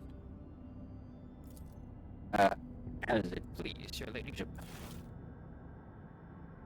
Sector, Cornus Expanse, Region, Assessar System, Askazar System. Location, Monastery of St. Cognatius, Foulstone. Material, chronicle compiled by the humble archivist Brother Petrikos. 11 days after the feast of the passing of Nicomedes Keith, the champion of faith, disquietude marred the calm of the monastery of the Order of Hammer. Countless tortured souls, steeped in fear, arrived on Foulstone in a star bark. A great apostasy had befallen their home and turned them into abject wanderers seeking help and refuge. Their wicked and cruel captain, the owner of the Naviaca, had betrayed them. Once the unknowing souls in his care had made landfall on the world's surface, he most deviously recalled his shuttles and left, thus ridding himself of his duty of care to the unfortunate lot. Not knowing how they would survive on Foulstone's grim wastelands, the forsaken people came to the monastery of St. Cognatius, and there they surrounded its walls. They hammered their fists on the gates and implored and wailed, "Take us in, protect us." And what once was a place of serenity and grace was now full of din, disorder, and all manner of things despicable. The interlopers brought with them worldly futility and strife, and mayhap also the seeds of alluring blasphemies, if fiendly heathens lurked in their midst. After a prayer, the prelate Hectarchius turned his eye to the past in search of instruction.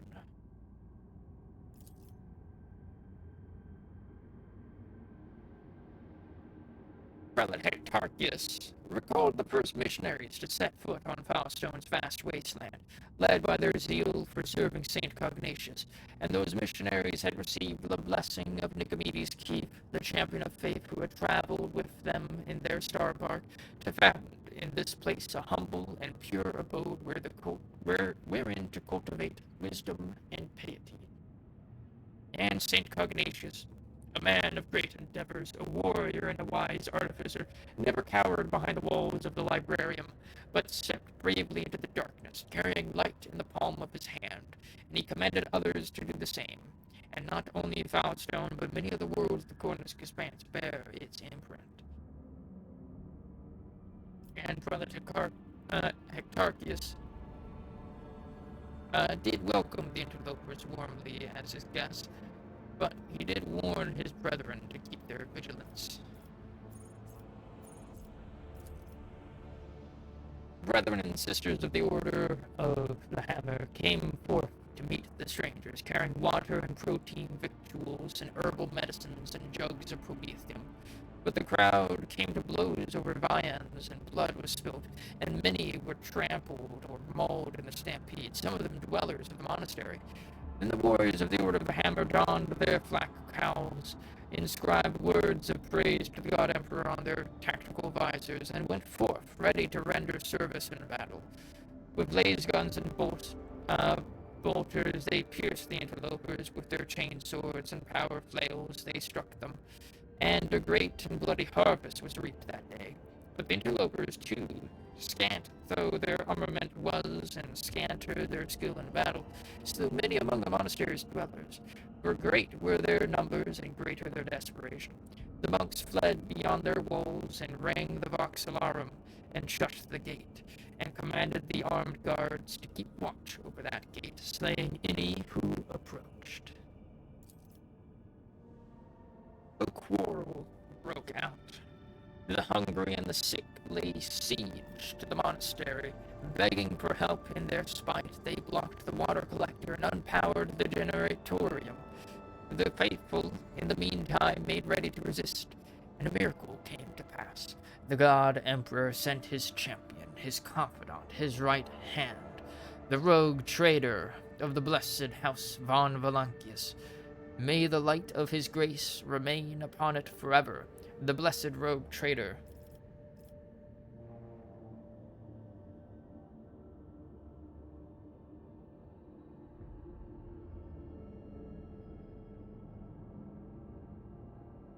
Alright. Let's see. Summon Prelate Hectorius and the leaders of the interlopers to hold each to account for their deeds. Commanded her formidable boarding force to fall upon the interlopers and slay as many as could be slain. Extended a veil of protection over the interlopers, taking them into her care and thereby all of Foulstone with them. Unleashed his armed force upon interlopers and monks alike, wrecking great shedding of blood and pillaging for her delectation. Cast a contemptuous eye over the aftermath of the bloodshed and departed with words of abuse and reproach.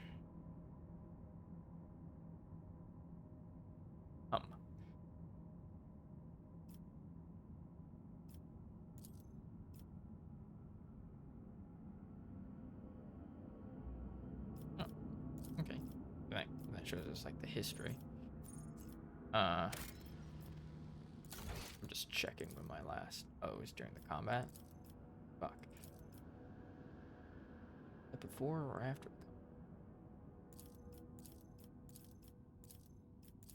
It would have been the start of it. I'm asking because I'm not sure if this is like an informational one or an actual like advances the dialogue one. You gain people 1. You gain profit factor 3. The Hammer of Epiphany. Okay. Okay, so the Rogue Trader, summoned, Prelate Hectorius and the leaders of the interlopers to hold each to account for their deed. The strangers, prodigious in number, beseeched the rogue trader to take them in and give them shelter and protection as to her own servants. And spake they, saying, Long have we wandered, swiftly have we fled. Many a woe and ordeal has befallen us. Of many a father and son are we bereft. Now the warp hath taken the last of our strength, and we shall flee no more.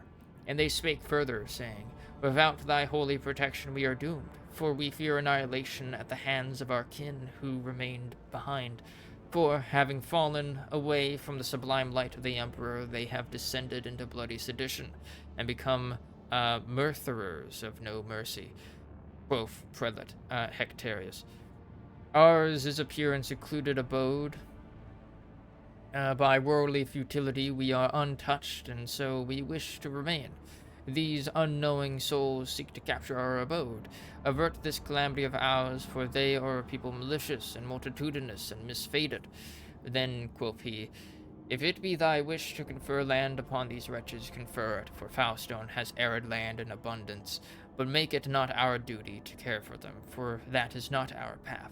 Provide for them, and provide for us, and we shall acknowledge thee as our planetary sovereign.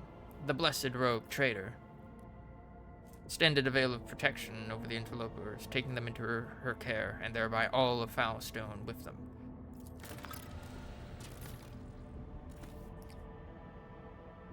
Humbly, the Order of the Hammer heeded the God Emperor's confidant, and unsealed the airlocks, and opened the gates of its abode, and brought forth gifts of virtue to relieve the suffering of the ill-stricken. After a prayer, the architect set to work, in accordance with the saint's teachings and the parameters set forth in the standard template construct. They erected spacious living quarters and sturdy fort walls for the planetary militia, and a spacious auditorium wherein to trade and store goods, and a proud sensorium within whose walls clerks and servo bondsmen would maintain order and keep statistical records. And a new yet righteous way of life came to Foulstone, and the people rejoiced, and all was good. That is so medieval. Like, I love it.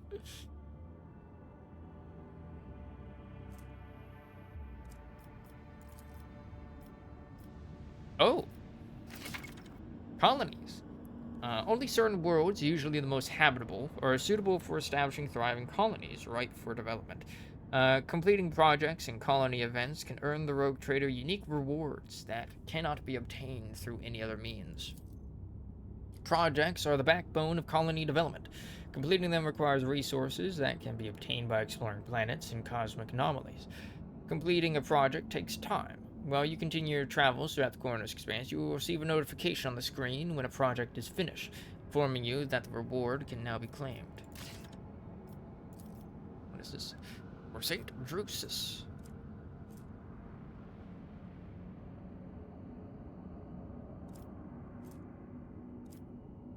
Okay.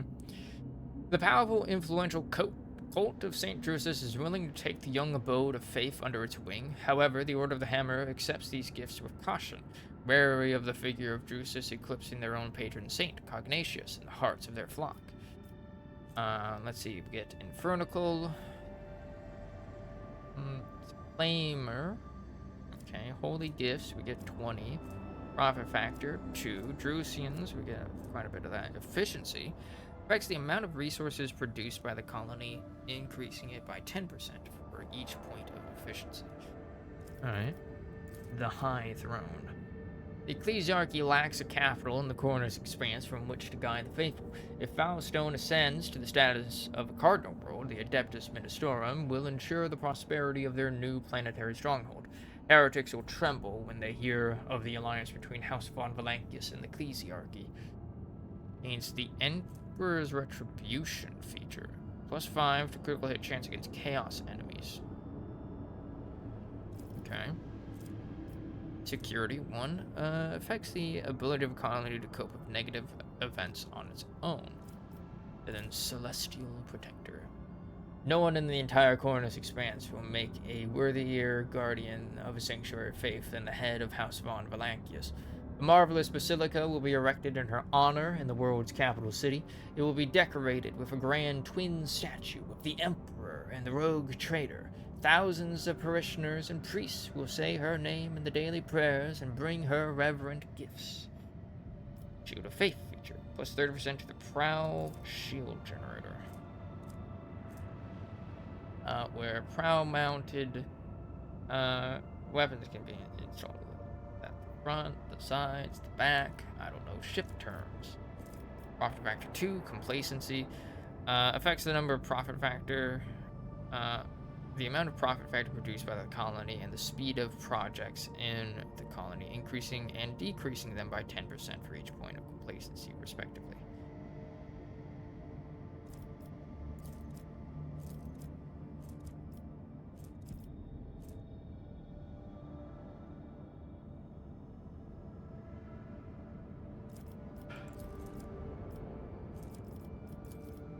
Like, no matter what, we get 20 holy gifts.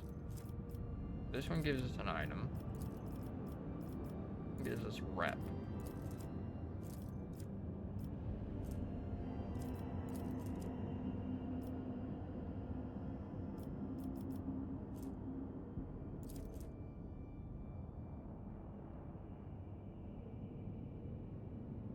And the speed of projects in the colony, increasing and decreasing, so I'm guessing that means increases profit factor, decreases project speed.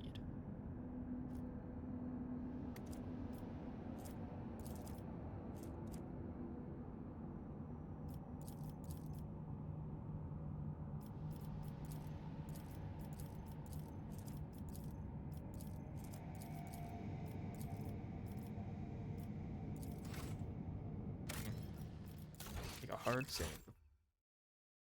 Colony management. You can manage your colonies remotely using the colony management screen. Why? Okay. Oh, and then you can select which ones are given of each. And wow, there's a lot of things you can have. Okay, so each colony has efficiency, complacency, security.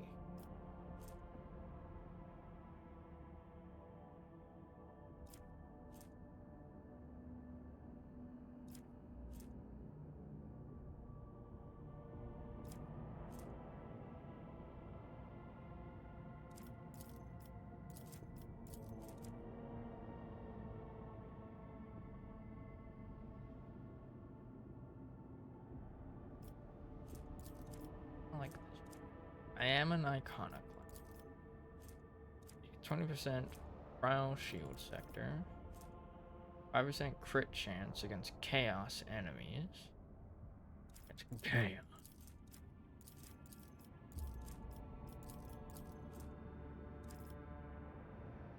This one. Oh.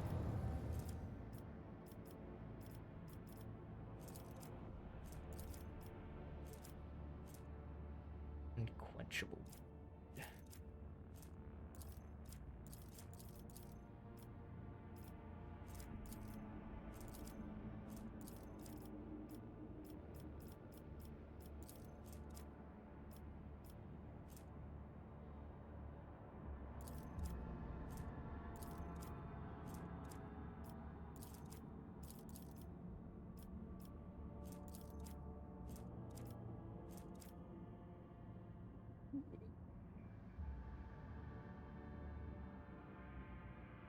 Happy anniversary, hello.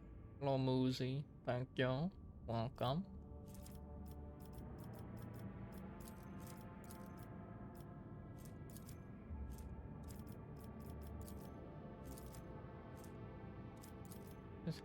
Indulgences for sale. Selling the forgiveness of the ecclesiarchy can be a significant source of revenue. Profit factor 1. Fellowship of the Void. Ah, yes, with the pirates. Excellent. Cemetery of the Faithful. Flagship gains plus 5% chance to evade. Epiphany. Choose an enemy with charge ability. Has no.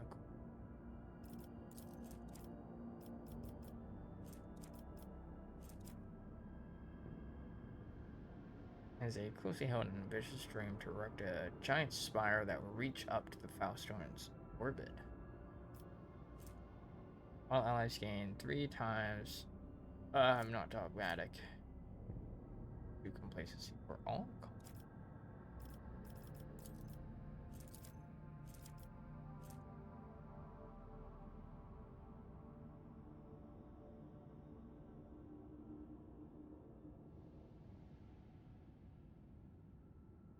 He enjoyed the generous bribes and would like some more. Ah, yes, of course.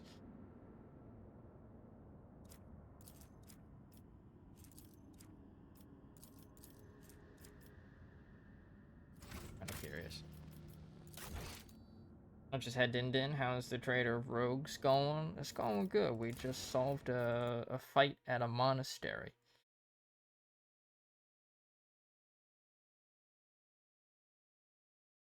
Oh. Game crashed. Ruh-roh.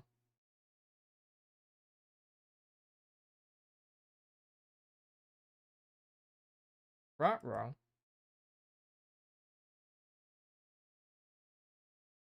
Well, up until this moment, it was going good. At least.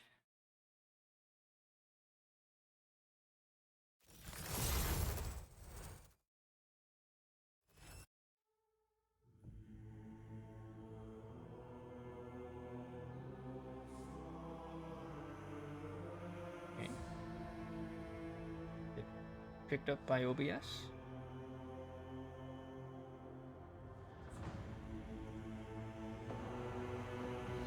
I cursed it. There we go. Okay. Wasn't loading it. distinct person. The machine spirits were upset with our decisions to save scum, to crash the game, and allowed us to save scum, but by it just taking longer to do so.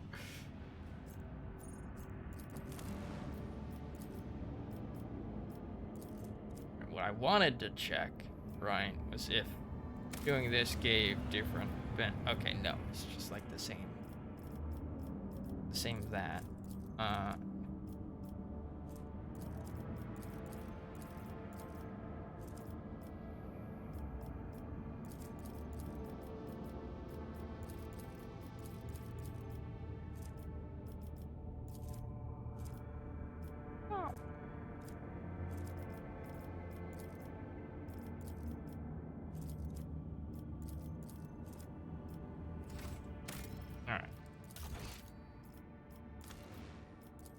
Let's see if it crashes again.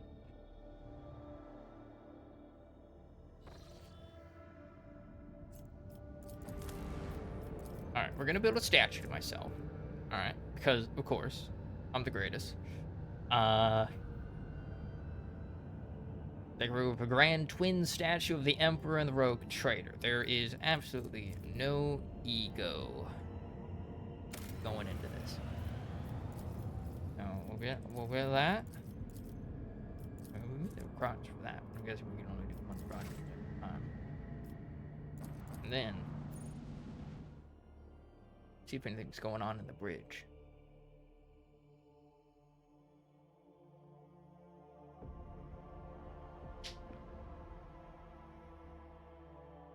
Big pop of my gum.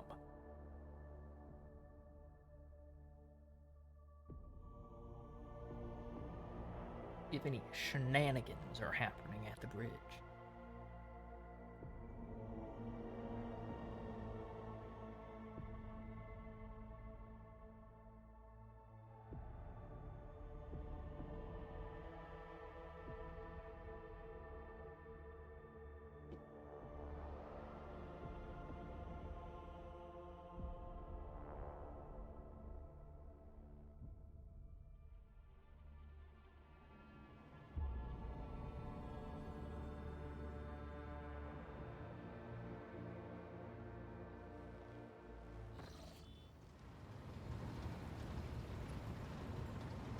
There's an incident. Lord Captain. Dish. Arc spirits? Never any rumors. Wham.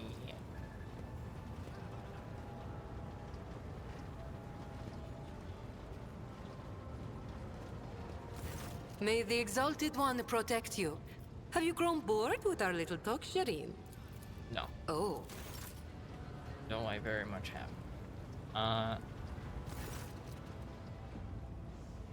I wish to give Jay a present. You shall make the arrangement. Is she not satisfied with stealing from our coffers? I humbly apologize. Certainly, your ladyship. All will be taken care of. Might I ask what you had in mind for your esteemed companion?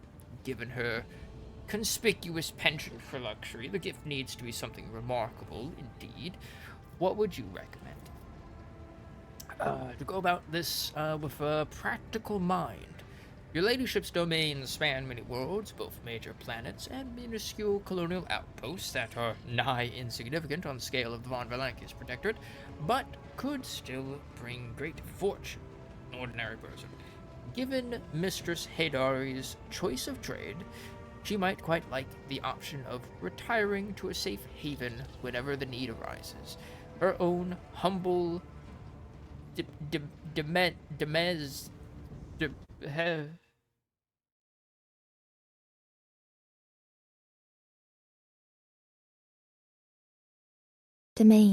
Domain. Ah, yes, of course.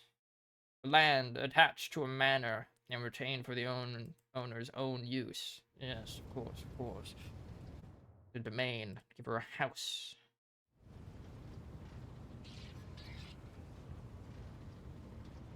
her own humble domain, and a place where she won't need to fear the schemes of her vengeful rival.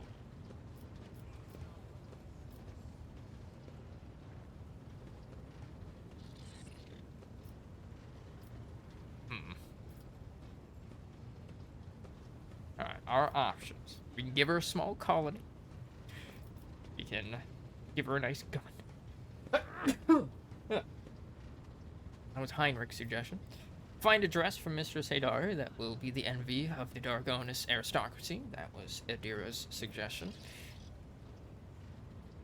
Jay deserves the best jewelry I can afford. That was... I don't know whose suggestion that was. That might have been... It might have been Argento. She was just like, I don't know, get her something nice or something. She's a fucking heretic. I don't care. That was basically Argento. And be like, you know what? No gift. What is every smuggler's desire? Her own void ship, which I will gladly give her. I need some time to think it over. Absolutely, your ladyship. There is every possibility that you will come to the conclusion that your esteemed companion has already benefited plenty from your friendship.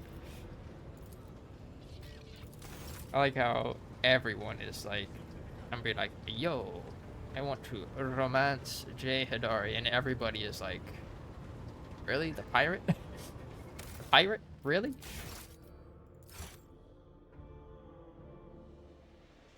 Yes. Yes, really. We can always just save Scum and just see what her reaction stage 1 are, and then we see which one she has the best reaction to. And we just stick with that one. Easy. The power of load and save.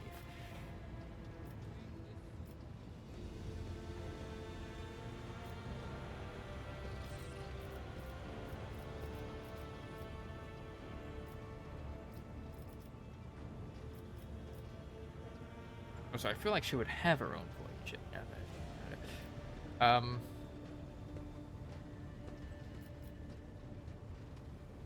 let's go with the void ship. An acquaintance of mine, a merchant from football, recently had a stroke of bad luck. Now he is forced to auction off his clipper. An excellent ship, albeit on the smaller side. I believe it is well within my ability to purchase it before any other takers. Alright. Alright. Hello, bridge tech priest. How you doing?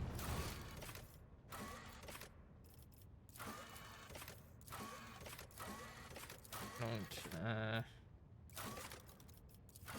do the completed ones.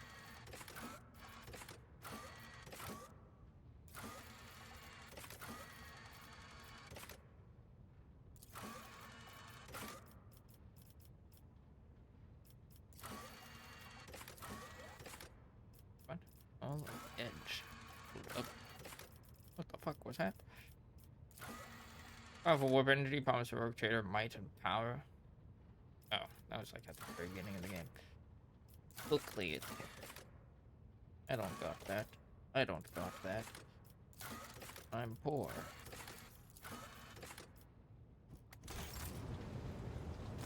May the Exalted One protect you. Have you grown bored with our little talk, Shireen?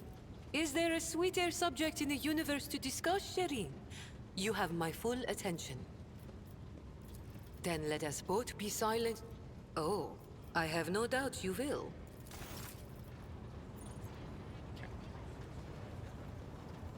Alright, next system. Explode. Gave her own pirate ship. Bribery. Fuck yeah.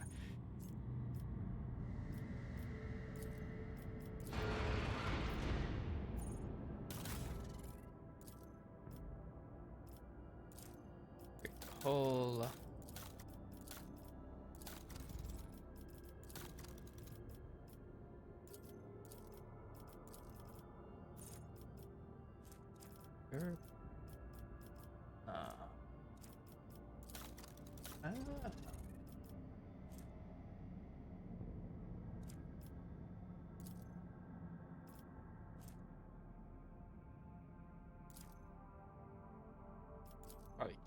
to that. Going on to 6 months. And it says, let us see. New adventures await us.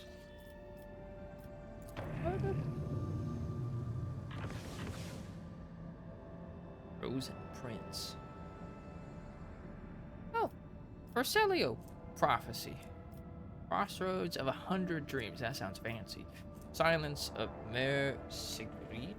I think that was something. Langren's Belt. We needed to go there for something. System Speculo. Sounds fancy. Omicron.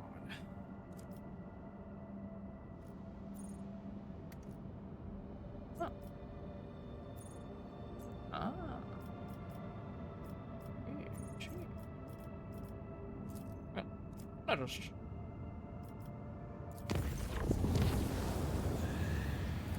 Your Ladyship, I humbly ask that you grace me with an audience.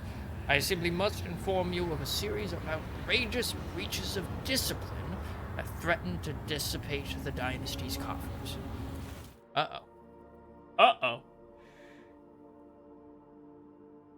What do you mean we're losing money? We're supposed to have infinite money.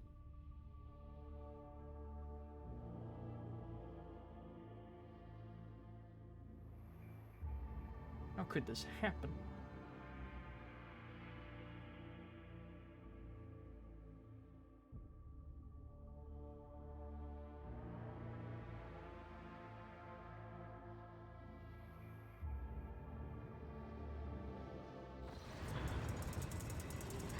Ah, my spinny chair. Love it. Your Ladyship, I must report systematic and flagrant attacks on the dynasty's coppers perpetrated by your companion, Mistress Hatari.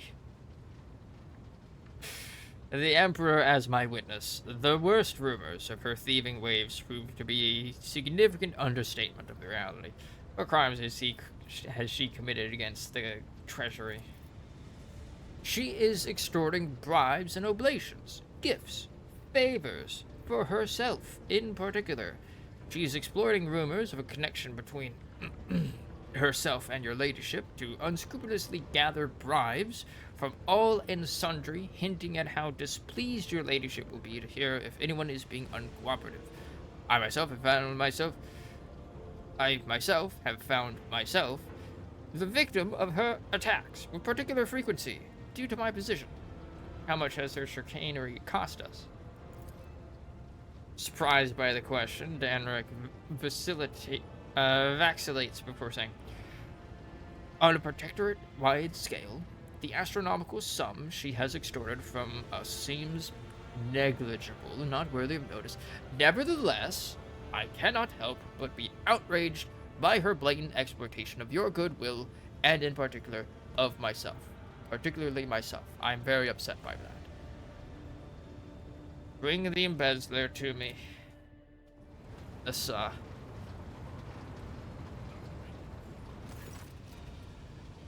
You wish to see me, Shireen?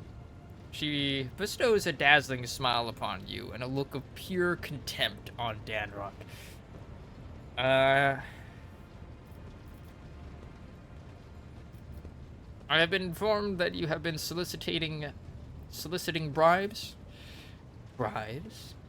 What ashmag besmirched that worm-eaten lips with such a scurrilous lie? Actually, don't tell me. I don't even want to hear the blackened name. I have never demanded bribes from any of your vassals, but I have willingly accepted the gifts they have offered. Is that a crime? Mistress Hatari is quibbling over semantics. She may not demand anything directly, but she drops very heavy hints. Perhaps this isn't the time, but the habits of a rotten venal soul accustomed to doling out bribes left and right, thereby draining the dynasty's treasury. I'd be curious to know, Danrock, how much of the Von Valancius fortune you have squandered by handing out bribes to people who did not ask for them.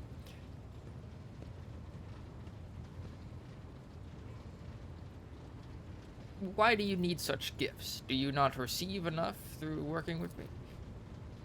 I am a businesswoman, Shireen. I extract profit from everything. It's in my nature. When a desert lion catches the scent of blood, he will eat even if his belly is full. For who knows when the next feast will come. And besides, what girl doesn't like receiving gifts? Jai lowers her abashed gaze to the floor. The high factotum is worried that you are exploiting your privileged position.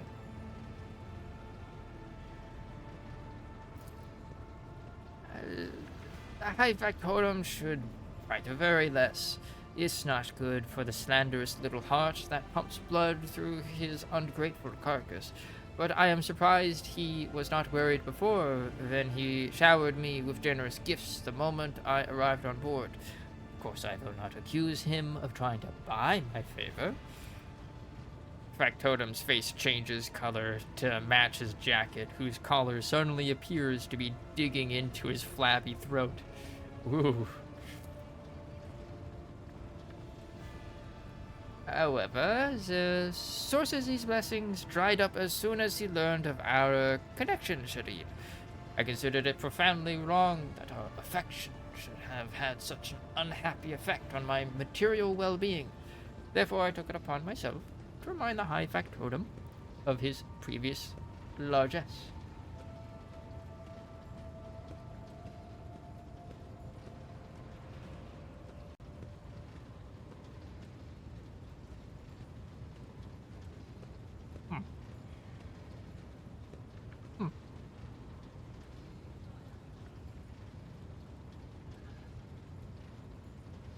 Collar suddenly appears to be digging into his throat. Man just got called out. Henrik, the bumbling suitor, you dangle after my companion and now you try to settle the score? Get out of my sight.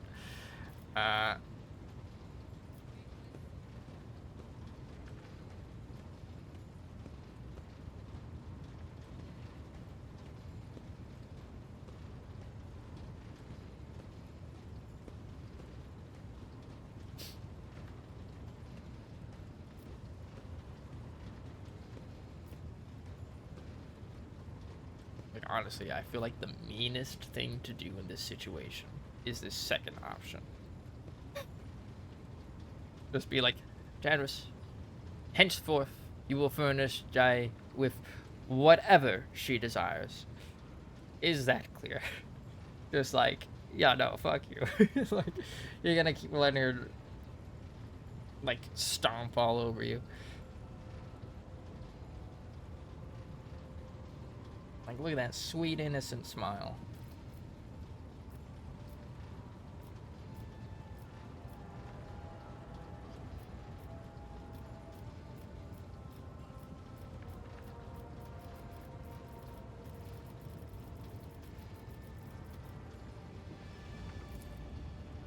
High factotum lets out an incoherent burble, sweeps into a deep bow, and hastily beats a retreat. With a vicious smile, Jai remarks in his wake, "Who would ever trust the word of a man who douses himself in perfume to cover up his body odor? Everyone knows that that is a sure sign of a soul prone to deceit. I think that's the reason everybody wears perfume."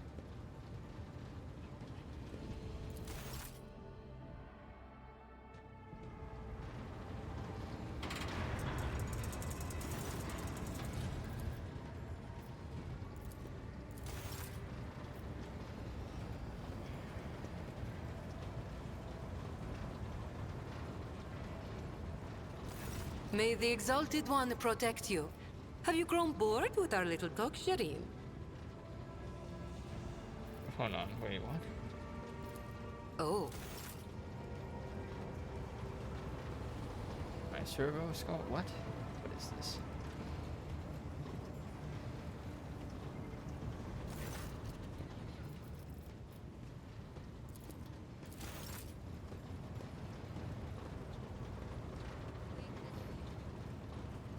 The Omniscient knows all, comprehends all.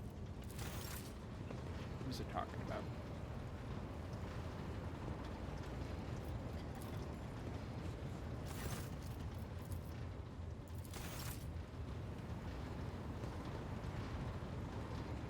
saying that there's weird messages showing up, but I have seen nothing about this. Like an event trigger might have.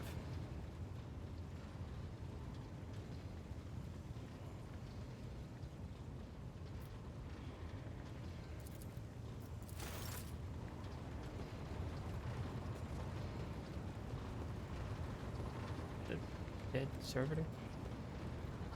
Why are my servitors dying? What's going on this ship?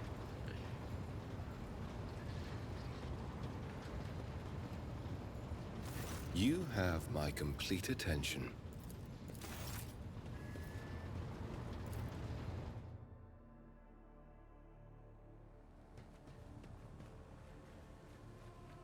Ooh. The hideous head of a steel devil destroyed by the rogue trader aboard a corrupted void ship. I wonder how many trophies we'll be able to.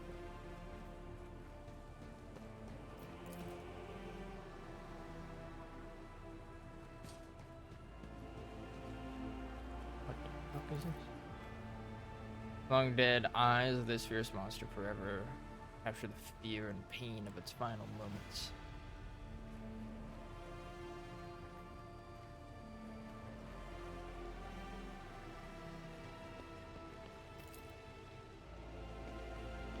Can we not vibe in the pool?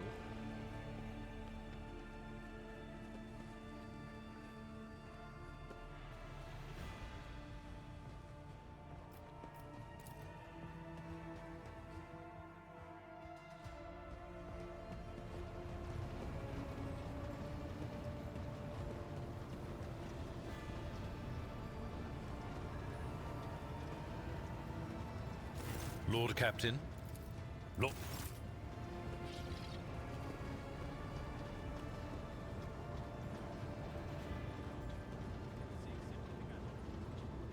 Activate the control panel. What is this? Release. Fuel system analysis in progress. Status diagnosing. Zzz.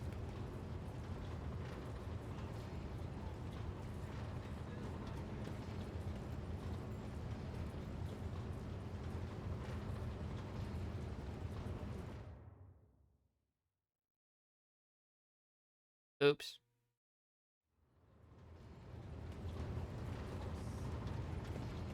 I broke it. I will acknowledge it. Oh. Did you realize I did not? The Omniscient knows all, comprehends all. May your labors... Fuel system analysis in progress. Status diagnosing. Knots. Result. No failure detected. System operation. And then it overheated. That's not sus.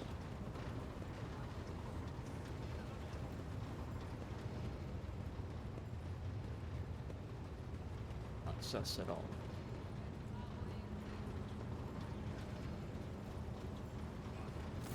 May the Exalted One protect you. Have you grown bored with our little talk, Shireen? Oh. Zero stall. Thing.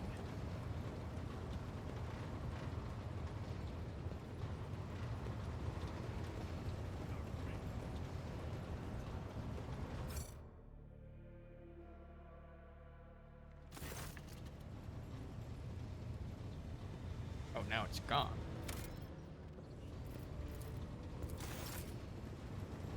Yeah.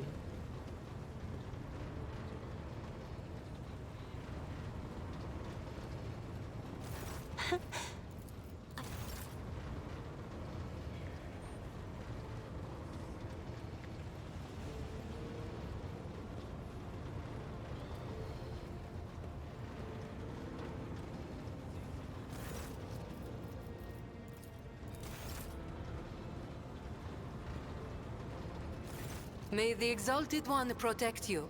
Have you grown bored with our little talk, Shireen? Jay, do you know why my servo skull escort has started saying some rather unusual things? The Exalted One himself must have put the words of truth into its mouth, Shireen. Shrugging, Jay eyes you coquettishly from behind a dark curtain of hair. I don't know. Oh, I have no doubt you've... No idea. The Omnissiah knows all, comprehends all. Strange messages have been appearing in the ship's logs. What do you know about this error? This statement is true. Algorithmic violations have been recorded, as a result of which I twice performed an offering to the cogitators of corrective data vows and ruled out the possibility of sabotage. I hypothesize that the violation is a consequence of the discontent of the ship's machine spirits. I recommend a procedure of placation of the honored spirits for the glory of the Omnissiah and the steel angels sent by him. May your labors... How do I do? And where?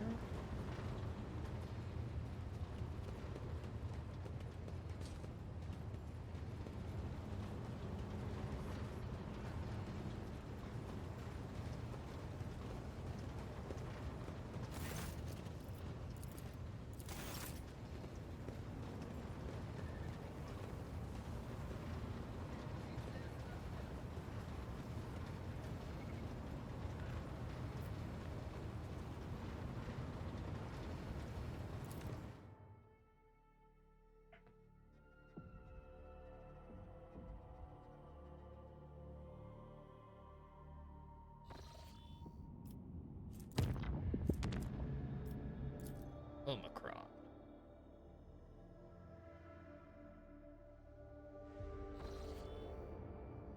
What the fuck?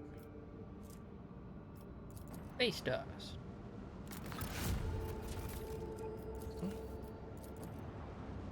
Shiny.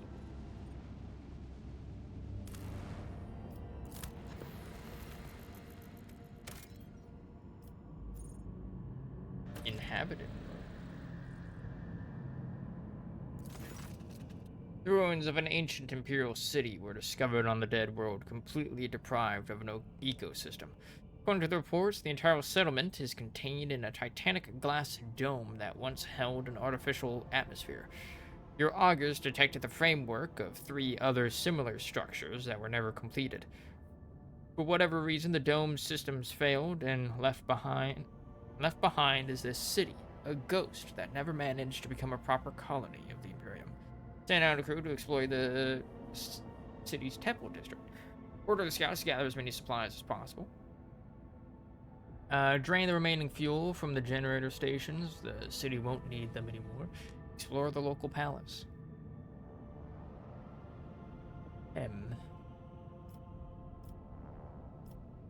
Let's see. Holy artifacts, provisions, fuel. Explore the palace. Ghosts.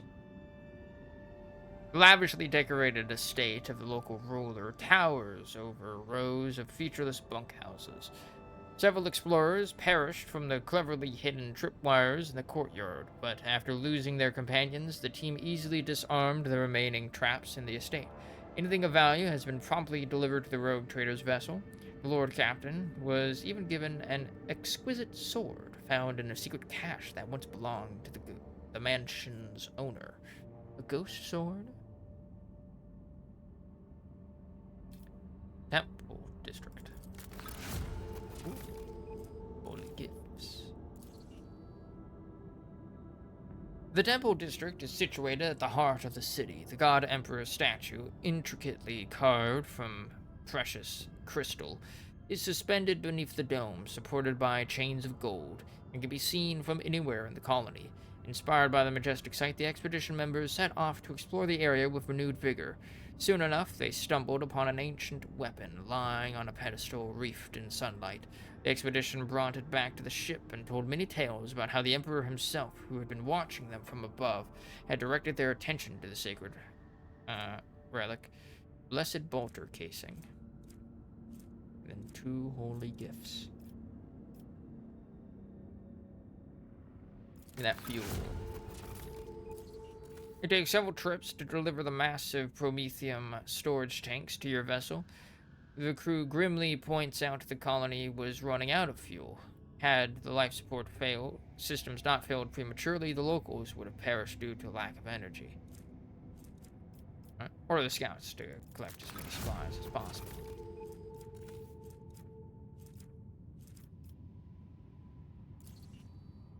Your people flooded the city like a tidal wave, filled building after building, bunkhouse after bunkhouse, and receded from its quiet streets just as quickly.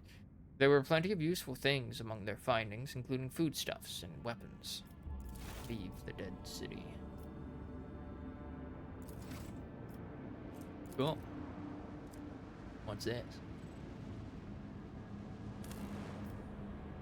Ooh. That looks spooky. That's only 2 plasteel. Save. I don't yet know how to get more extractors.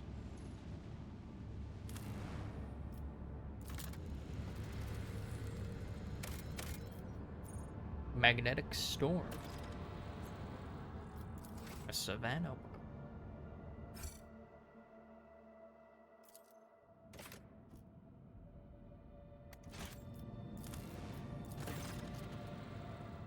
Eye of the magnetic storm.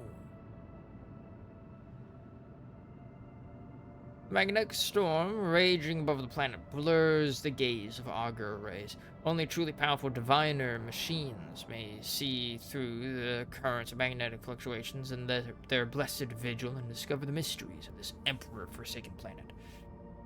This unwelcome. Maybe she will return here one day. One day.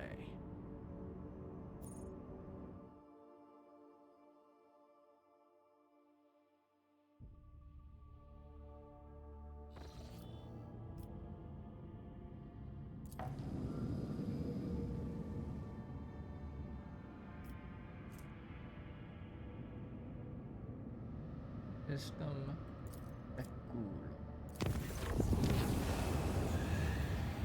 Commission to report, Lord Captain. I keep receiving messages about strange behaviors in certain ship systems. All decks report the uncontrollable opening and closing of doors, gates, and airlocks. They behave erratically and do not obey the operator's commands. Regrettably, this has led to casualties among the crew. Tech priests have explained that these phenomena are being caused by the machine spirit's irascibility and have spent hours chanting litanies to soothe their anger. Unfortunately, many crew members were badly injured before the prayers could stabilize the system.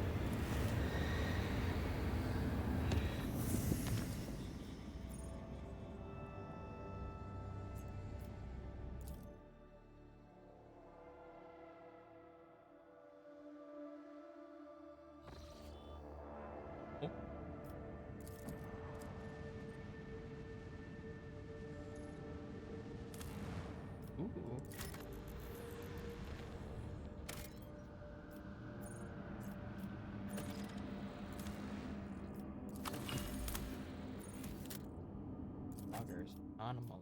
Oh. That one's got an exploration thing on it.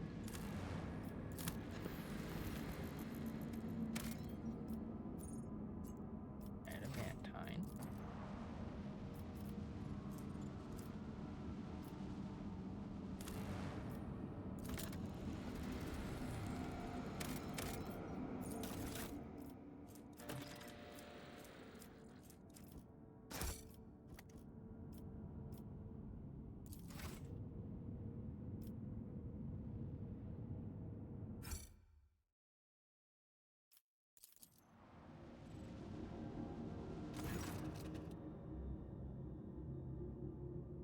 Report shows up on your personal cogitator screen. Unknown ships are towing the Interstellar Sextant, a cargo ship belonging to one of the Footfall's wealthiest traders.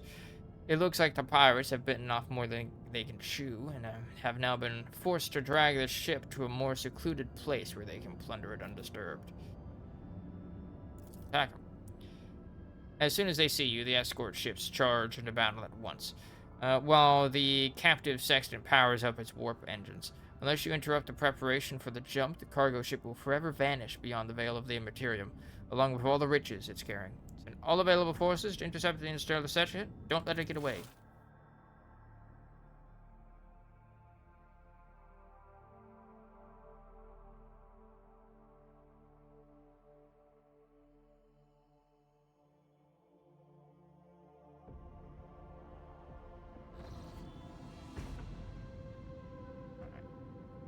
is at.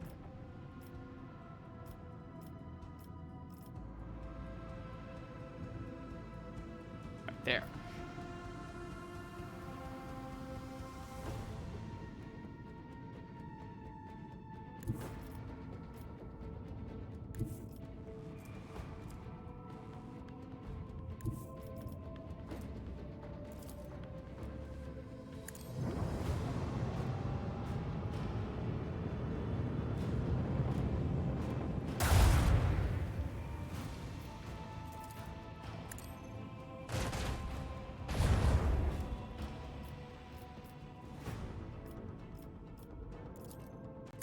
Let the macro cannon sing their twisted song!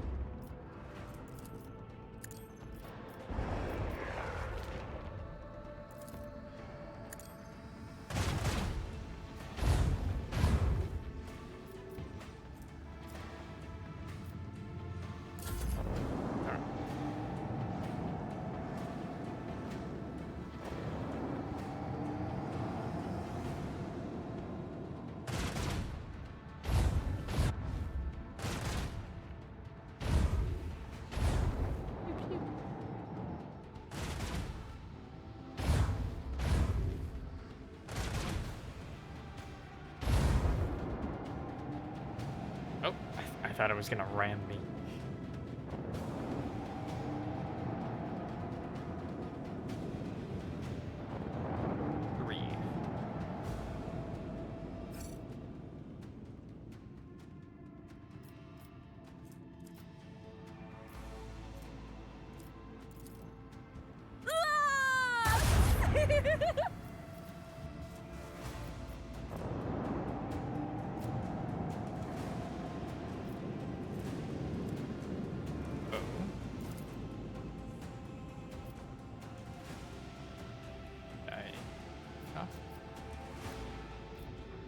I stopped it.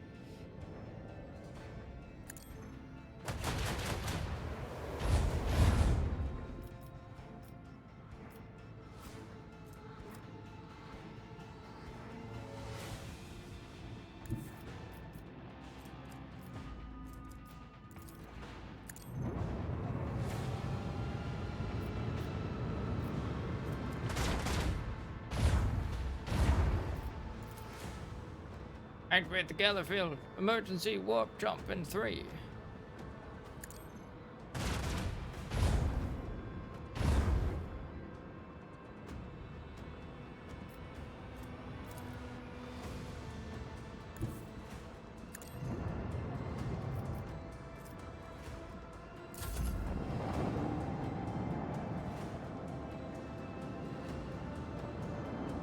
Great.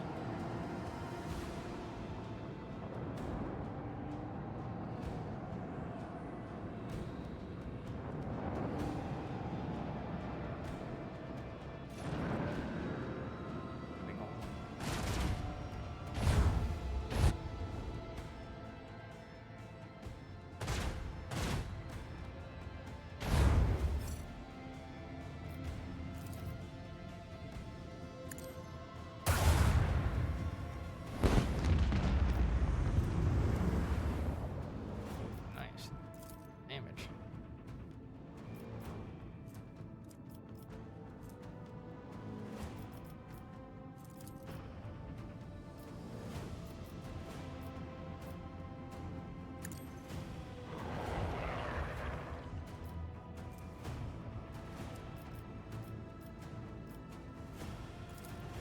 Commence the symphony of macro cannons.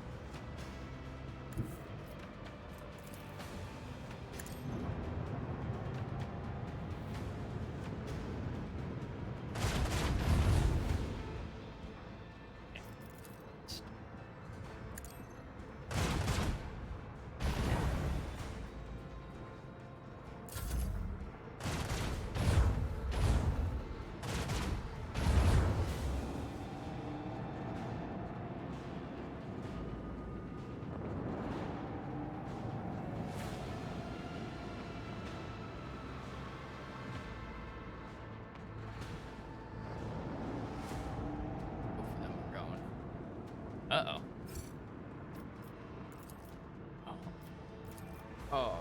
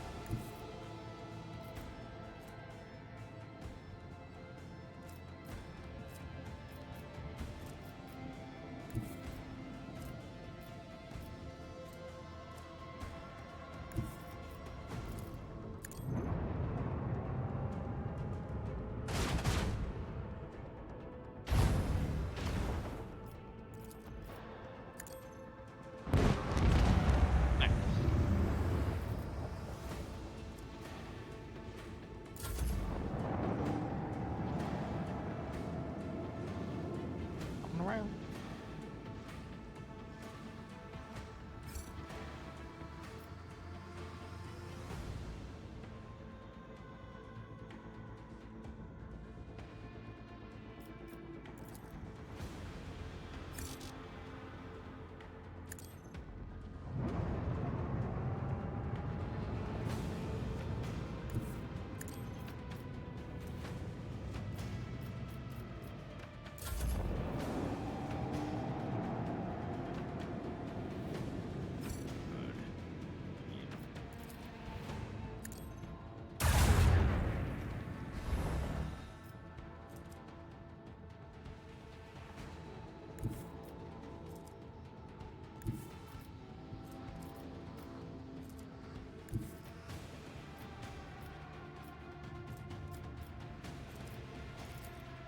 Sail upon the seas of void.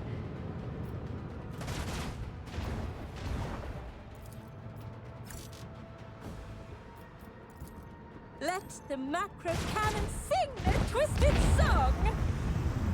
Blessed are the faithful. Alright. Let's see. There macro cannons. Short range dorsal macro cannons. By 2 shots to 14. Or no. Medium range dorsal lance weapon. Ooh. Fancy. Section of void ship or dorsal weapons lance weapon. Type of void ship weapon generally mounted on the prow or the dorsal. It fires a powerful beam that damages all targets in its line of fire. Lance weapons are most effective against armored targets, but struggle to land hits on quicker targets with high evasion.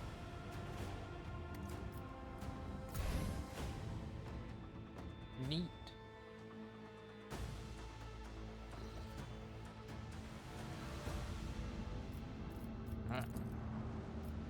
Ocean world.